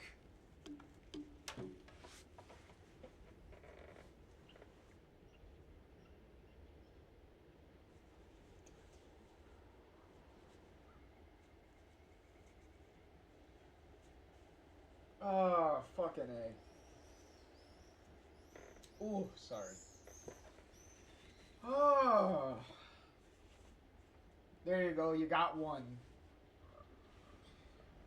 But yeah. Reason for context. If you saw or you played the ending scene, the after credit scene of Before the Storm, it added a lot of impact to these photos in particularly. Well, these photos particularly definitely makes this hit way harder. Because within the context of this game, these are just photos. Just random photos that Chloe and Rachel just took randomly, right? with Before the Storm as context, with the added context that that game gives you, these photos take a lot more of a heavier meaning now. So I need to stop looking at that, because that's not going to make things better for me.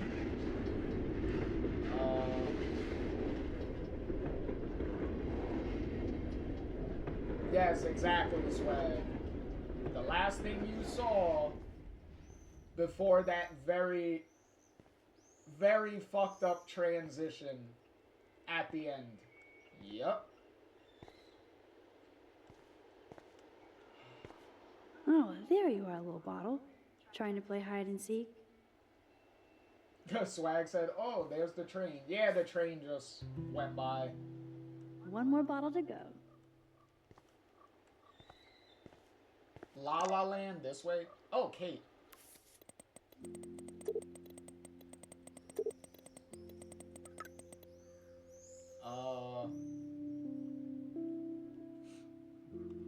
Kate, Max, I want to thank you for giving me such great advice about going to the police and telling them everything about Nathan. I'm so appreciate you standing by me. Thanks.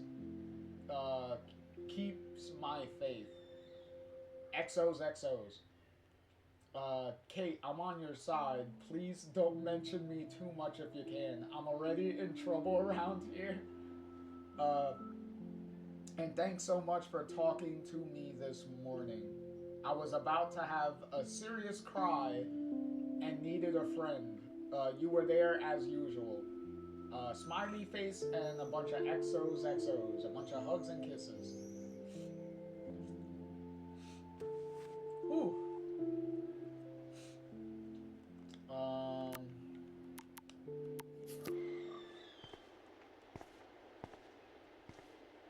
So Rachel did go to a Vortex Club party.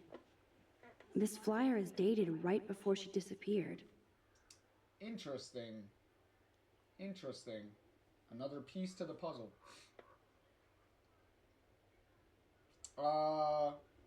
Swag said, is the train the same train as Before the Storm or a different train? I believe it's the same train. If the number on the train is, I think the number is supposed to be 1337. I believe it's 1337. So if the number on the train is that, then it's the same train. But I believe it is supposed to be the same train, though. I want to die. Jeez. Who wrote this? I would hope that wasn't Rachel. But then again, you never know. That was on the floor. They would have gone all the way to Los Angeles for a rave. Ooh. Looks fun. Oh, that's sweet. August 12th. Okay, so clearly that didn't happen because Rachel was missing already. I don't want to intrude, but I was here. And we're gonna write it, Max. Now we're officially a trio. We just have to find Rachel. Hey, Max, you were officially a trio already. You're right here. All three of you are right here. You're already a trio. You're right here. I don't want to intrude, oh, okay, but she says the same exact I was thing. here. Okay.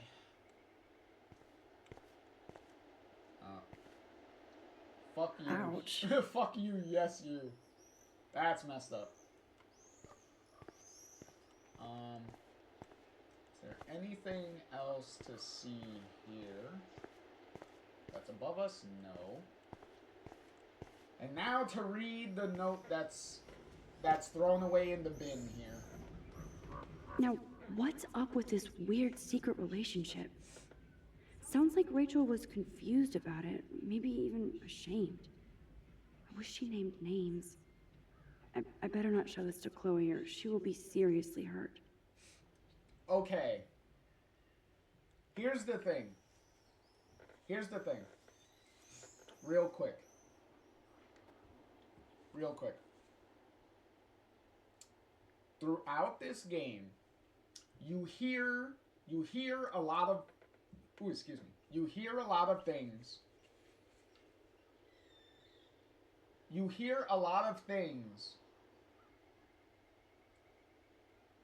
from a lot of people about what they think about Rachel or what Rachel has done, didn't do, or whatever. So you hear a lot of secondhand, and in some cases, third or fourth hand information about Rachel throughout the game, throughout the whole game, right? There is very few concrete 100% information about Rachel that you get in the game. There's very few little things that you get. One of them,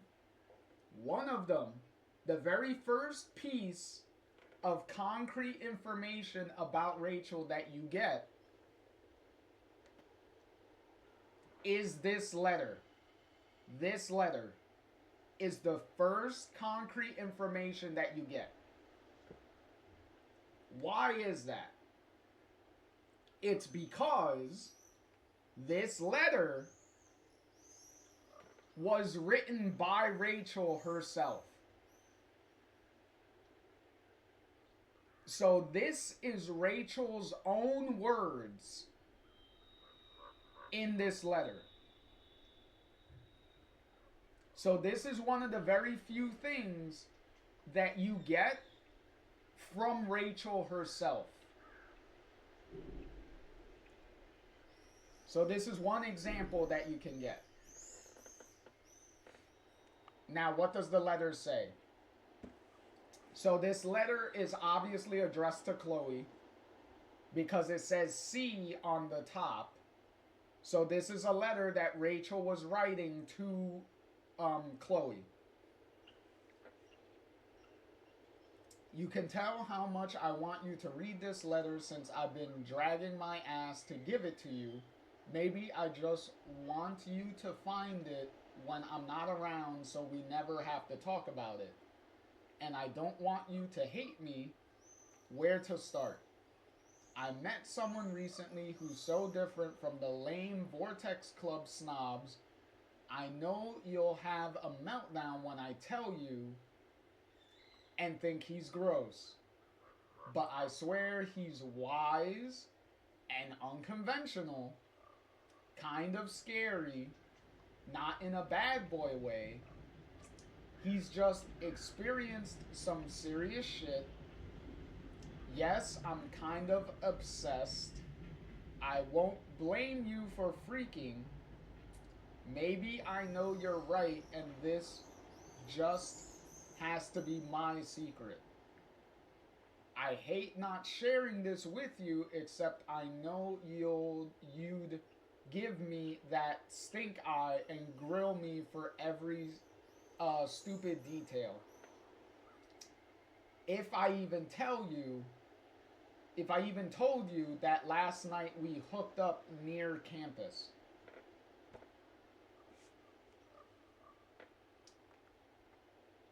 So there you go.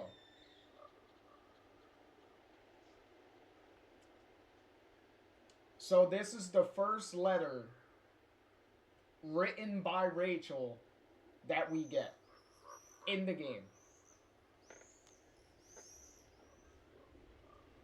So this is your first concrete information that you get about Rachel.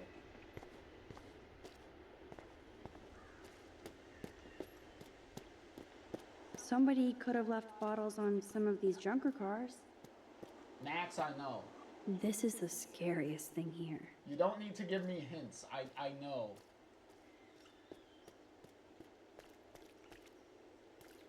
I wonder how many generations of fashion went through that washing machine.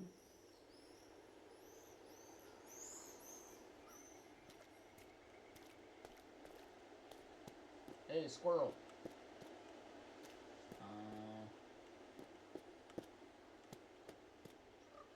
I wonder if Chloe thinks about her father when she looks at all these smashed up cars.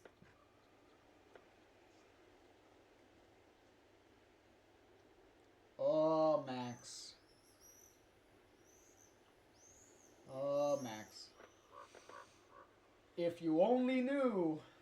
If you only knew. If Chloe thinks about her dad when she looks at these smashed up cars. Jesus Christ. Before the storm all over again.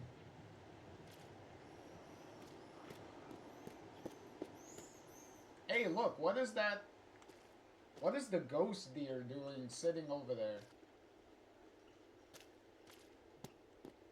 Wowzer. That looks exactly like the same Oh, doe look, from my the tornado the vision. doe got up.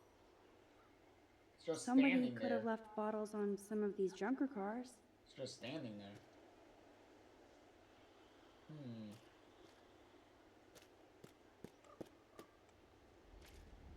That doe is the perfect photo op. Oh, it ran away. Oh, there it is. She's staring at me as if we have a connection.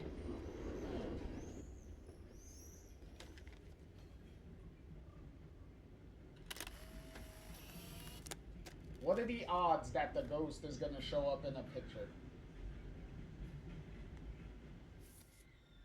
Pretty much 0, because there's no... Because there's no doe in the picture. The picture's empty.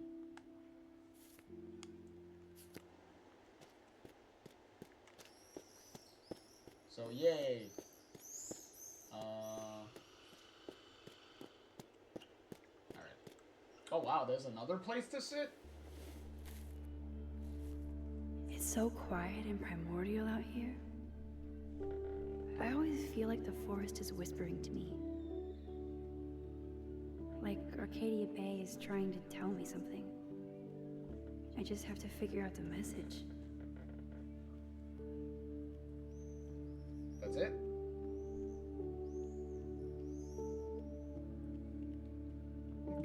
Swag said, damn, Max. Max taking shrooms. And is tripping balls. Somebody could have left bottles on Oh some my of god, these junker Max, cars. I know.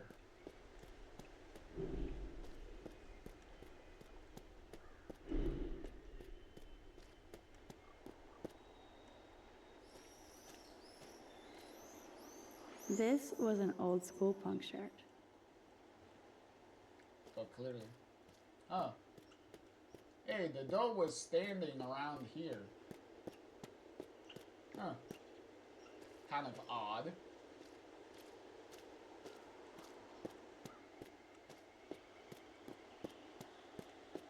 Alright, let's go get this last bottle. Hi. Coming this fall, Max Caulfield, Bottle Hunter. Yoink. Alright. Voila. Now I can deliver this bottle booty to Captain Chloe. Bottle booty, what? Max, you have a lot of booty on the brain, apparently.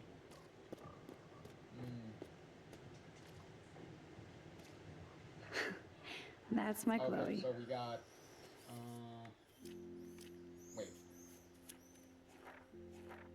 Oh no, okay. I thought we had another journal entry for a minute there. So we only got one more. Whoop. Here you go. Thanks, Max.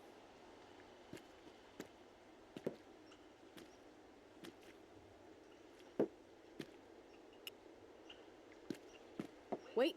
Also, another thing to note about the phone call at the diner, whether you answer the phone or not. Answering the phone gives you more points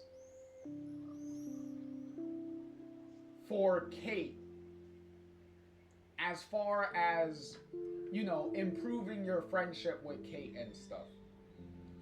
Not answering the phone improves your relationship status, your potential relationship status with Chloe. That's pretty much what the two choices are giving you.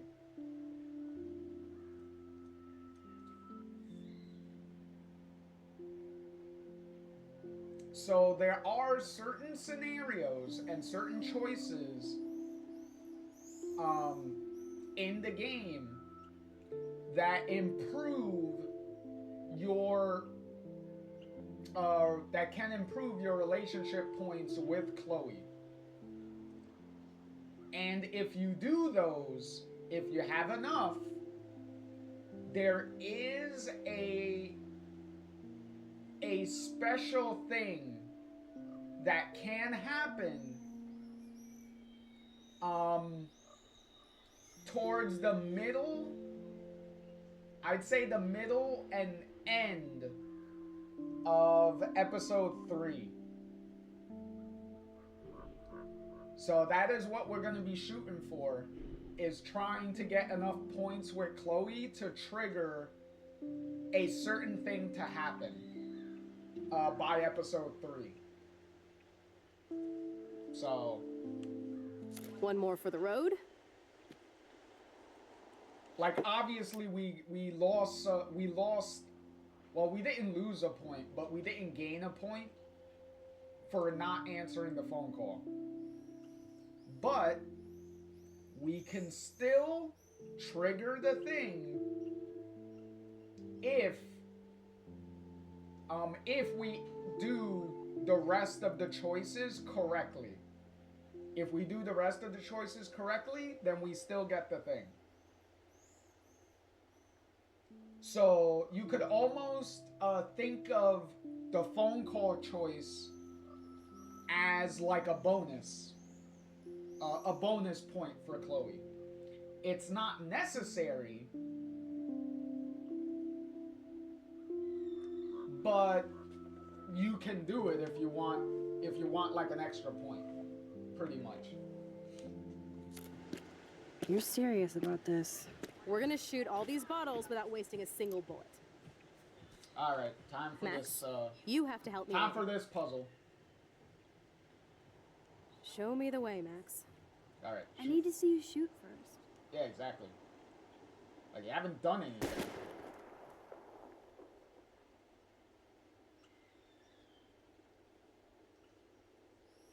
Okay. Now, mind. Show me the way, Max. To the right. Aim a bit to the right. Sir, yes, sir. There you go. Oh, yes! Did you see that shit, Max? Duh. That was so fucking cool. Now for the second bottle. Now, Max, where do I aim? You're on target. Pull the trigger. All right. Now, go up. Max, where do I aim? Slightly above. Right between the eyes. All right. Watch out, Nathan. Now that is fun. Let's pump up the volume and find me another target. I want to get creative here. All right. Give me something to shoot, Max. All right. So the correct answer is Hello, what should I shoot? going to be the hubcap. Fine, since you won't Oh play. my God! I'm gonna shoot- I chose the hubcap. Damn it. There, here. Let's take out this wheel rim on your left. Taking out the wheel rim now. That's the rim. There you go. Done. Hella yes! Nice shooting, Tex. Now that's what I'm talking about. Satisfied? Like never. So I want one more uber cool trick shot. How about using that junker for a target now? Okay.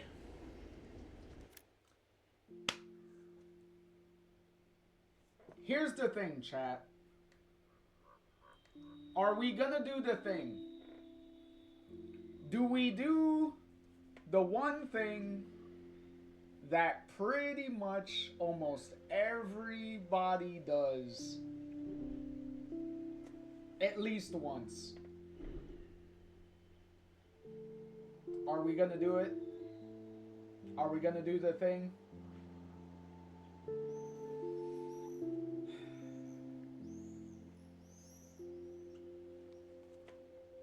Do we shoot the bumper? Dude, I need a target before I shoot. You know what? We are gonna do it. We're gonna do it at least once. Just because it's fucked up in a it's funny in a fucked up way. Put a real dent in that front bumper. Goodbye, cruel bumper. There you go. Jesus, I shot myself! Ugh, I shot myself! Back up, back Stupid gun. Hold on, Chloe. I have to rewind now. Not for nothing. Not for nothing. Not for nothing, Chloe's reaction to getting shot in the chest is not as dramatically panicked as you would think it would be.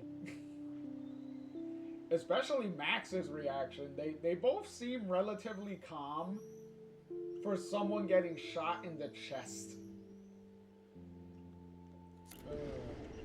Dude, I need a target before I shoot. How about aiming for the left tire? Adios, spinning wheel of death.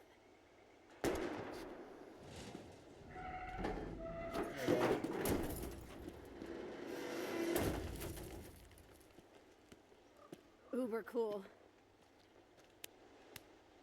I cannot believe this is for reals. My best friend is a superhero. Now it's your turn to bust a cap. Uh-oh. I don't know. Max, your nose. Damn. I don't feel so super. Max!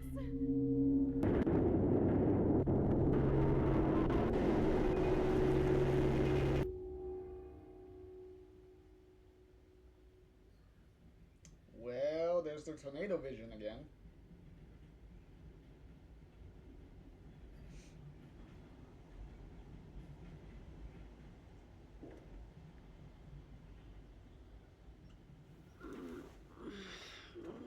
You freaked me out there. Do you feel any better now? A little. Thanks for helping me. Just give me a minute. Too much action for Arcadia? Maybe not enough. This is kind of fun. Scary and stupid, but fun. Let me know when you feel okay. God, this power really messes with my head. I'm glad I feel normal again. I better go chat up Chloe. Swag said, does that mean it's only one bullet in the gun? Curious.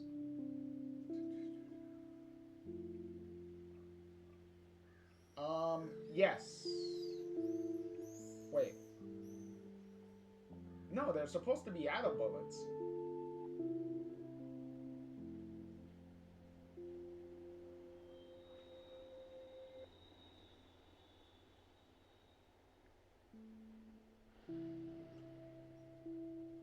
Yeah, so 1, 2... Because there's 6 bottles, so obviously it's a revolver, so it's supposed to be 6 shots. So 1, 2, 3. Because the right, up, the rim shot, and then the one with the tire and the car falls. So that took out the other, what, 3 bottles? So technically there would be 2 bullets left in the gun, I believe.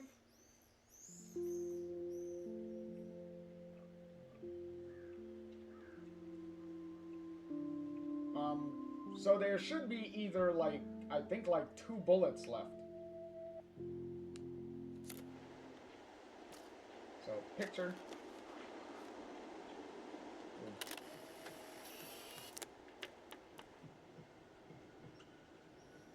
And these are the easy pictures. We're gonna get a trickier picture later. Look at her. Chloe can even chill out playing with a gun. Alright, so we're done.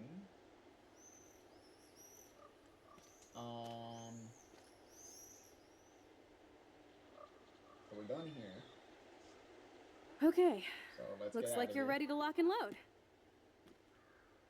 I don't know about this.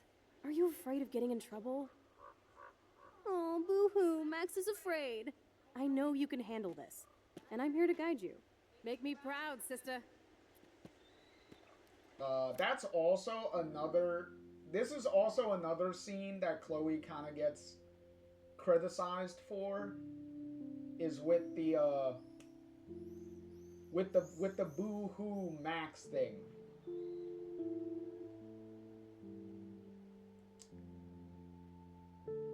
People tend to be like, okay, like, oh, Chloe is like making fun of her. But also, the people tend to forget, like, did you not listen to what Chloe says immediately after she says that?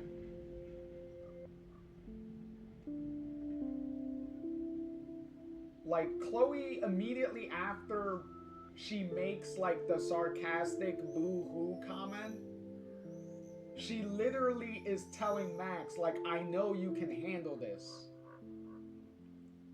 Which, the context of it is something that Chloe is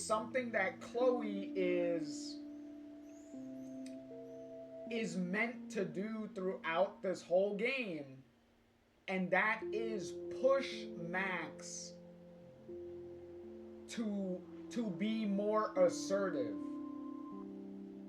because Max from the very beginning of the game is introverted. She's an introvert. She's not very outgoing. She doesn't really like share her opinions. She doesn't really put herself out there from the very beginning of the game. Chloe is meant to bring out Max's inner, like her inner self, to be more outgoing, to actually be more assertive. That is the primary role of Chloe throughout the original game, is to bring Max into being more outgoing and more assertive.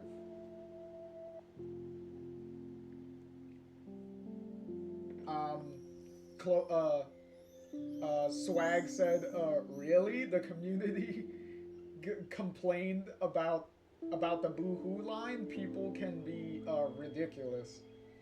I think people can't differentiate when Chloe is being serious and when she's playing or joking around, or being sarcastic. Like yet again, like I said earlier, a lot of people tend to take Chloe at face value, and they don't understand like subtext and things like that. So that's one of the problems that I've seen, like, repeatedly when because people have done like video essays for like a half an hour to an hour of bashing Chloe about how terrible of a friend she is, how terrible of a character she is, how very badly Chloe is written. This is not only this game, but also in Before the Storm, like, talking about Chloe in general.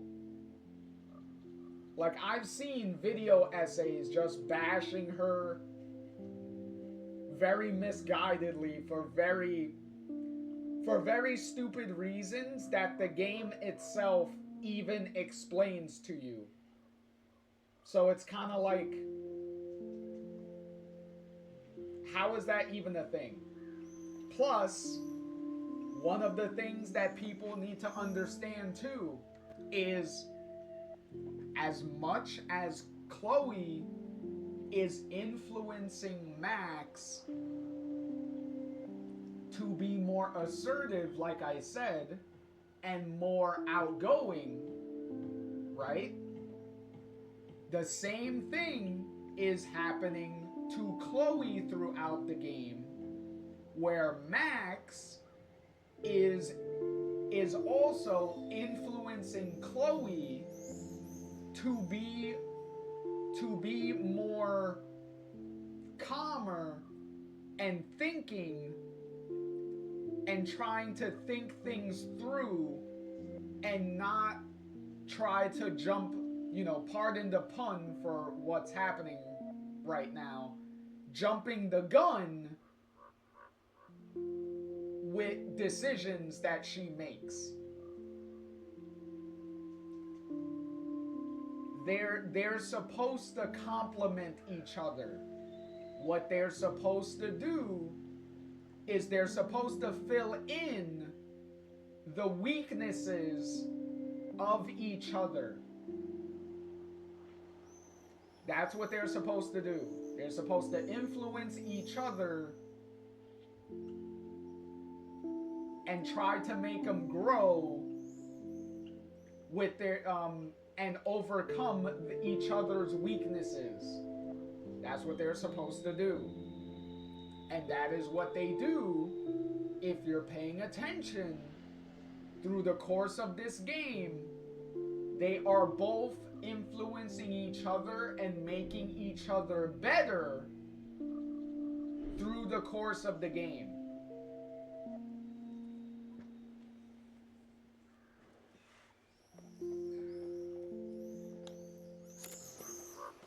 Hey, it's Thelma and Louise. Or is it Bonnie and Clyde? Excuse us, Frank. Oh, sorry, Chloe. Don't let me get in the way of your bonding. I heard the gunshots and the breaking glass. It's cute that you're playing with guns. Alright, hold on, what did Swag say real quick? And also to point out that people don't know or comprehend best friends' interactions. There are things you can tell your best that can be viewed as mean from the outside perspective, but it's not for everyone to understand, only to the people that are in the best friend circle. Exactly. One of the like you say, Swag, me in real life, when I'm hanging out with my friends, there are plenty of situations where we all like bust each other's balls like all the time, where we just make like little jokes to each other that are obviously like you said, from an outsider's perspective, can be viewed as mean-spirited. But if you are the persons that are being talked to, then you know that you're not being mean. You're just joking around. Like it's an inside joke type of deal. Like you would know that. But I can see from an outsider's perspective how that can be viewed as mean. But yet again, context. Context is key to understanding things.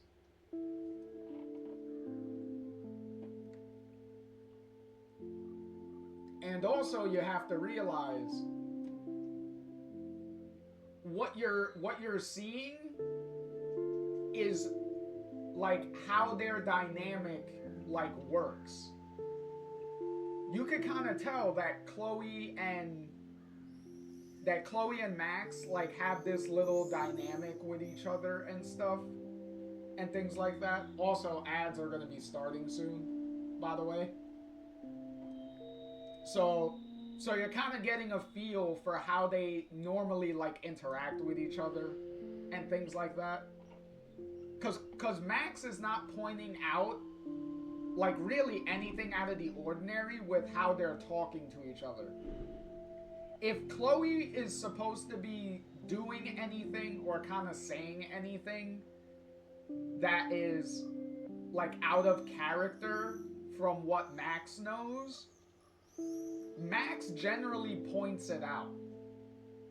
Like when Chloe is like has something different or is doing something different, Max is generally pointing it out to the audience. So that's also a thing to understand is that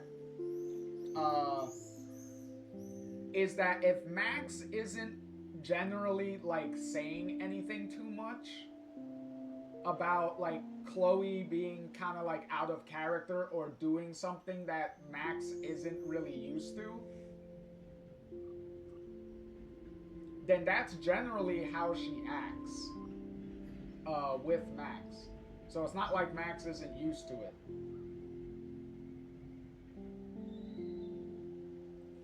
Because so far, up until this point, Max points out like if Chloe is acting different than what Max remembers. So at this point, this is kind of like par for the course for Max as far as she knows and she's concerned in relation to how Chloe's acting. So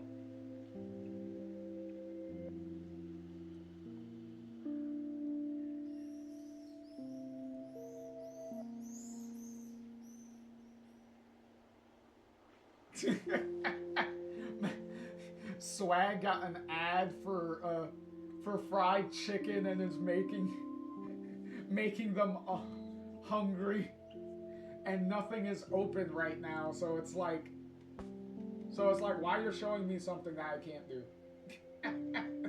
That's funny. All right, let's get back to this. With our talk with Frank here. Just like me at your age. We're not anything alike, man. We both need money. In fact, you need it so bad, you owe me a shitload, don't you, Chloe? Huh? You'll get your money. Don't they all say that? You know, even when they're broke and acting tough? What are you hiding there, girlie? Let me see. Where did you get that bracelet? A friend, and it's none of your goddamn business. You're my business now. That's and Rachel's bracelet. Why the fuck are you wearing her bracelet? Calm yourself, all right? It was a gift. No, it wasn't. You stole that shit. Give it to me right now, asshole. You better step back before you regret it, girl. I mean it. You want me to cut you, bitch? Here we go. Please step back. You're kidding. Put that down. Here we go. Alright. So, are we gonna shoot or are we not gonna shoot?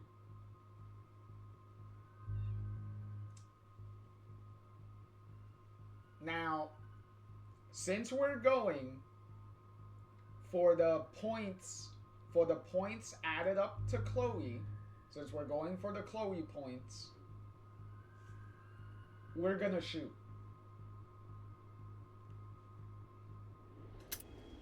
That is hilarious. Oh, man. I'll remember you, kid. I'll remember you almost shot me. And you'll wish I had no memory, because I never forget. You have until Friday to pay me. Don't ever pull crap like this again. It'll be the last time you do. Try bullets next time, brainiacs. Okay. So, going back to the bullets conversation earlier, it is kind of questionable because, like we discussed, there should at least be like 2 or 1 bullet left in the gun.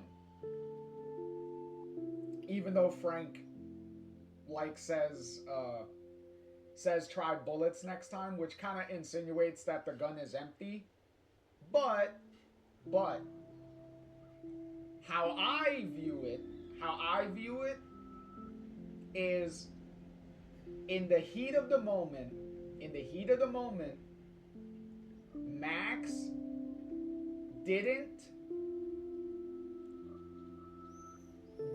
load the chamber. She didn't cuz it's a revolver.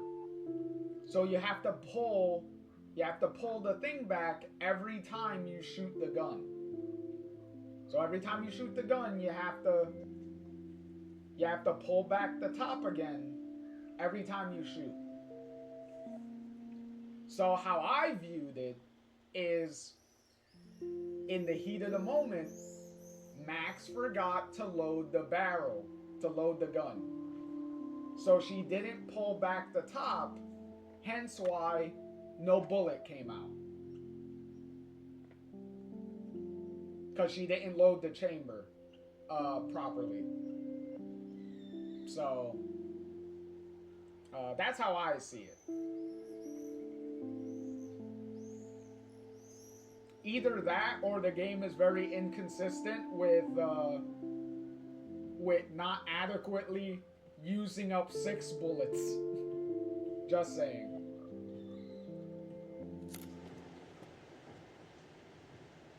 Sorry. You were awesome. Thanks for standing up for me. Let's blow. My secret lair didn't feel secret today. At least Frank is gone. He won't fuck with us again. He just wants his money. Jesus, I almost shot this guy. And now he'll be more dangerous to Chloe and me. We'll see about that. Wowzer. Why did Frank have Rachel's bracelet? We need to talk about this later, but I better follow Chloe now. Oh, we got wowzers again. What's the wowzers count at now? How many times has Max said wowzers? Chloe's waiting to go for a walk. We both need a timeout from here.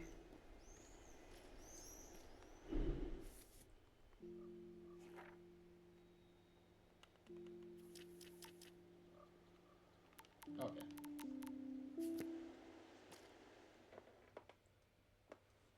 And yes, Swag, Frank is acting, I still can't believe you pulled a gun on Frank. acting like somebody from before the storm. It felt awful.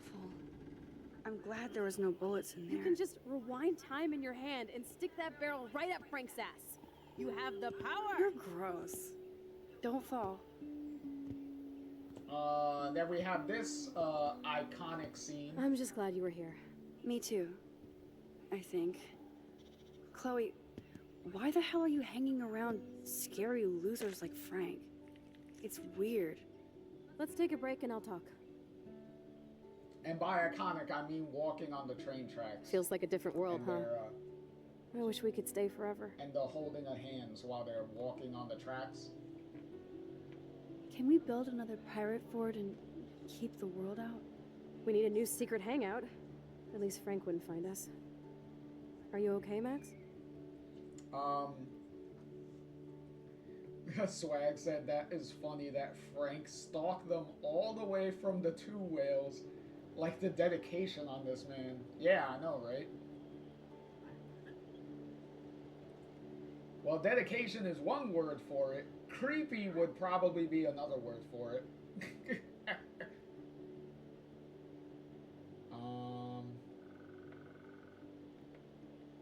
I'm still freaked out about what happened. That was awful, Chloe. I'm sorry. But Frank isn't as hardcore as he fronts. All he cares about is his cash, stash, and mangy dog. Chloe, did you see what just happened? I almost shot him. I know I could rewind, but Chloe, this is not playtime. No more guns. Max, I know. Crazy shit is the new normal for me. That's why I plan to leave Arcadia Bay without paying Frank off. Now, tell me exactly what's going on between you and Frank. Does he have a last name? Frank Bowers, he's just a dealer, where I get my weed. The one in your joint, remember? Anyway, Frank and I kind of hung out.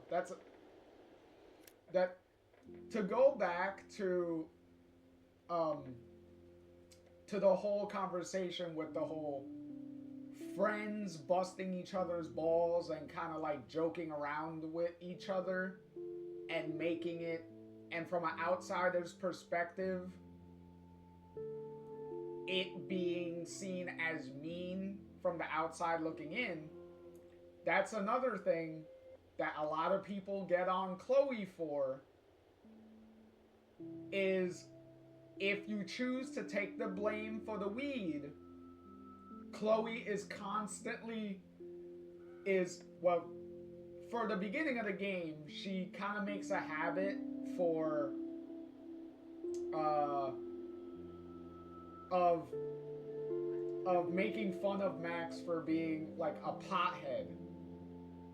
Because she keeps bringing up the whole, like, hey, like the weed you had, like the weed you snuck into my room and all that stuff. She's throughout this episode, for the most part, she's constantly like bringing up, blaming, taking the fall for the weed. And it's like, yeah, she's clearly joking around.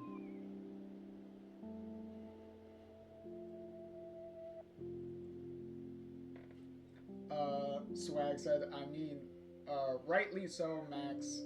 Frank indeed pulled a knife on you and verbally threatened to cut you. You have the right to defend yourself as possible. Exactly. Like you don't have to be that mad about it, Max, because, like, upset about it, because you were even if you did shoot him, you were still defending yourself. He approached you aggressively. He had a dangerous weapon. He had the switchblade in his hand. And he was threatening you. Even if you did shoot him, you would be in your right to defend yourself at that point. So, plus he's also a drug dealer, so it's not like he's gonna go to the cops or anything, even if you do shoot him. So, it's not like anything would seriously happen to you.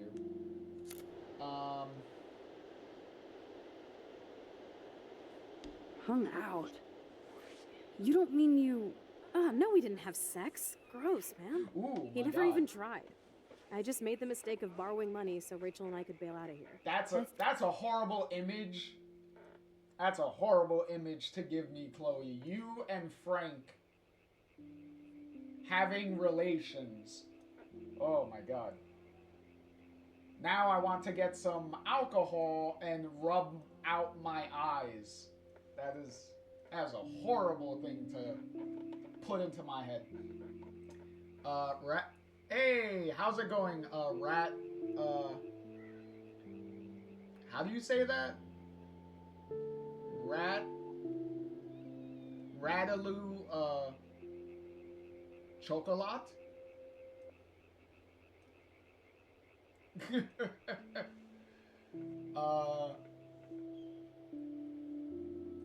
Do you mind if I call do you mind if I call you Chocolat?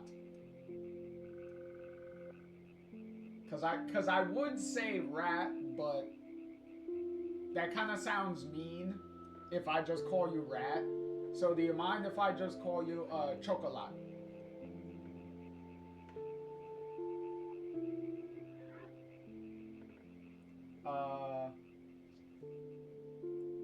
And apparently they also agree with the, I'm assuming they agree with the whole, defending yourself from the shoot,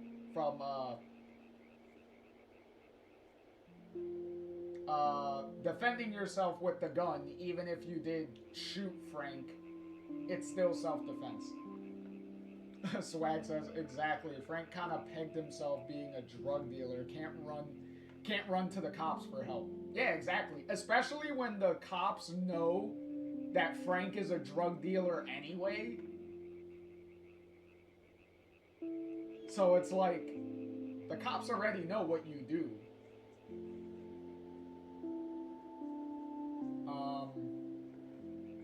Rata. Swag says, yeah, rat has a bad stigma associated with snitching. Well, in the context of this, yeah. But, of this game, definitely.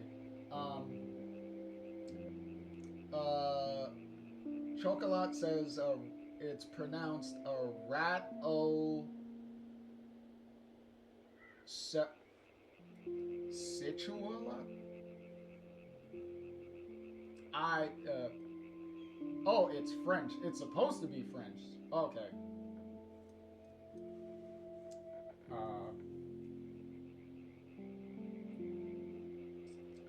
Or Choco. I think Choco's a little bit, probably a little bit better. Choco.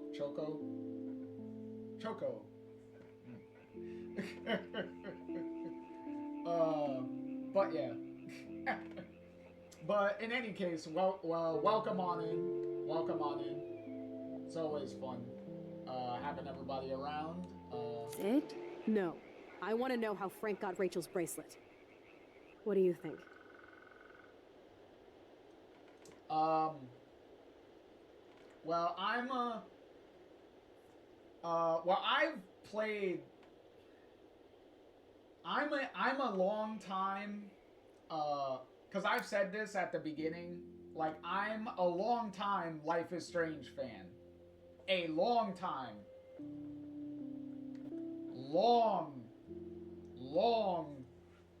Long time Life is Strange fan. Very long time. Like, I've played the original game since what, 2016? Like, ever since the, where is it? Hold on. There we go. Ever since the physical version came out, because this is the limited edition physical version. So this is the version that came with the soundtrack and the art book and everything. So ever since I got the physical version, I've pretty much been playing this franchise ever since. So this is not new to me at all. Hold on. But yeah. Thank you, Swag, for kind of giving Choco a little backstory into where I'm at in the Life is Strange franchise at the moment. But yeah,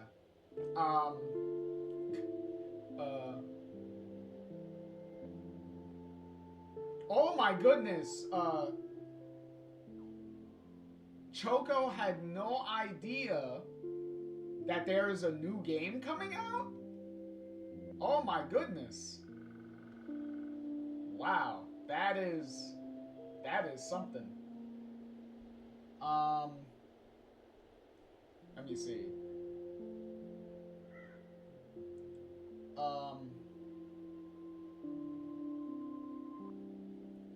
Oh yeah. Yeah, specifically the new game comes out in March. Well, Swag says 27th, but the 27th is for I think Europe. I believe that's the European release date, is the 27th. If you live in North America, then the game comes out on the 26th. So it comes out a day before. If you live in North America, then it comes out the 26th of March. Let's be clear, March. But yeah. So the whole point, to get you, to recap a little bit, Choco, is I'm doing the entire Life is Strange franchise. And I'm going through the franchise in chronological order. So we already did Before the Storm. We already did another playthrough of Before the Storm and everything. We already finished all of that. So we're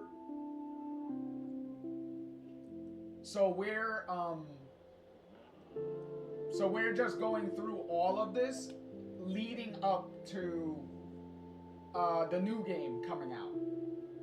So that's where we're at. Choco says, which Life is Strange is y'all's favorite? Obviously, they're asking everybody. So if anyone in chat wants to answer with theirs, like by all means, answer them with whichever Life is Strange is your favorite. I would like to pose this question to Choco real quick. Are you talking specifically which Life is Strange game is my favorite? Because if we're talking Life is Strange in general, then my answer is going to be different depending on if you're specifically talking about just the games.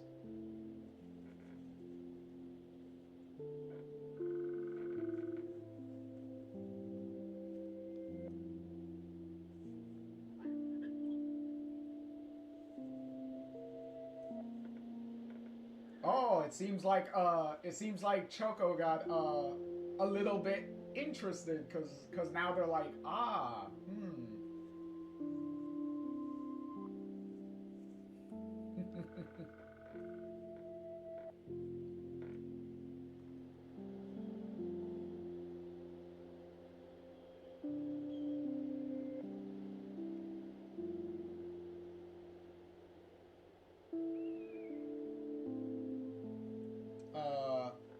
Swag says, oh, okay, I get those dates mixed up because I originally thought the 26th of March, but I seen on Twitter it said 27, so I got confused. I didn't know there was a second date. Yeah, it was confusing too, because I was watching the live stream reveal as it was happening. Because I did a live video of live reacting to the entire live stream as it was happening. So when the live stream showed the trailer, at the end of the trailer it said March 27th. But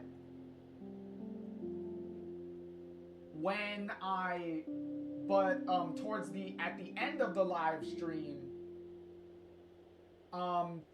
they showed, at the end of the live stream, they put out the trailer for the North American trailer, and the North American trailer says the 26th of March. So that's kind of where, like, the confusion kind of happened, because I think in the live stream they accidentally played the European trailer with the European date by accident.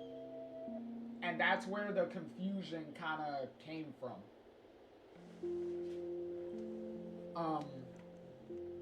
And obviously Swag's favorite Life is Strange game is Before the Storm. That's very obvious from as long as Swag's been coming into the Life is Strange videos. They made it very clear that Before the Storm is their favorite. So that's no surprise to me. And Choco said, yeah, asking about the game specifically. Okay. So the game specifically is the original game. So the original Life is Strange is my favorite game in the series so far. But yeah.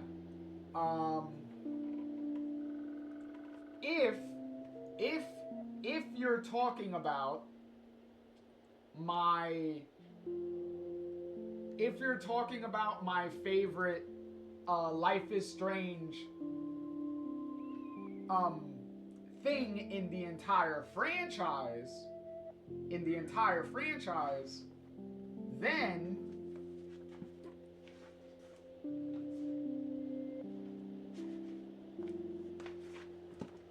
then this is my answer.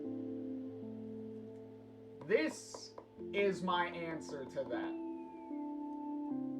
'Cause this is my favorite Life is Strange thing, period, is the comic series.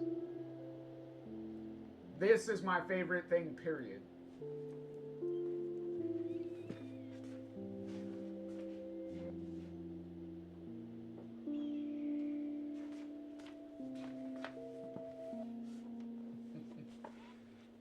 Swag said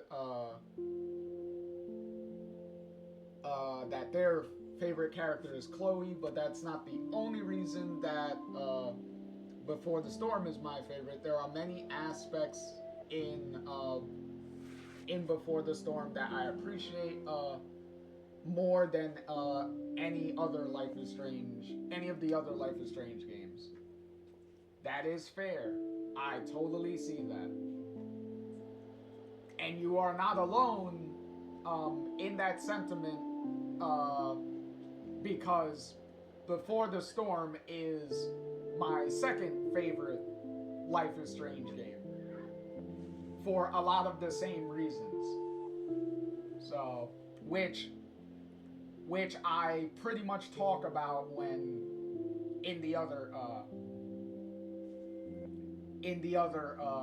in our Before the Storm playthrough. I definitely talk about all the stuff that I like about the game, and we break down various different things about the game and the characters and everything going on there, so I definitely feel you. Choco said, how cool, I never read the comics. Well, good thing for anyone who hasn't read the comics is throughout this entire, Life is Strange franchise, retrospective, you could almost say, that we're doing, the comics are going to be covered. We are going to go through the entire comic series from beginning to end. We are going to do all of that.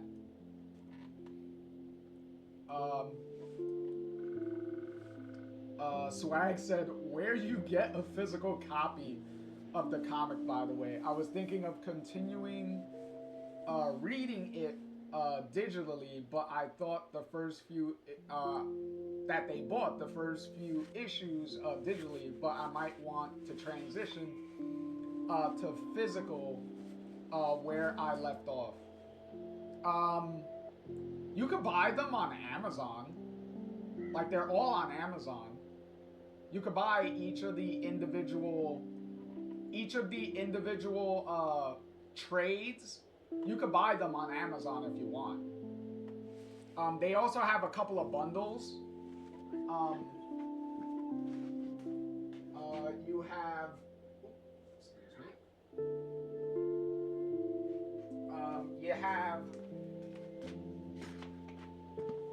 You have these two bundles. You could get this. You could get this, cause this has the first 3 trades in it. This has the first 3 trades. You could get this as a bundle if you want. And then they also have the same bundle, like this, and this has the last 3 issues in this. So you could get, hold on. So you could get these 2 bundles, and you could get all 6 of these if you want to.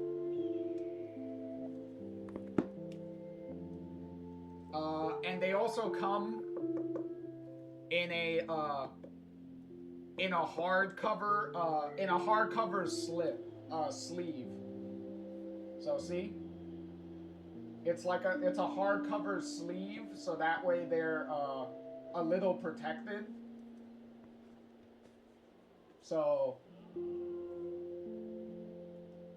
they're all in here in a nice hardcover thing.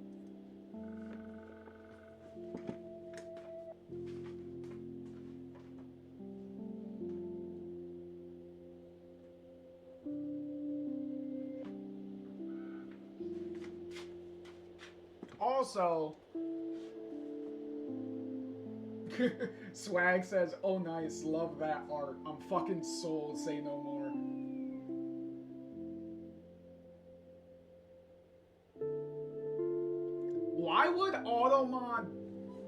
Why does Automod pick that up? Oh my god. Automod doesn't like the fact that you're saying, them suckers. I don't know why. Swag says, oh yeah, that's nice. I'm buying them suckers. Oh my god. Automod just is always on your crack for whatever reason. I don't know why.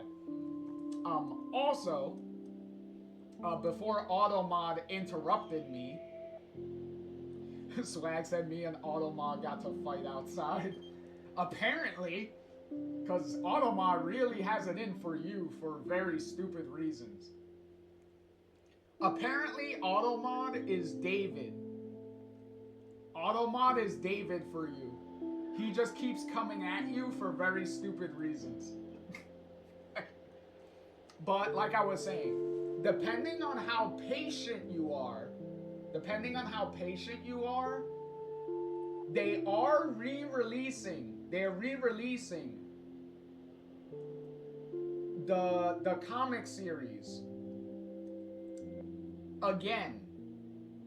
And they're doing it with these hardcover trades. So they're doing each of the 6 trades, they're making them hardcovers. So this is the first one that came out. So this is just the first trade in hardcover. So So yeah, they're re-releasing these again in hardcovers this time. So only the first one is out. Cause this just came out, I think October or November. This came out. So I don't know if they have volume 2 listed yet.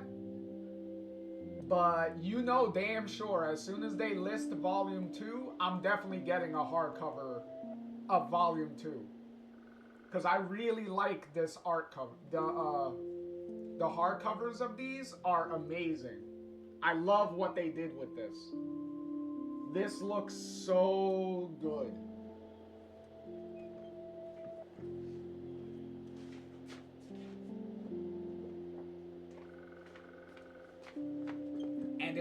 And if we're gonna get 5 more volumes like that, ooh, sign me up for all of those.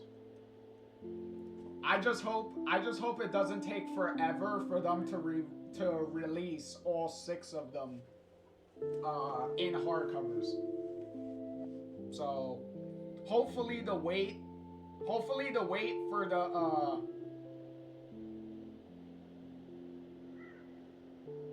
hopefully the hardcovers you don't have to wait too long in between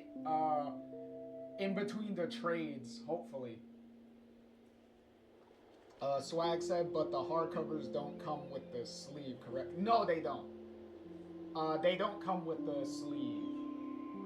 The hardcovers also come with 3 Polaroid, like little Polaroid pictures. Let me show you real quick.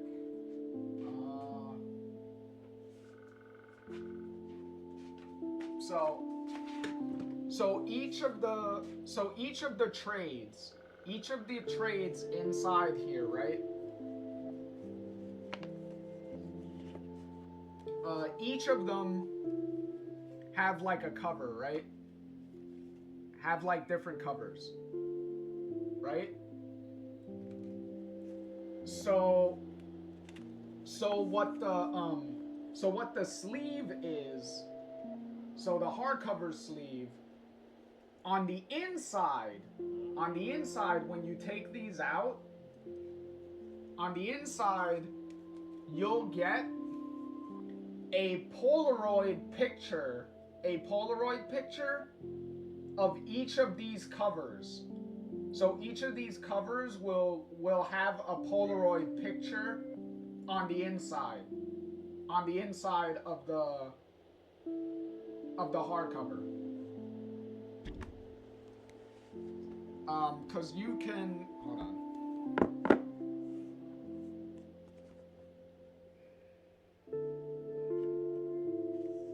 There we go. Cause it's gonna be kind of hard to see. But, where is it? Down here. You could see kind of, on the bottom here, there's a little, like, picture of 3 Polaroids, on the bottom. So you get 3 Polaroid pictures of the trade covers in this. And the same thing applies to the other hardcover bundle that I showed you. The same thing applies. The other hardcover bundle comes with 3 Polaroid pictures again, but of the 3 covers of those books. So the same thing. So you get the same, like, bonus, little bonuses in it.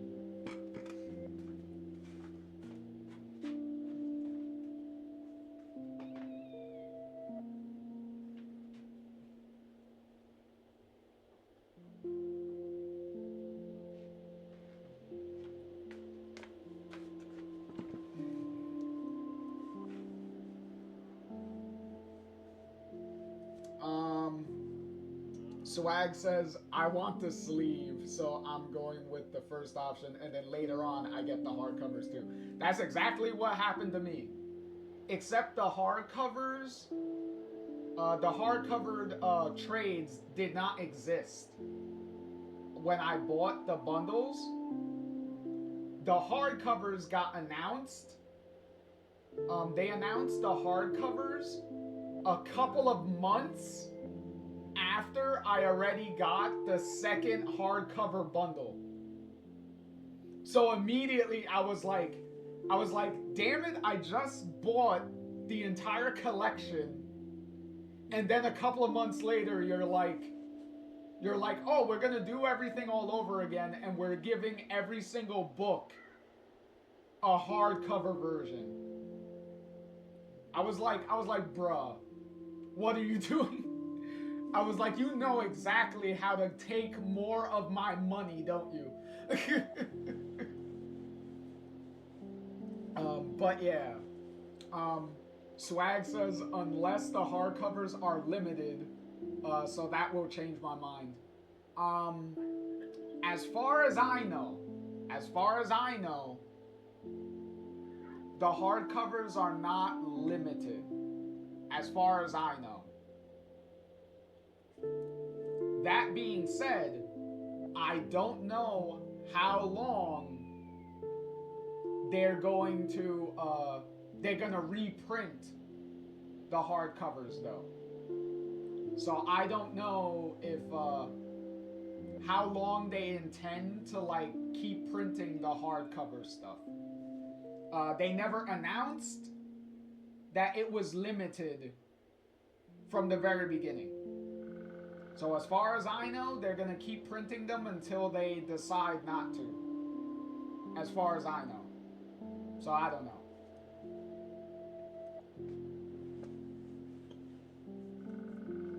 But I was gonna buy it regardless. I hope it sells well though. I hope it sells well. Because I want to see the other 5 books get hardcovers also. So I really hope the first one sold well, and that guarantees that they're gonna keep doing it. So I really hope it does well. Swag said, okay, I'm gonna ponder on this. Let it stew a little bit more. Yeah, don't make a rush decision. Just think about it. Just think about it.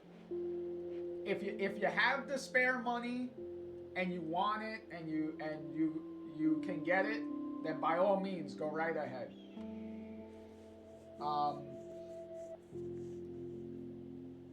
Swag says, yeah, I hope they keep doing it. Yeah, well that's the key. That's the key. Remember, money talks. So if it makes the money, then they're gonna keep doing it. So I hope it makes money.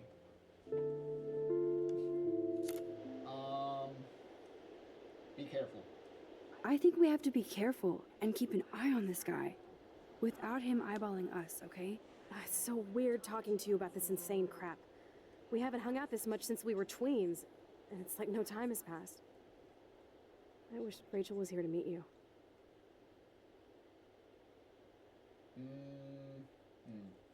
Do you think that Rachel and I would have been friends? You're not that different. She has a great eye for images and for art. Plus, she's a smartass like you. We would all be hella best friends forever. I know she... Oh, this conversation hurts.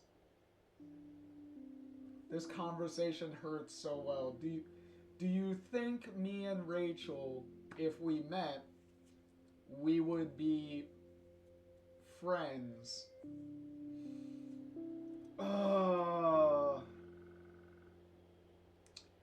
Well, I have news for you. Max. let's just say, Max, in one timeline, you will actually get the chance to put that theory to the test. Let's put it that way. Swag says, I'm broke. I spent a bank on the digital and physical collection of the new Life is Strange game.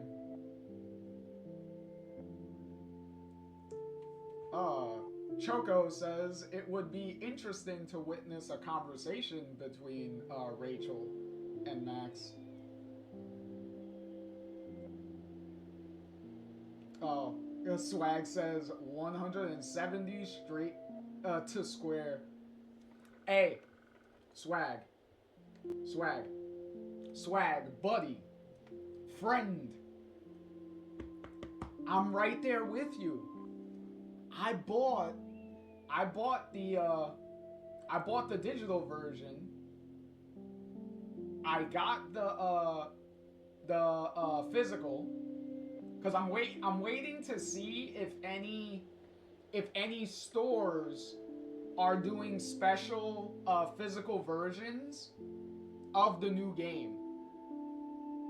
Because depending on if the stores are doing special physical versions, I may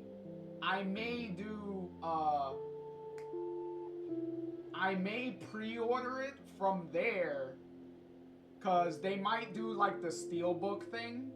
So if they do the Steelbook thing, then I might pre-order it from whatever store is gonna do it, and then get the Steelbook for it.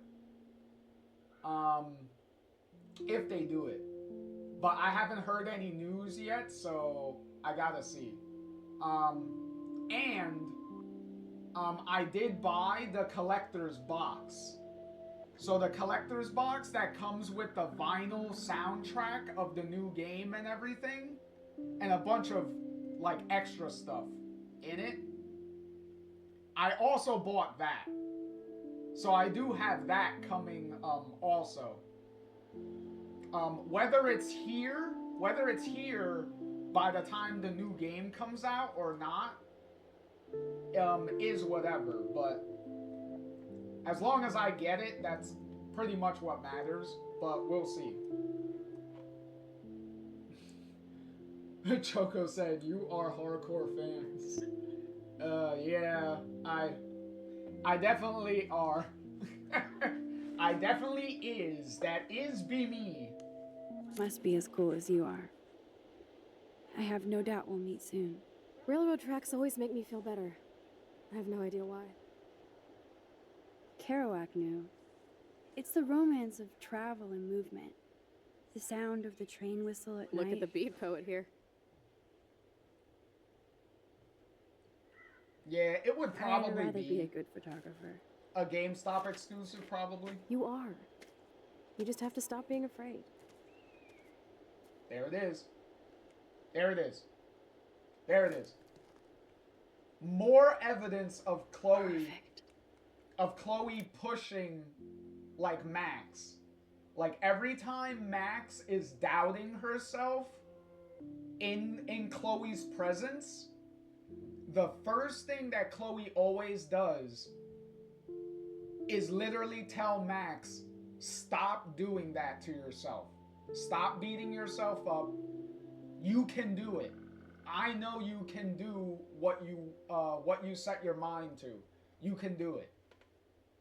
That is always Chloe's reaction throughout the game. Every time Max doubts herself around Chloe, Chloe immediately, you can do it. I know you can. Stop beating yourself up. Like, it's a constant thing that Chloe does with Max throughout the game. There's another example of it.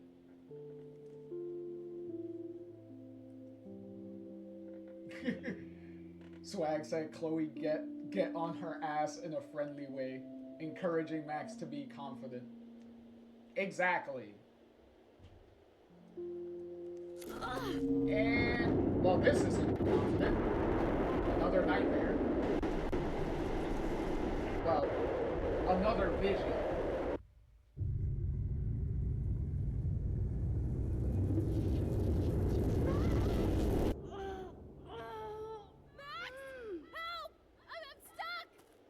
Hold on, Chloe. Oh, here we go.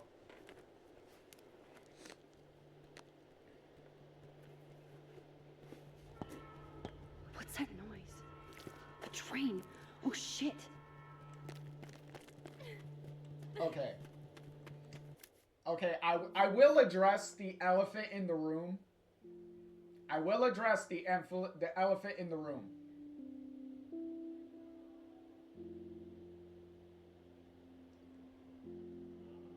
Chloe's foot is clearly not stuck to the train tracks. Clearly, it's animated. It's not animated enough for the foot to be stuck in the train tracks. So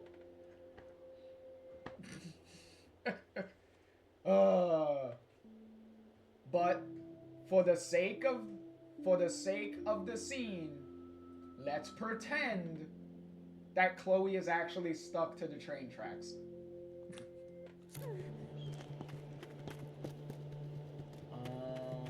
Where's the crowbar at?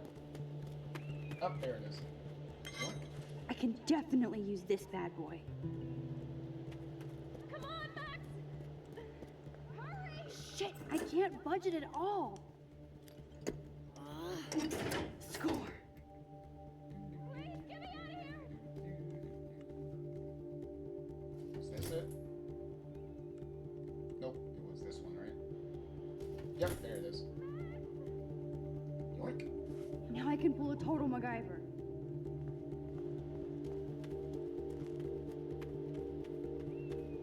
The train's coming! Max, please! I know. Relax. Awesome, it's not locked. But which wire to cut? Now that's the right cable. Yoink. Yes, I did it.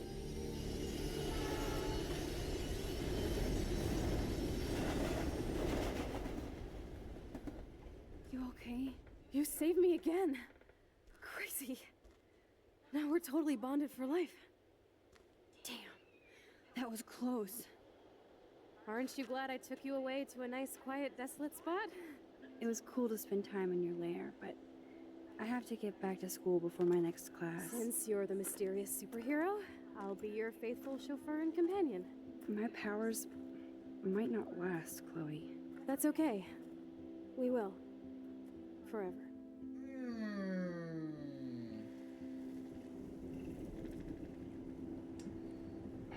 I certainly hope so, Chloe. I certainly hope so. Thanks for the ride, Chloe.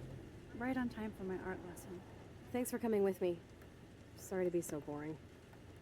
Nothing exciting ever happens to us, right? Listen, your rewind power has to be connected to that snow yesterday. That might explain your tornado vision. Cause Swag said, I had also heard people complain about Chloe getting caught in the train track, saying Chloe deserves this for laying on them.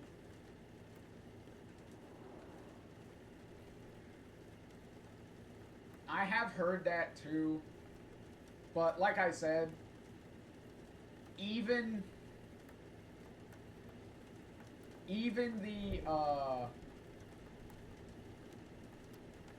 the fact that she didn't even look stuck, like, at all. Like, yet again, it's a consequence of the game, like, how the game was made. It didn't look believable that Chloe was even stuck to begin with. Because if you look at her foot, like, how are you stuck? So, and why, Swag said, and why Chloe got up on the side of the train, but not got up from the opposite side. Chloe might got hit from escaping the train. Yeah, exactly. Like, you're going to get up in the direction that you're gonna stand. So, obviously, you're gonna go to whatever side is right in front of you. So, that's how that works. But yeah, there's a lot of scenes in not scenes, but there's a lot of there's a couple of ways that you could get Chloe out of the train tracks. There's a couple of different ways you could do it. Like, the way I did it is usually the quickest way that I do. As you can see, because I literally blitzed through that really quick. But there's other ways that you could get Chloe out of the train tracks. I just did one way. But the game gives you different options on how to achieve the same goal. So you kind of figure it out. Which is kind of nice that they give you other options. And it's not just one specific way to do it, there's other ways. Explain what? Snow equals a ginormous twister that takes out Arcadia Bay? You're high. Wake up, Max. You saved my life twice now. You altered the course of my destiny, yours, and whoever. Do you know about chaos theory?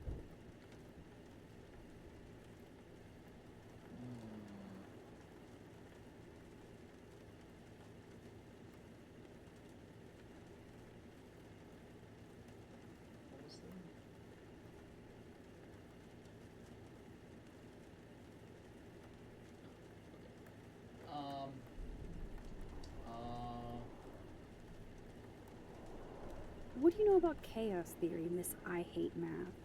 5 years ago, asswipe. Some people change. And your situation is the perfect storm for quantum physics. Why me?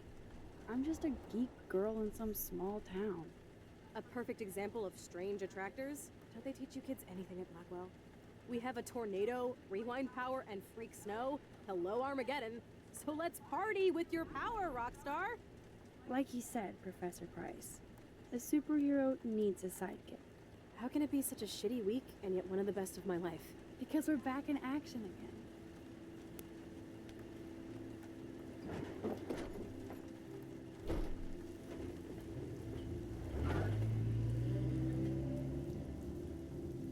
I will say, as far as Before the Storm goes, if you paid attention, Before the Storm did a pretty fun job in making Chloe's truck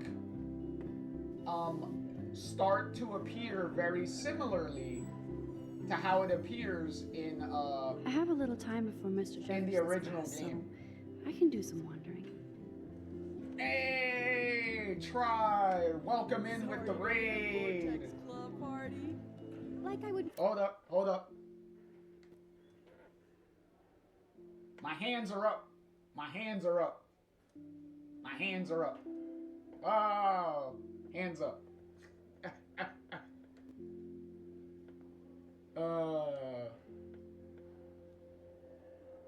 Welcome in, everybody. Welcome in. Hey, I got to do the hands up now.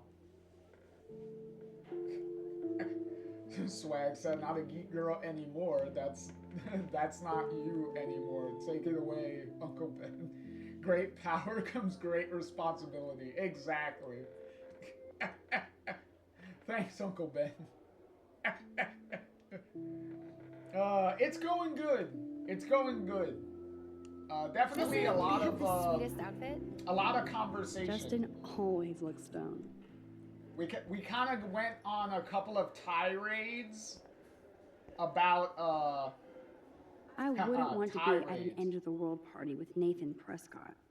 We Too went much on a couple of advertising. tirades about certain characters and stuff, and how certain certain characters are characterized or lack of characters. Proper How many students ever actually characterization, memorize all this shit?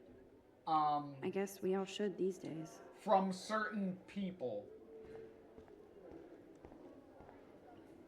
I swear, Principal Wells always looks distressed.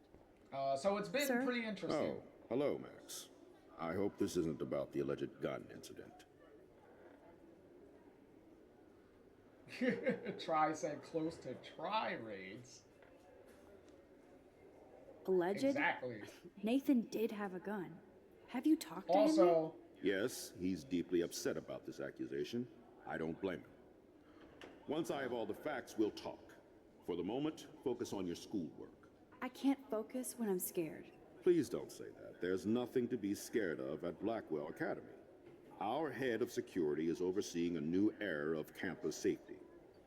also, ads are coming up soon, so ads should be playing soon. Swag said, speaking of Spider-Man, I appreciate that Max puns in this game, like the Amazing Spider-Man, for example. Yeah, exactly. She has like nerdy, lame puns, like Spider-Man does.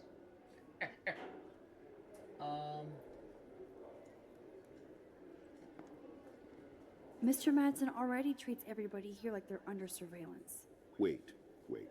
Do you see a pattern here, Max? Probably not the same one you see. It's very easy for you to instantly accuse people of doing terrible things. Nathan, Mr. Madsen, who's next? Now, if you'll excuse me, I have a meeting. Fucking asshole. Max, I have a meeting. Excuse me. What meeting? You're still standing here doing nothing. Go to your meeting if you have a meeting. Like, why are you... Whatever. Carrying a gun to class is cool, though.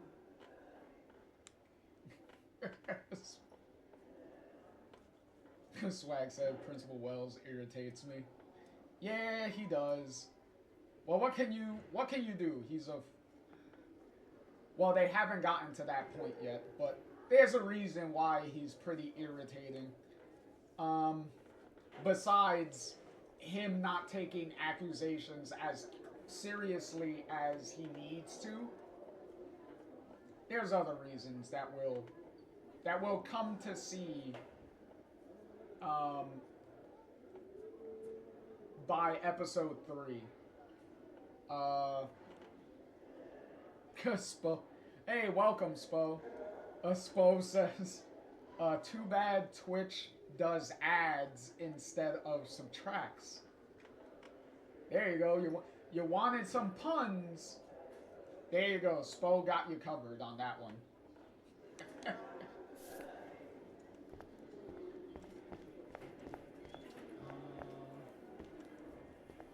Look at this. It's the invasion of the Vortex Club.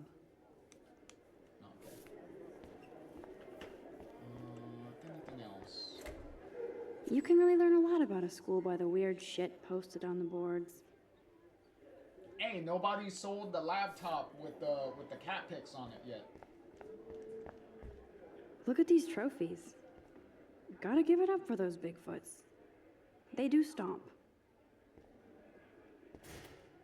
Try said we'd be left feeling lacking. Exactly. Zachary always looks like he's ready to throw a football. In relation to the ads rather than instead of subtracts. Hello, Zach. Yeah. Sup, Max? It's weird to not see you without your camera. I'm always taking pictures with my eyes. I bet. As long as you don't talk to everybody about all that shit with the sext and Victoria.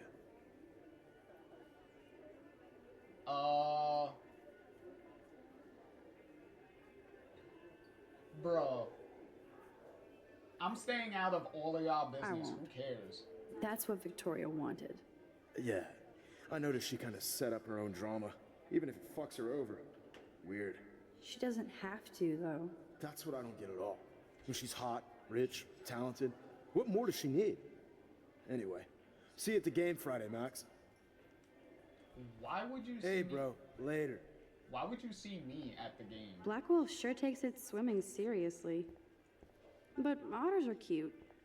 Go otters. Desperate much? Max doesn't... We're already here. Max doesn't strike me as the girl that would go to football games. I'm going to find out what happened to you, Rachel. Hello, climate change. Does anybody believe this shit?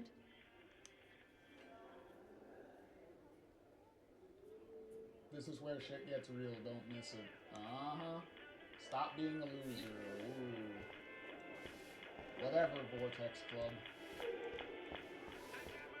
Hey, I can't talk to Samuel. Why can't I talk to Samuel? This is an injustice. We can't talk to him.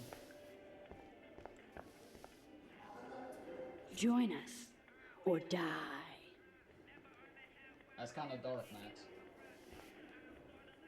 If I was normal, I'd be super excited about going to a major shindig.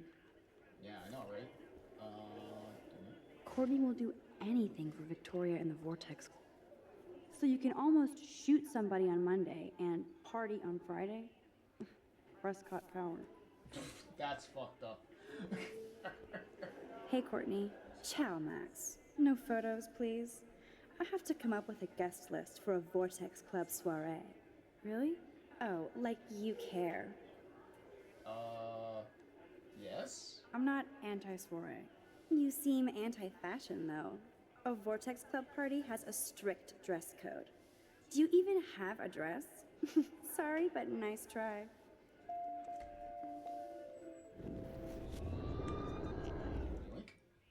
Hey, Courtney. Ciao. Oh. I'm sure the Vortex Club has a dress code. As you can see, I would need your advice on what to wear. Thanks, Max. I didn't think you noticed high fashion. Tell you what, I'll put you down on the guest list, and before the party, I can give you some tips. Cool. Thanks, Courtney. I'll send you the party info later. Back to the list. There we go. Also, Max, Can't wait to doll you up. Talk soon. Also, Max, I also need to let you know, why were you talking to yourself just now?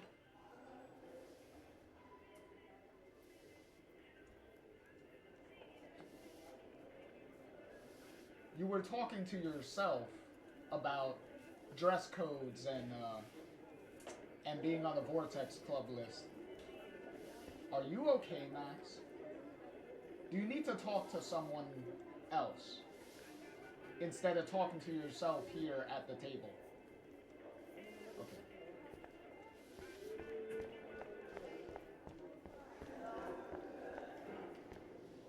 Trevor surveys his domain. Now, why would Frank Bowers have your bracelet? Yes. Good thing I left my AK at home. Why indeed? I should feel lucky to be here. You should. If my tornado vision came true, it would be the end of the world. Hey, there's David. If only I knew what David Madsen was really up to. What's going on, Excuse David? me, Mr. Madsen? I know things got a little heated yesterday in Chloe's room. Was that really your reefer? We're already this deep into it, and we're not stopping now. Yes. Yes, it was. You know that marijuana is almost legal in Oregon. I can get it at Blackwell. Are you gonna bust me now, Mr. Madsen? Even I'm not that much of an asshole. And I am sorry about yesterday. Sure I was you are. wrong, but upset. Cannabis is not a big deal to you, but it has been to Chloe. You're a combat veteran. She's no threat to you. If I didn't care about her, I wouldn't care at all. When I was her age, I was out raising a lot more hell. She's better than that. All you kids are. So is Kate Marsh. Here's the thing, David. Here's the thing. You know this conversation that you're having with Max right now about how bad, like, weed is and that you're better than that and you don't need that and whatnot. You see how calm and overall collected that you're talking to Max right now? maybe if you were like this a lot more, especially in relation to Chloe, maybe you would actually get somewhere in your relationship with her. Just saying. Because this is technically a conversation that you should be having with Chloe, not with Max. Just saying.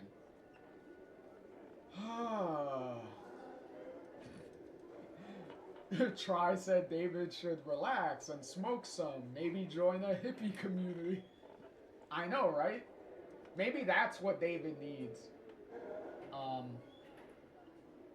Alright, we're not gonna antagonize him. So we're just gonna ask. What about Kate? You stepped between us at a pretty bad time. She's another matter entirely. Kate hasn't done anything wrong. Max, this isn't just about Kate Marsh. My concern is for the safety of all Blackwell students, including you. That'll take more than surveillance cameras. It will take more than Ms. Grant and her petition to find missing students. Isn't that your responsibility as head of security? Unless you know something about Rachel Amber that nobody else does. I don't want to fight with you anymore. I don't want to fight with anyone anymore. That's all, Max. You best not bother chatting me up now. And then he immediately goes back to being like the only asshole. I thought you said you weren't that much of an asshole. Way to prove yourself wrong, David. Warren, what the fuck do you want?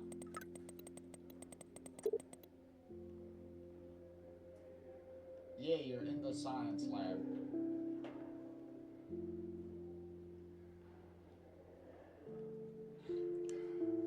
Whatever. I still have time. I could go see Warren playing mad scientist in the lab. Oh, Max said she still has time. Luke is always using the phone as a shield to avoid people. Victoria and her friends shopping I for the bet. party. That reminds me, I have to score some weed from Nathan. Juliet is laying the smackdown on Zachary.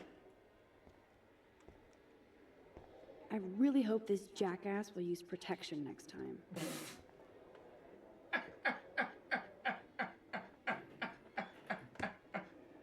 Oh, you tell him, Max. That's funny. I'm sorry. Maybe this asshole will use protection next time. Oh, funny.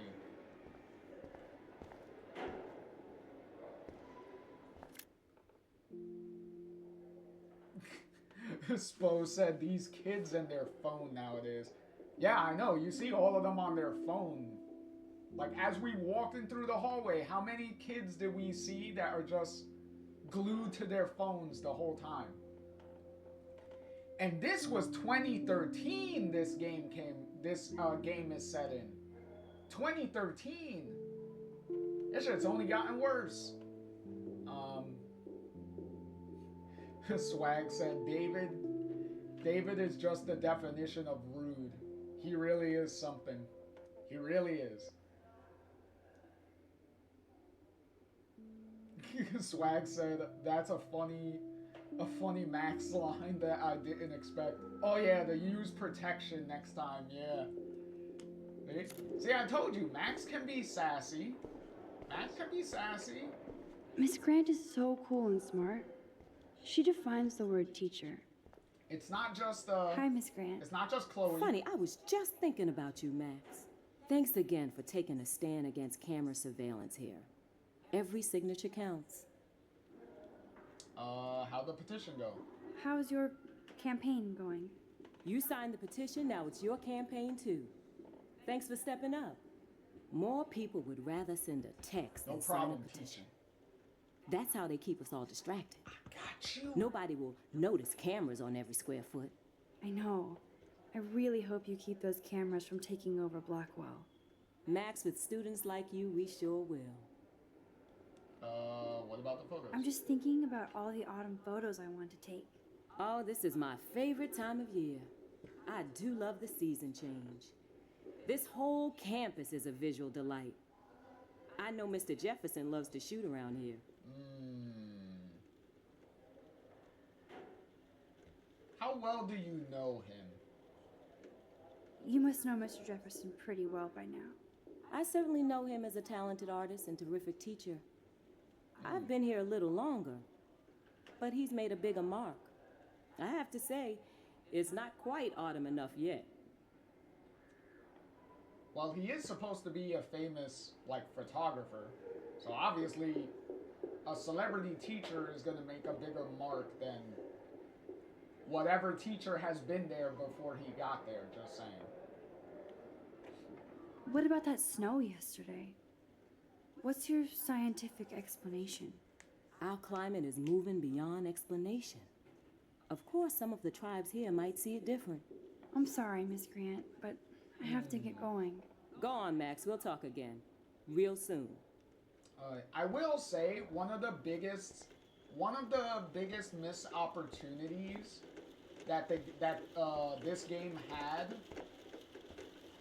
Da Vinci was a boss. Was the game does a lot of talking about Native Americans and what they've done and everything. But there isn't a Native American character in the game that you can talk to and like interact with. I bet if I touch the glass, all these creepy sea critters will pop up. And try to like get information from. Because that's kind of a missed opportunity. Because they talk a lot about Native Americans and stuff like that. Especially in the environment and stuff. Like you do have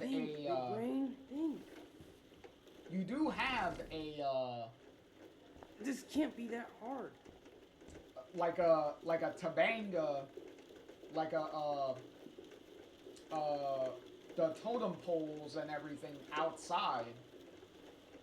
So it's not just talking about it. In the environment there is, and you would think that there would be a character to kind of drive that home a little more. Kind of a missed opportunity. Bring me the brain. Also, how's it going, Legends? The legend is finally here. How's everything going?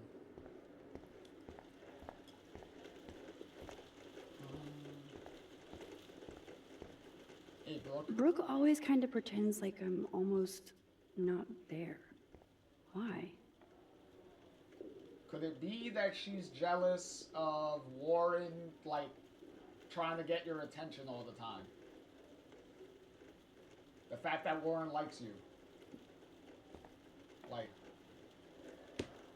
could it be that? Howdy, Brooke. Hi, Max. Making your daily rounds? Because it's not like Brooke has been very subtle about her jealousy, Max. Just saying. Oh, good, Legend. You got home safely. I'm always glad to hear that you get home from your board game nights. How was your drone? Miss Grant busted me flying it over the parking lot. She's all jacked up about surveillance bullshit. Like I was spying on Warren's new car. You already planted a GPS on him? I borrowed the one he has on you. I hate to hit and run, but... Don't let me get in your way. So long.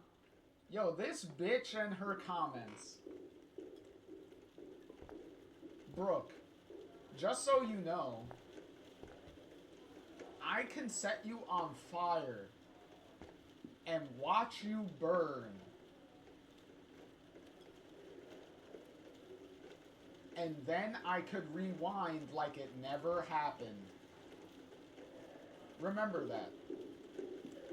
Remember that. Hey, Rachel, you can help me with burning her, right?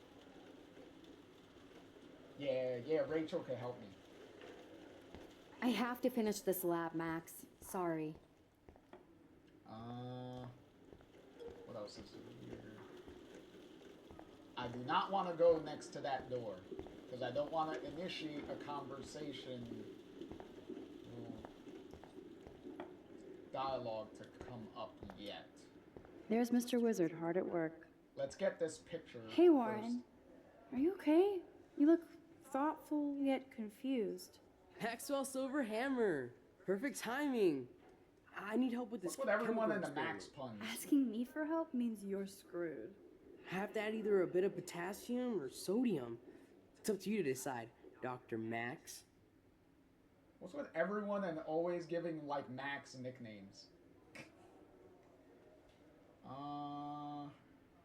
Well, it doesn't really matter because we have to. Godium. Godium? That's the worst pun I've ever heard. Yet Max has spoken. Sodium it is. Because we have to do some trial and error before we do the real choices anyway. So. Damn. Zip. Nothing. Nada. Oh, whoops. I did not want to do that yet. Can we talk to Miss Hi Grant? again, Yes, Miss we Grant. Right back at you, Max.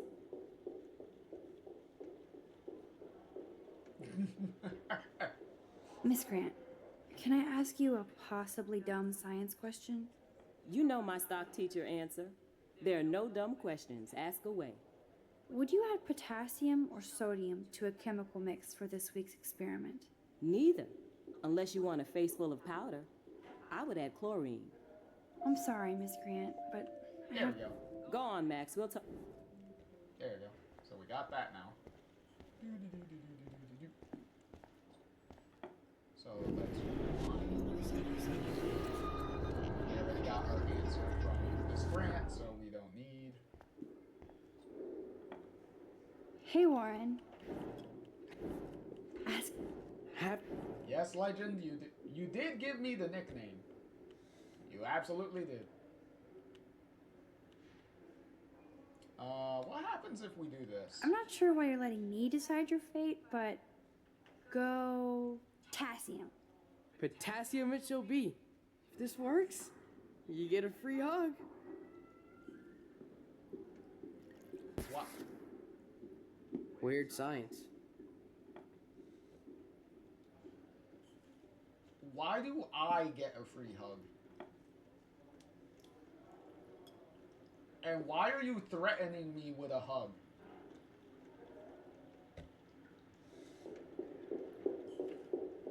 Yes, I am a scientist.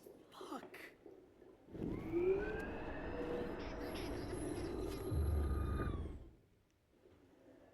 Hey, Warren.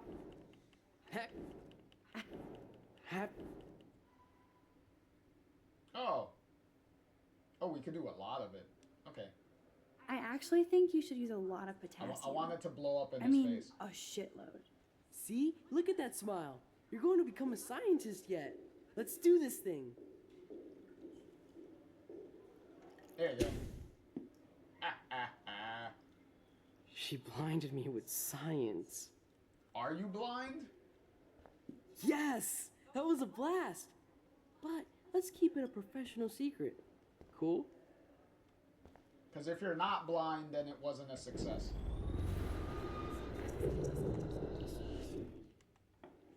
Hey, Warren.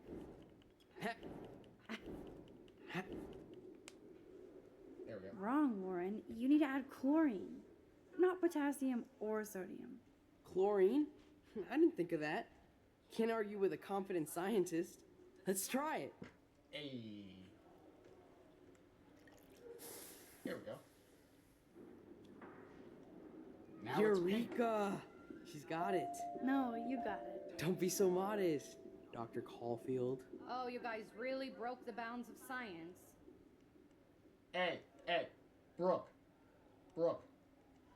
What did we discuss? I will set you on fire and watch you burn. And then I will rewind like it never happened. And Rachel's gonna help me. Okay? So, shut the fuck up with your comments. Alright? Alright. Last time I'm gonna fucking say it.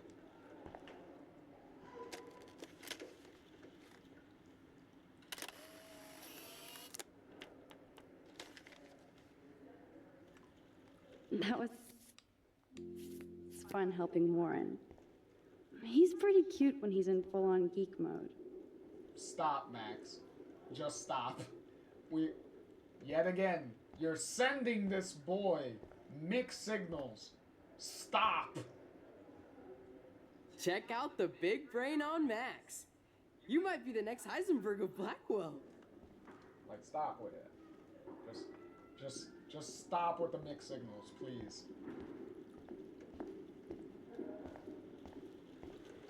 Again we meet, Brooke. This is true, Max. Oh, wow, you actually... Okay, you do have I'm it. helping Warren with his latest experiment. Oh, I guess he needed a neophyte assistant so he wouldn't be threatened. But you came to his rescue anyway.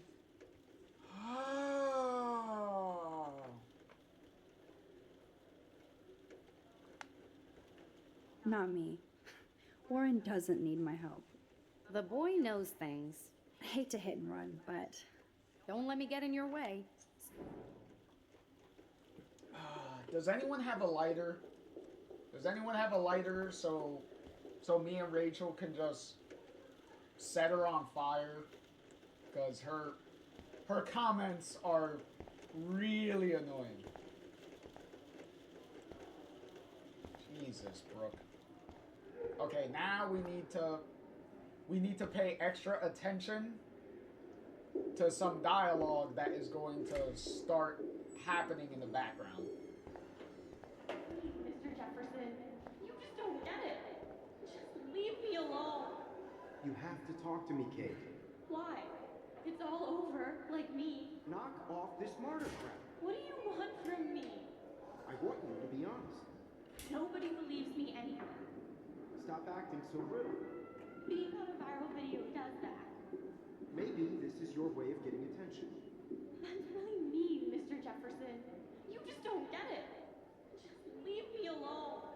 You have to talk to me, Kate. Why? It's all over, like me. Knock off this martyr crap. What do you want from me? I want you to be honest. Nobody believes me anyway. Stop acting so rude. Being on a viral video does that. Maybe this is your way of getting attention. That's really mean, Mr. Jefferson. You just don't get it. Just leave me alone. Some people miss that dialogue. Wonder why they don't use real skeletons. Because what most people end up doing is immediately just walking up to them. So you can't help me? I'm trying. But you have to understand my position. Why? You don't understand mine. Kate! Kate! Come back! Stop! Don't come near me! Come back! Come back, we could talk this out. We could talk this out. We could talk about this. We could Please, leave me alone. We could talk about it. Come on, come on, come on. Damn it. Well, I tried. But yeah, most people just get close to Kate and Jefferson and they totally miss like the first part of their conversation. So they pretty much so you accidentally interrupt their conversation. I love how Evan is so above the Vortex Club and everything else. And you don't get the full picture of what Kate and Jefferson were talking about. Yo, Maxwell Smart. Talk later, cool? Cause that doesn't make Jefferson seem very compassionate now, does it? Makes him seem very I bet questionable. Mr. Jefferson has had to deal with a lot of troubled students. Especially talking to Kate like that and pretty much victim blaming her over that the video. Not great. Excuse me, Max. Can you come over here? Sure. Bro, I was just talking to you. Is everything okay? Sorry to bother you, Mr. Jefferson. I'm only bothered when you avoid turning in photos. The game But you lied know to this. me. So what can I do for you, Max? That's bullshit. You saw that. I went to talk to him, and the game cut to a scene to make it look like I was going into the classroom and avoiding him. Fucking bullshit. It lied. Just between you and me, I'm worried about Kate Marsh. That's no secret. Word on the street is that you and Kate had a little confrontation with our security chief yesterday. You mean David? I stepped in between David Madsen barking all up in Kate's face about something. She doesn't deserve that. Of course not. Mr. Madsen isn't the most gentle soul. Do you have proof he instigated the situation? My word isn't good enough? The one time I choose not to take a picture. Always take the shot. My #1 rule of photography. And Max, I promise this matter is being discussed by the faculty. I assume you know about this viral video? Yes, we do. Also, it's not my fault I didn't take the photo because the game wouldn't let me. Even though, by the logic and rules of the time travel powers, I should be able to take the photo, rewind, defend Kate, and still have the photo. But in that particular decision, the game doesn't let you do that. So the game kind of contradicts itself with the rules that it sets up. That one time for how keeping objects works.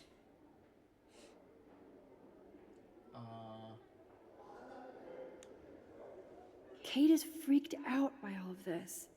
She can't do homework while she's being tormented on a daily basis. What if Kate brought this on herself? She means well, but maybe she doth protest too much.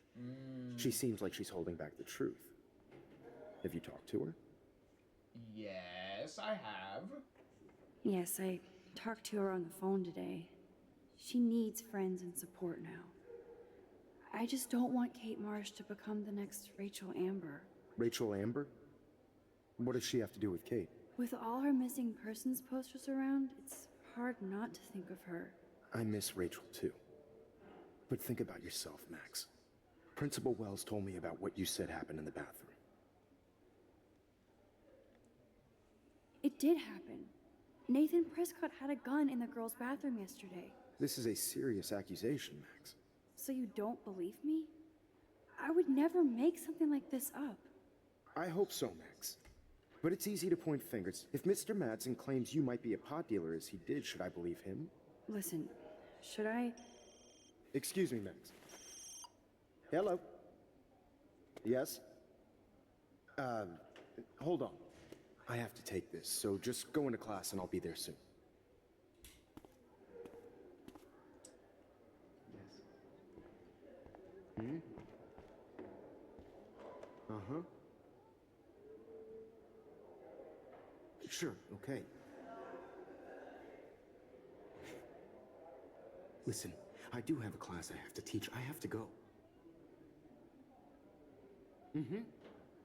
Okay, I'll do that. Oh, I know. That makes sense. Huh?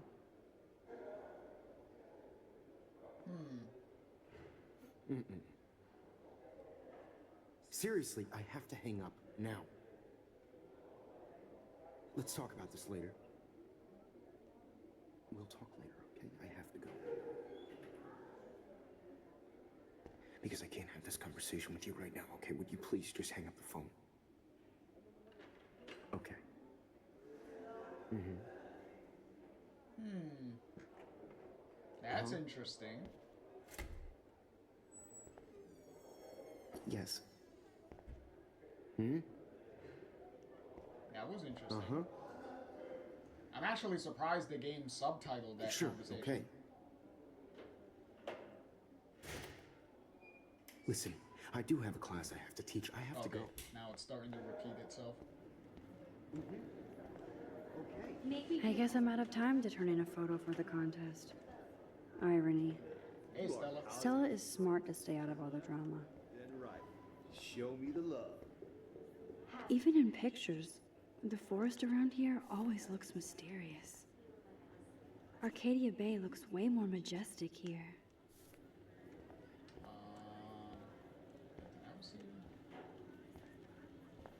Whoa, Mr. Jefferson is not messing around with that monster. He probably paid 20 grand for that camera. I bet he gets pristine digital images. But I still dig my little instant camera. That's an interesting camera there, Max. Hey, Alyssa. Alyssa really lives for her classes. And last photo of the episode. Oop. There we go.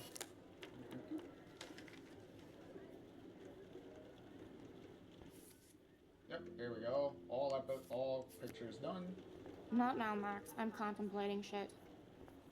Hey, Max, stop talking to Kate. And go talk to Kate.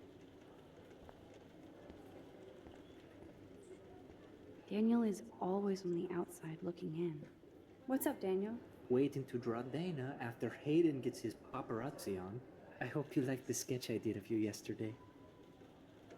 Yeah, it was fine. Love. And it's my new avatar. Excellent. I got tons of likes on FB.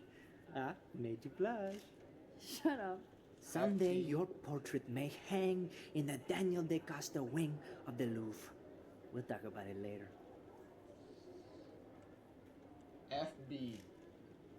That's a great sketch of Dana. Daniel is the real deal. It said Dana ooh posing. Okay.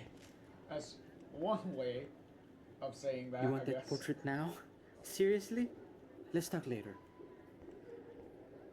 It's hard to not like Hayden because he just doesn't give a shit.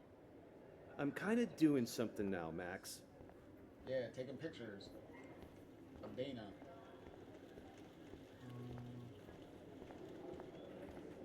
Dana is ready for her 15 minutes of fame.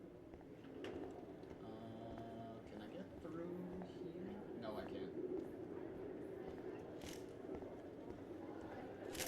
Can I look at Taylor? No time to talk, Max. Posing in progress. Can I? Do you think Max will be pissed we're sitting at her desk? Oh, I'm sure she'll report us to the principal. Like I give a flying fuck. Or she'll run to Mr. Jefferson, like he gives a shit. Like anybody does. Max is such a little... Shh, I think she can hear us. Yeah, I'm sure I'm supposed to. So cool to see Mr. Jefferson's actual published pictures. Gives me hope. Well, that's one way of saying it. I like Taylor's artistic side, not her personality. No time to talk, Max. Art in progress. Hey, Chloe, stop talking shit to me, okay?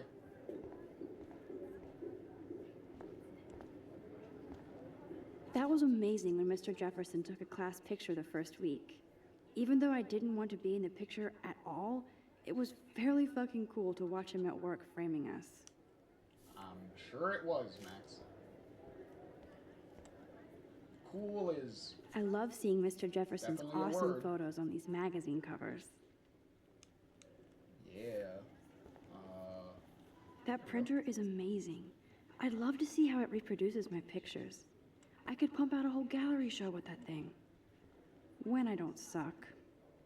Someday.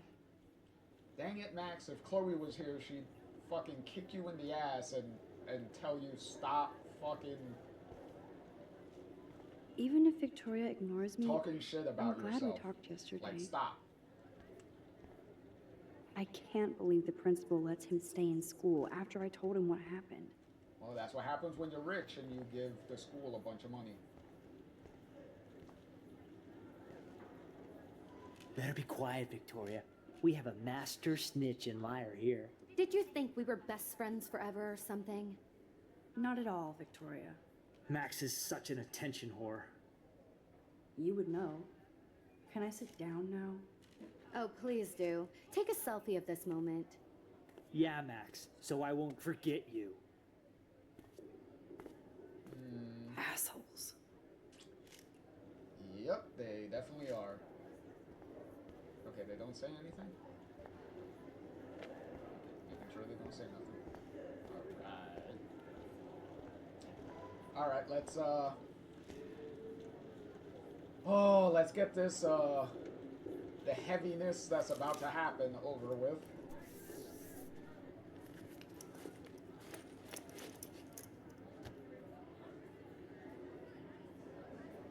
Hey, Kate. What are you doing? Okay, why is David taking photos of Kate? I don't know. Now, this is so wrong and weird. Well, wrong and weird is definitely a word.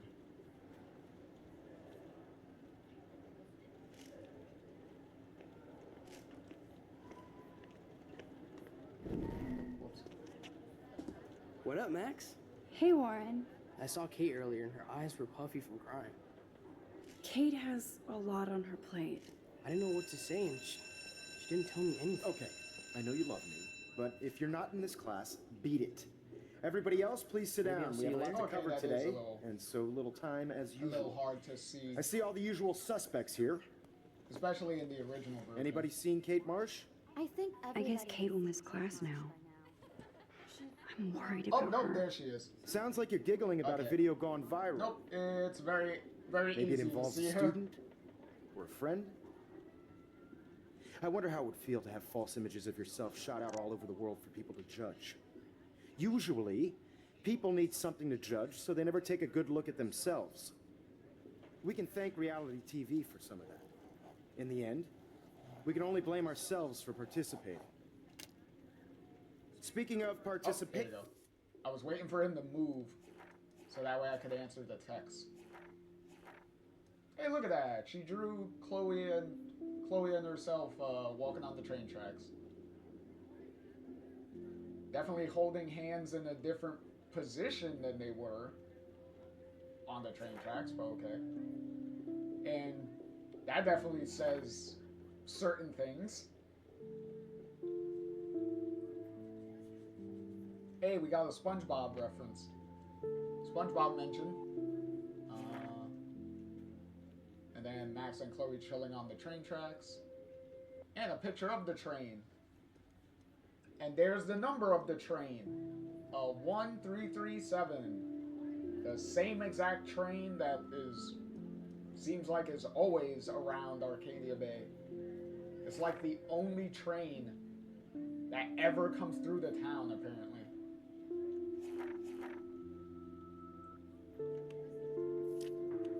Oh, there's Frank. Here we go. We got Frank's little journal entry. So there we go. Reservoir Dogs. We got that mentioned.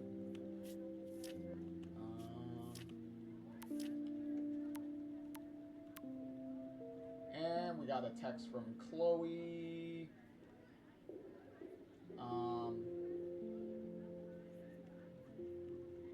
Okay, what did she say?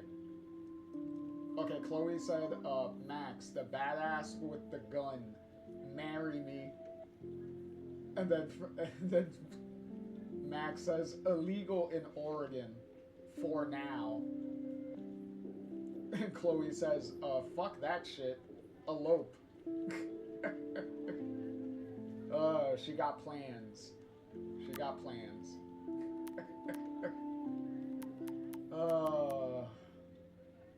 At least I get to laugh. there are a few souls here who have yet to enter a photo. It's cool that Mr. Jefferson published his own little book of photo tips. Like Max Caulfield, for example, who I know can't wait to enter, right? I'm sure you read the syllabus like it was a Harry Potter book, so you must know today we're studying chiaroscuro. That beautiful word about the contrast.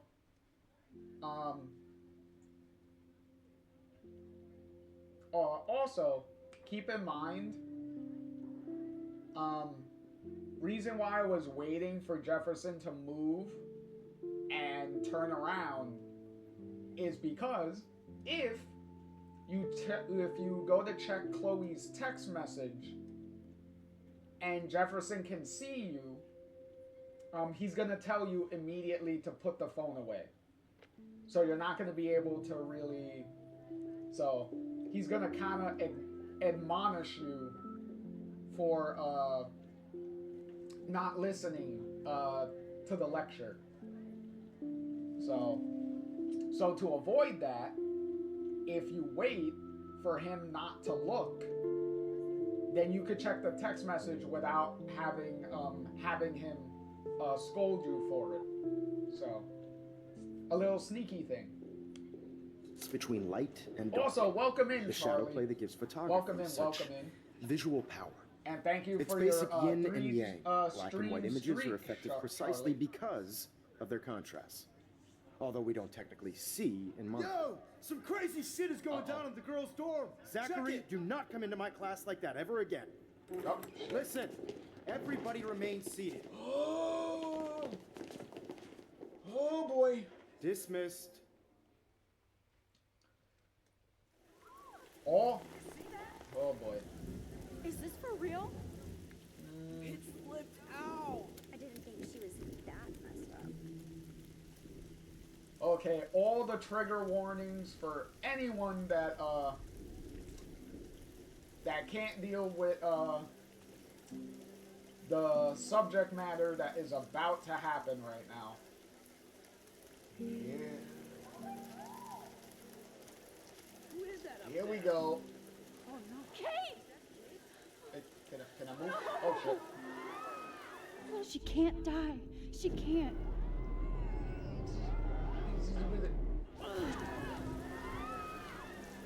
Not again. Not now. I have to try something. I won't be able to rewind again and again.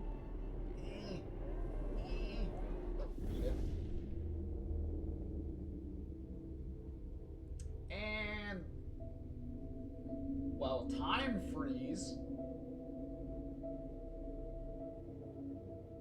See, now this was some badass shit. Going, Max. You can do it. No problem. No problem. Try. Enjoy your lurking, and as always, hashtag save Kate. Hashtag save Kate.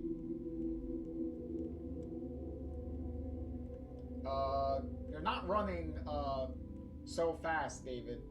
By the way, you might want to run a little faster. At least David tried. At least he tried. That's the best I could say about David with this. Yes. He tried.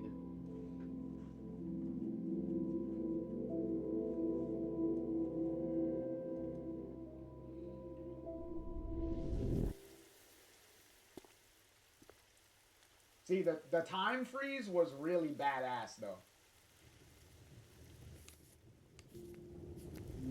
When it, What are you doing here, Max? Stop! Don't come near me. Not now.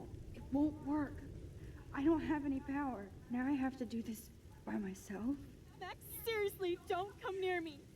I will jump. Okay. I'm girl, right here. I know you will jump. Kate. We saw it. Please. Oh, Max, A couple of I know times. you want to help me. I love that you stepped up to David, but it doesn't matter now. Nothing matters.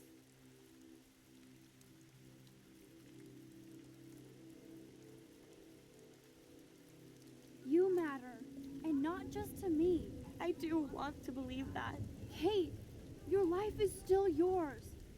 And we can get through this together. Let me help. Like I helped by erasing all that crap people wrote on your room slate. I'm glad to hear you worry about me. That makes me feel better. See? All that stuff. All the little stuff in relation to Kate that you've been doing. It adds up for this moment. For this moment to talk her off the roof. To talk her off the ledge. This is what it was building up to the whole time. Without you even realizing what you were doing. This is where it leads. It leads to this. And also being very observant to what Kate, in Kate's room also, is gonna pay off there of paying attention to what is in her Of course room. I worry. You're my friend, Kate. I did feel better talking to you on the phone. I always feel like you really listen. Kate, please trust me. Come stand by me, okay? I can help you now. I know I can. This morning I erased the web link to the video. It was written on the shower room mirror. Are you serious? Thank you so much. The fact that you don't care about that video and would come up here to stop me means a lot. There we go.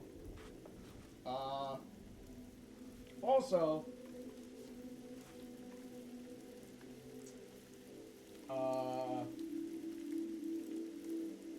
had a thought from what she said, and then now I lost it. See, and obviously you can't rewind, because the game tells you your powers are not working right now. Mainly because you overstressed yourself to do the time freeze. So as a consequence, your powers are currently on cooldown right now. Because you overstressed yourself with using it. So time freeze definitely comes with a cost. So there you go. But yeah. Alright, so Nathan? Of course. Like I said this morning, I think Nathan is involved. I just need time to prove it. And I have a way with time. You sound so persuasive, Max. If only. Kate, I believe you. Will you believe me? Please. You don't have to do this. Max, I'm in a nightmare and I can't wake up. Unless I put myself to sleep. Then everybody at Blackwell can post pics of my body. I'm horny on the internet forever. No wonder they call it a web. Nothing can ever get out. Like my video. I wish I could go back in time and erase everything. Aha, funny story about that. Kate.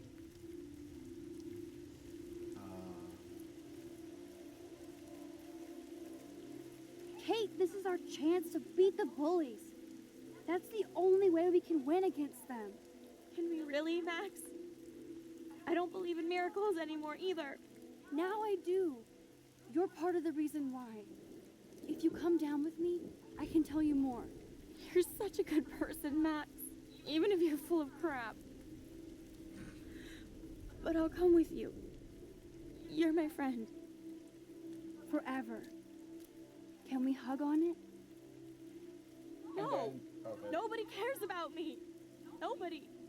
Yeah, I will say the inconsistencies with the, especially right here at the end, it made it seem like she's gonna come down, and then it's like, oh no, there's one more voice check. There's one more dialogue check that you have to get past.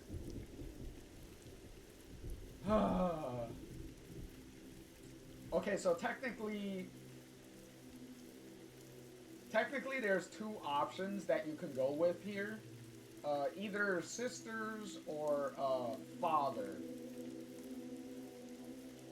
Because her father is the only one that's actually supporting her out of her parents.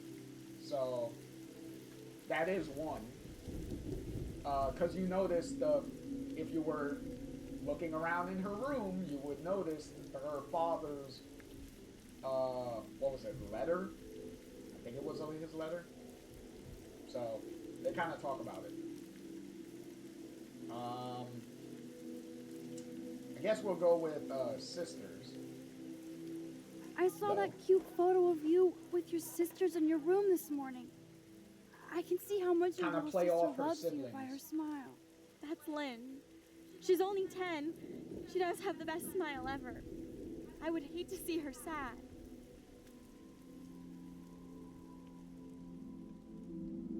And obviously success. There we go. I'm sorry. Sorry. What are you talking about? You saved me from talking in class. Nice try, Max, with trying to undercut the serious situation with a joke to try to Now, I cheer know her up a today little was bit. difficult for everybody, but I'm so proud of the way Blackwell pulled together to save a young girl's life. How did Blackwell pull together to save her life? Last time I checked, Max is the only one that saved anyone there. So, just saying. Just saying.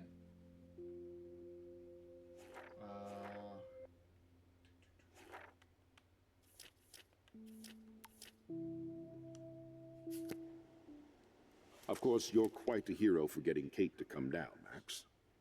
I didn't do much. She's modest. Like a real hero. Yeah, real hero. As principal of Blackwell Academy, I take my duties seriously.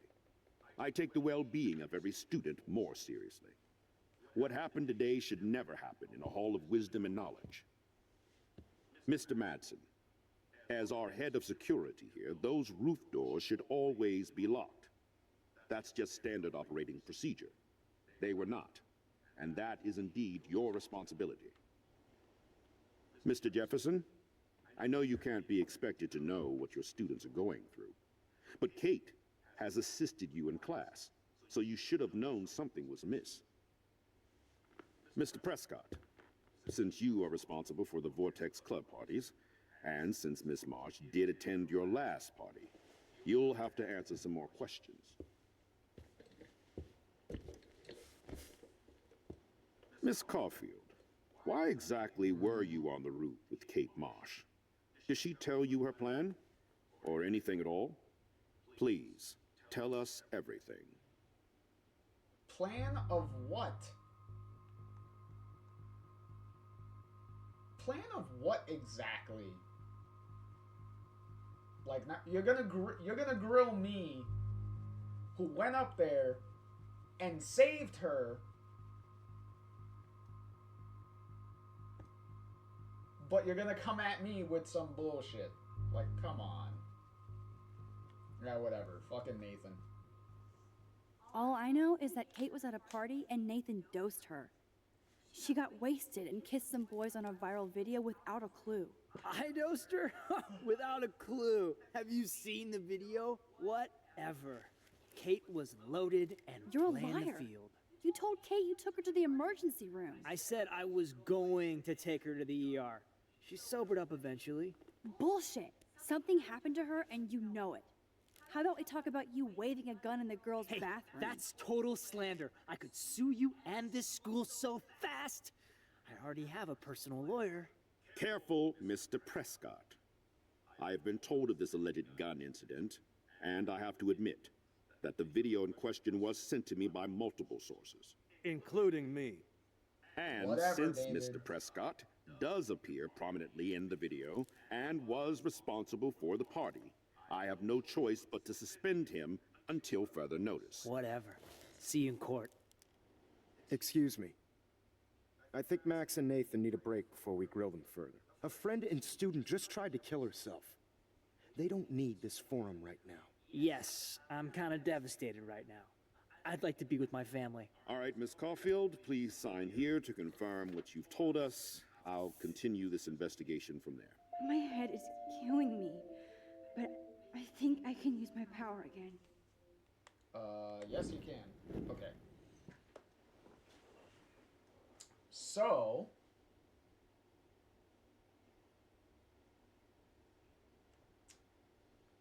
we are going to sign this, because Nathan's an asshole.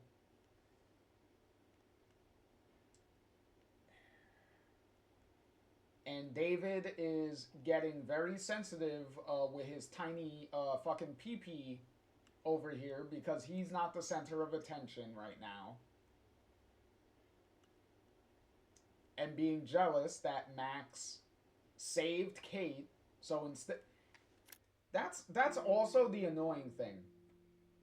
instead of being happy that Kate didn't die, David is being jealous and snippy that Max saved someone's life. Like, what the fuck? Like, can't you at least be grateful that she's alive? Also, ads are gonna be starting soon. But yeah, it's... Oh, David, it's really, really annoying. Also, you could accuse David or Jefferson in that situation too, but you don't have enough evidence to do anything about that. If you have the photo of David and Kate, then you could actually use that as evidence in this scene against David also. So that's another thing that you can do. Also, since the ads are playing, I am going to take this opportunity to take a quick trip to the bathroom before we end this episode after signing this letter. I will be right back.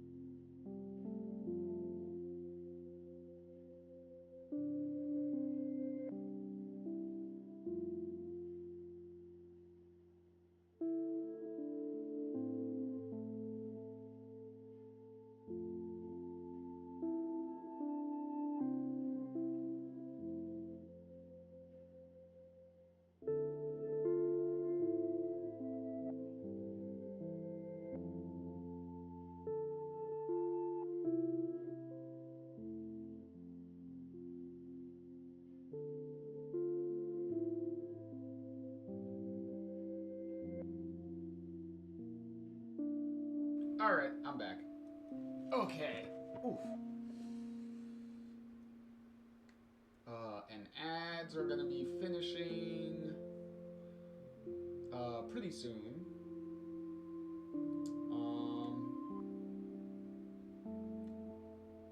Yeah. Ads are gonna be finishing in about 20 seconds.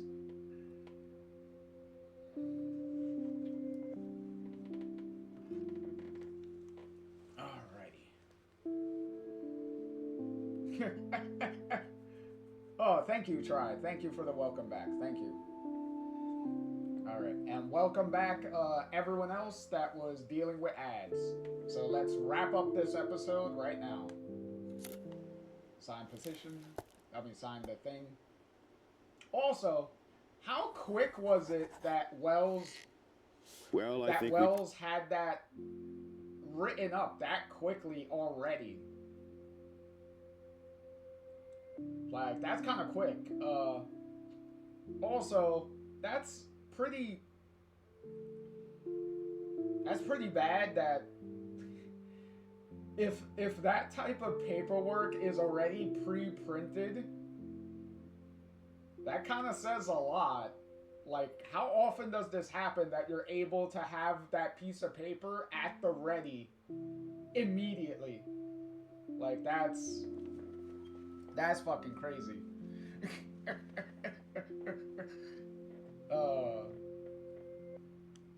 No less now than when we started. We'll be assisting the police with further inquiries. I know this has been a stressful day. I wish I had the power to change it all for the better. So thank you for coming in.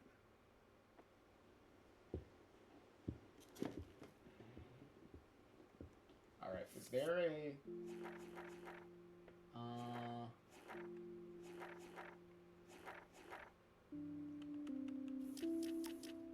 Oh, no, no text message.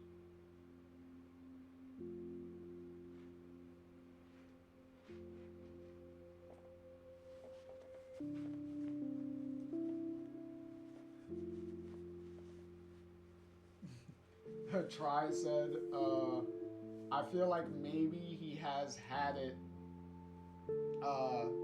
chambered and waiting to pop Nathan and just had to insert specifics. So maybe Wells isn't as bad as we thought. Maybe. Spo said, dang, Try has the gavel. I don't know, maybe. Yeah, exactly. His Try said, yeah, I have a hammer and sword ready to be a Spartan.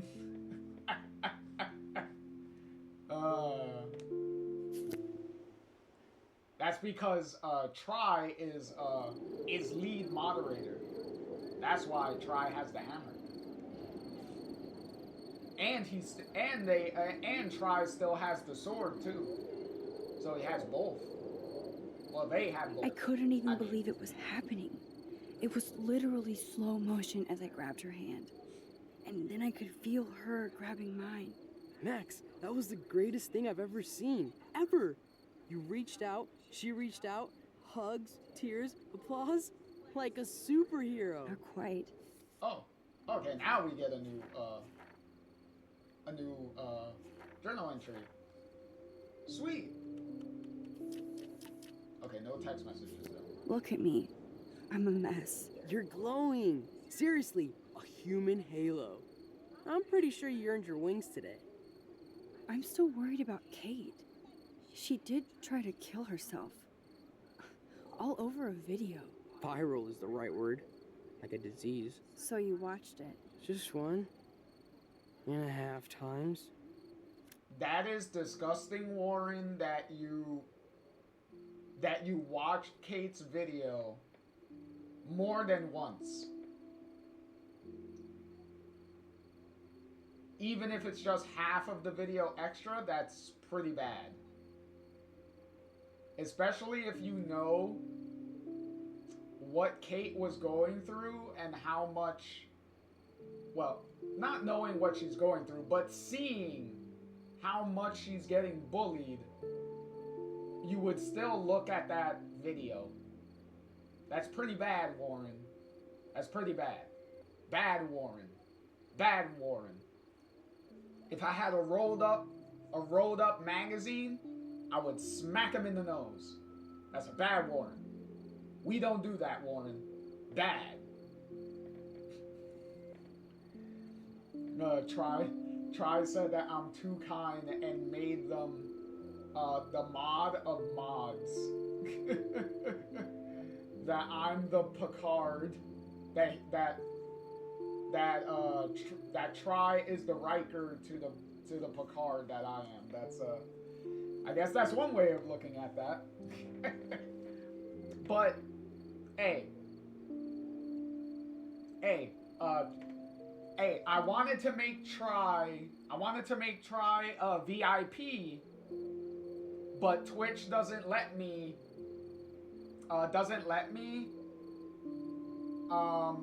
have a moderator also be VIP at the same time. So they have to choose one or the other.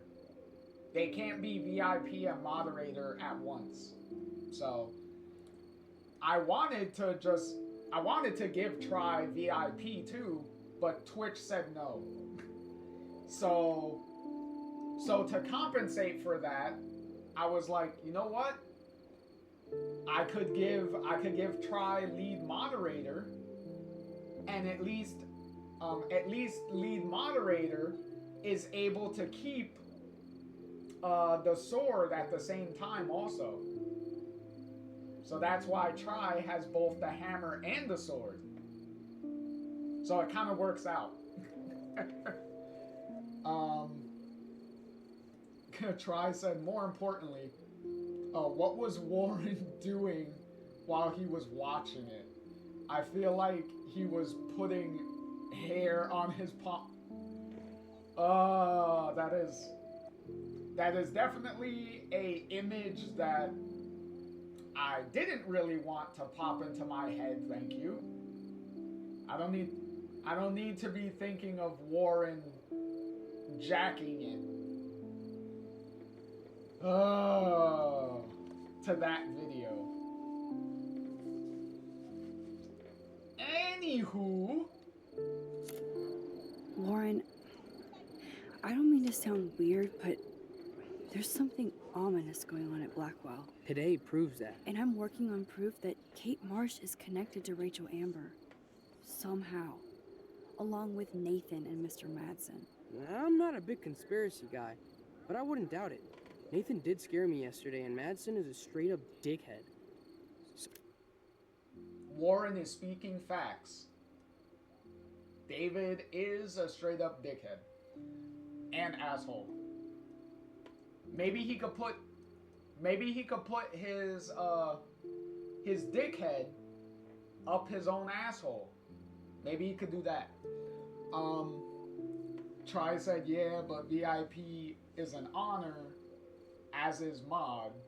But Mod lets me be more helpful, and then VIP can be saved for the awesome regulars, as they have. That's why we have had. That's why we've had our awesome VIPs, like Charlie earlier, who has been lurking around. So Charlie is always one of our most awesomest VIPs. So always shout out to Charlie.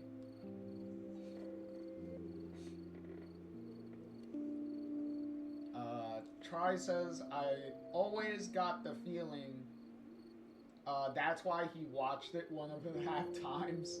The first watch was for business, the second was for pleasure. I'm sorry for the mental image.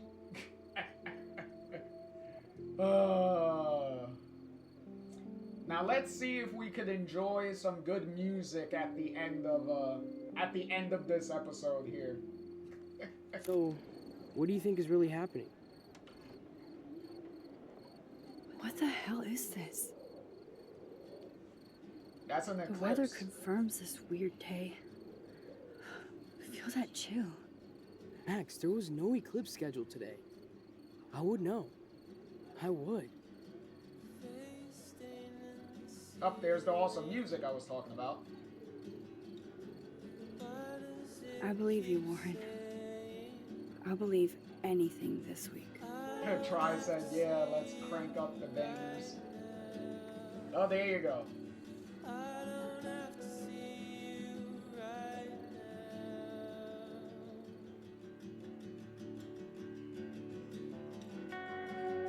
Also one of my favorite songs on this entire soundtrack. And then you got David being comforted by Joyce. Also, yeah, hands off, Warren. You did not get permission to give Max a little side hug.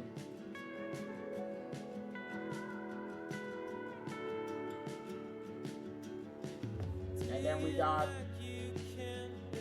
Principal Wells arguing or having some heated discussion with Jefferson in Jefferson's car there. interesting. And then we got Victoria crying in her room. And creepy Nathan coming into her room. That's questionable. Hey look, Frank and his dog. Yeah, Try said Warren just wanted to place hands on Max. Kind of creepy. Exactly. Exactly. I do not condone unwanted physical contact. And Kate is alive and into the hospital, and she's gonna be fine. She's gonna be fine. She's gonna do great. And we're gonna do great by her. And also Chloe here at the lighthouse. And where's the text message? Where's the text message? Sorry about Kate. I hope you're okay. This eclipse freaks me out. Let's find out what's going on together. And there you go. There you go.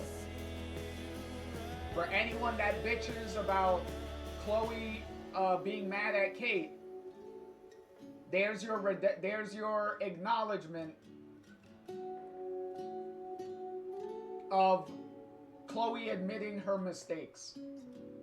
And we have the Rachel binder. And pan over to a Kate binder that's being made. Oh, that is not the best. That is not the best. At all. And there you go. Episode 2, Out of Time. Out the way. So yet again, the biggest applause to all the devs and everyone that worked on this episode, as always.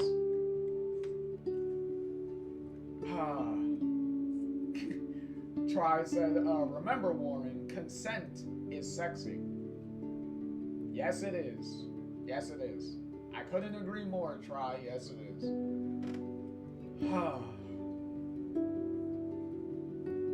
But yeah, what an episode. What an episode. Definitely, the episode definitely went longer than I intended it to go. Because we kind of had a big discussion at the beginning of the episode before we started the game proper. And another big applause to the cast. The biggest applause to the cast for all of their performances throughout this episode, specifically, and obviously their performances that are to come. But yeah, we had a big discussion at the beginning of the episode before we started the game proper, and then a couple of times throughout the episode, we also had some pretty in-depth discussions. So yeah. Also, shout-outs to local natives for the song Mountain Washington, which was the song that played at the end of the game. Amazing.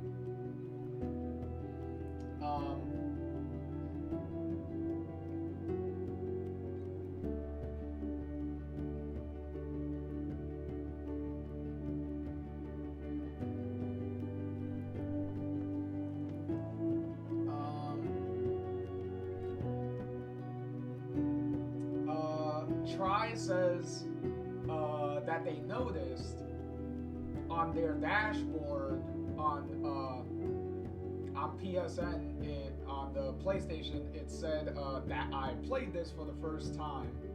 So they wonder if that's why it didn't show friend stats before, because maybe it only tracks if it was played on a PS5. So I wonder if it will show friend stats for you now. Maybe. We'll see. Cause it didn't show friend stats for me at the end of episode 1. So I'm going to assume that it's not gonna show me friend stats at all. It shows me the general stats though. Like, it still shows me the worldwide stats. But as far as friend stats go, I don't think it's gonna show it to me. But then again, I could always be surprised. But we'll find out once the credits wrap up. But yeah. Fun episode.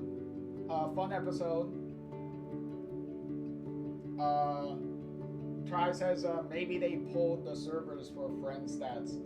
Probably.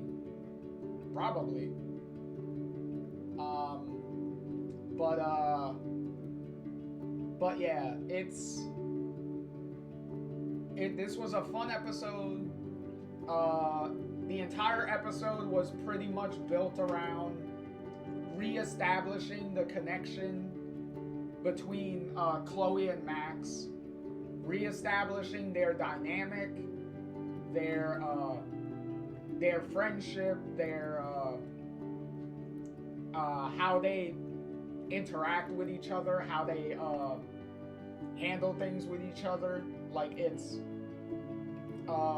pretty, you know, it does that pretty well. We also discussed all the stuff surrounding Chloe and how she behaves and stuff throughout this episode. And some of the, like, underlying things that are at play with how Chloe acts. And obviously not justifying certain decisions and certain things that Chloe does.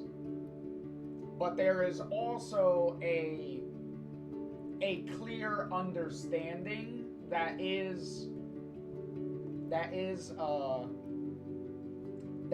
put forth by the game with information that you can get from what characters say and what you observe, because you could find some information by just, well, looking around for one, obviously, and if you're paying attention to the cutscenes, like how certain characters act, how they move, like you can get some added information from all that stuff.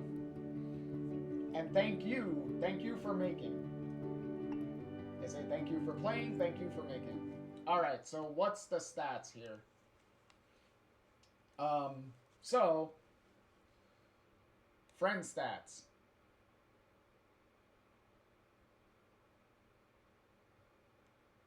Oh my god.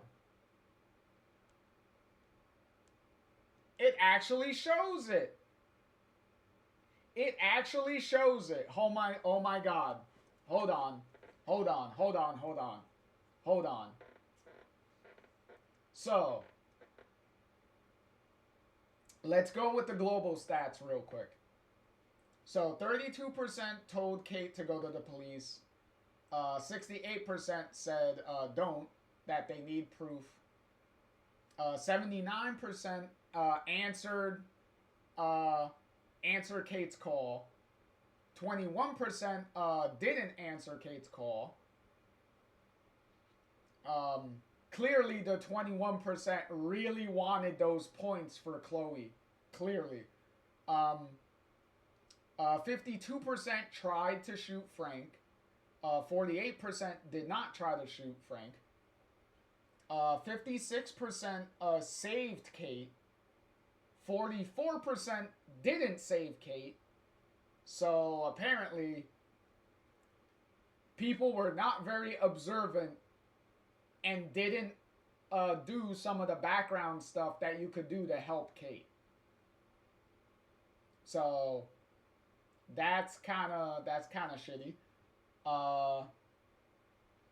Let's see. 13% blame David.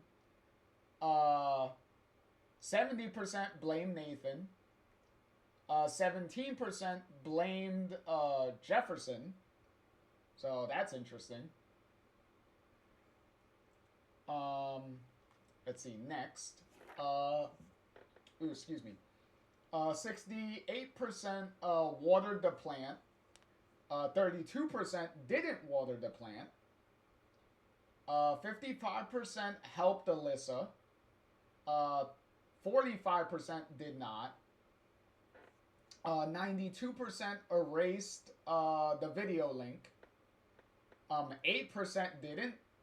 Why would you leave the video link on the mirror? I could only assume nobody noticed, which is kind of weird because the cutscene makes it obvious that Victoria is writing on the mirror. So, I don't know how you wouldn't notice that, but oh boy. Or people are just assholes and just left it there. So 40% were friendly to Taylor. 60% was not. 79% accepted Warren's invitation. And 21% rejected Warren's invitation. 55% wrote a message in the shack. The Max was here.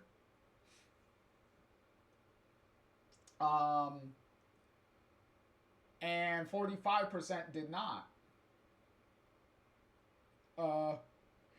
Try said that must be players who wanted Kate to jump the monsters. Exactly. That's a very scary 8%.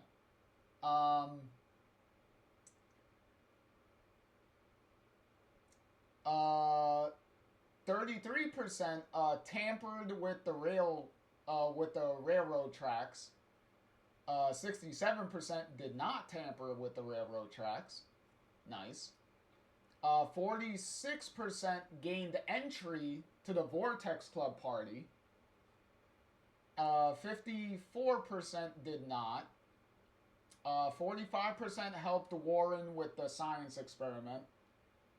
And 55% didn't help him. 77% told David, told on David to Mr. Jefferson. And 23% didn't tell on David to Jefferson. Okay. Alright, so here are the friends stats. So there's your friend stats. You see that, Try? Your friend stats are actually there. Look at that. Look at that. It actually shows up. That is crazy. Look at that. Look, it's there. You can see it all.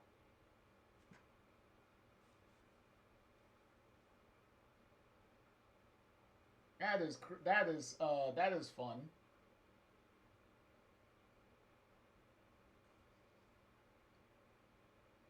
That is some crazy stuff. Where is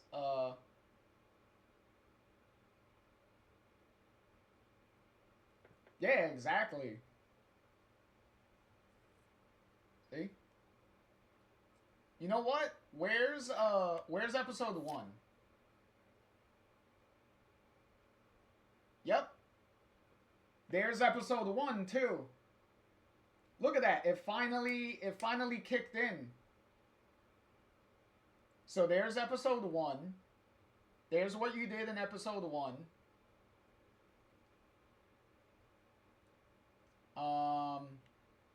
And there's the rest of it. So, haha. So, interesting.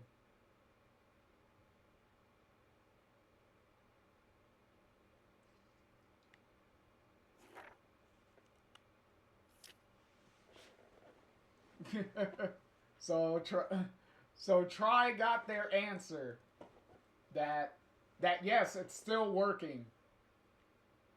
So it still works. Try's like, hell yeah, that's super cool. Yeah, there you go. There you go. Now you know it actually works. It works like it's supposed to. Look at that. Boom, boom, boom. Boom, boom, boom, boom, boom. Look at that. Just switching between the two. Haha. Alright. So, with that being said, let's see what the preview is, shall we? Because the end of episode 1 showed the preview of Chloe getting, about to get hit by the train, which was actually accurate to the scene that was actually going to happen. Let's see how accurate episode 3 is going to be. The episode 3 preview. Let's check it out.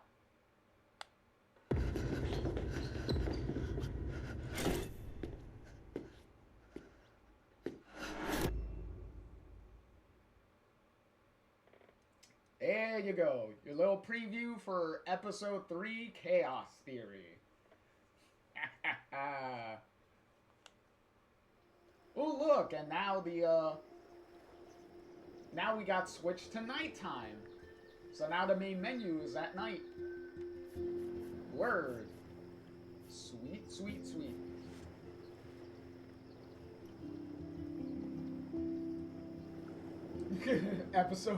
Try said episode 3, the train comes back to finish the job.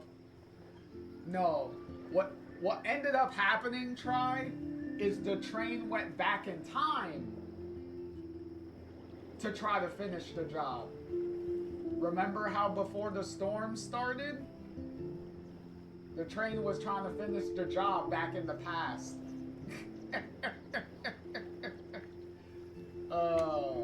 That's funny. Oh, lordy. So that will wrap things up for this video. So, Tries like true. Exactly. The train has rewind powers too. It can go back in time and try to run over someone. But in any case, that's episode 2 in the books.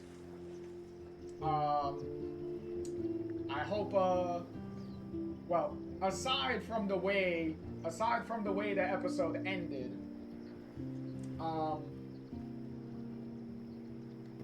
I hope you all had I hope everyone had fun. I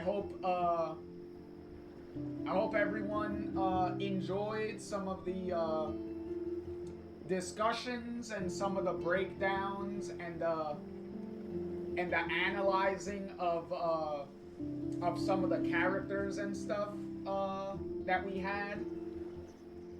It's always fun to talk about it and break things down and analyze the stuff as it's happening in real time. Always a fun thing for me. And I hope it's also fun for y'all. But in any case, as always, everybody, thank you all. Thank you all for watching. Thank you all for being here. Thank everyone in chat for the pleasant conversations and discussions and stuff. Always a fun time. Thank you, Charlie. Thank you, Charlie, with the GGs. Exactly. Always a good game. Always a good game. And obviously Charlie has to have a Charlie has to come in with the VIP congratulations. Always. That's one of the things that makes Charlie an amazing VIP. And thank you, Tribe, for the have a good night. Thank you, and I hope all of you have a good day for whatever time of day that it is, wherever you're watching from and wherever you are. And as always, I've been JR, and I will catch you all in the next one. Later, everybody.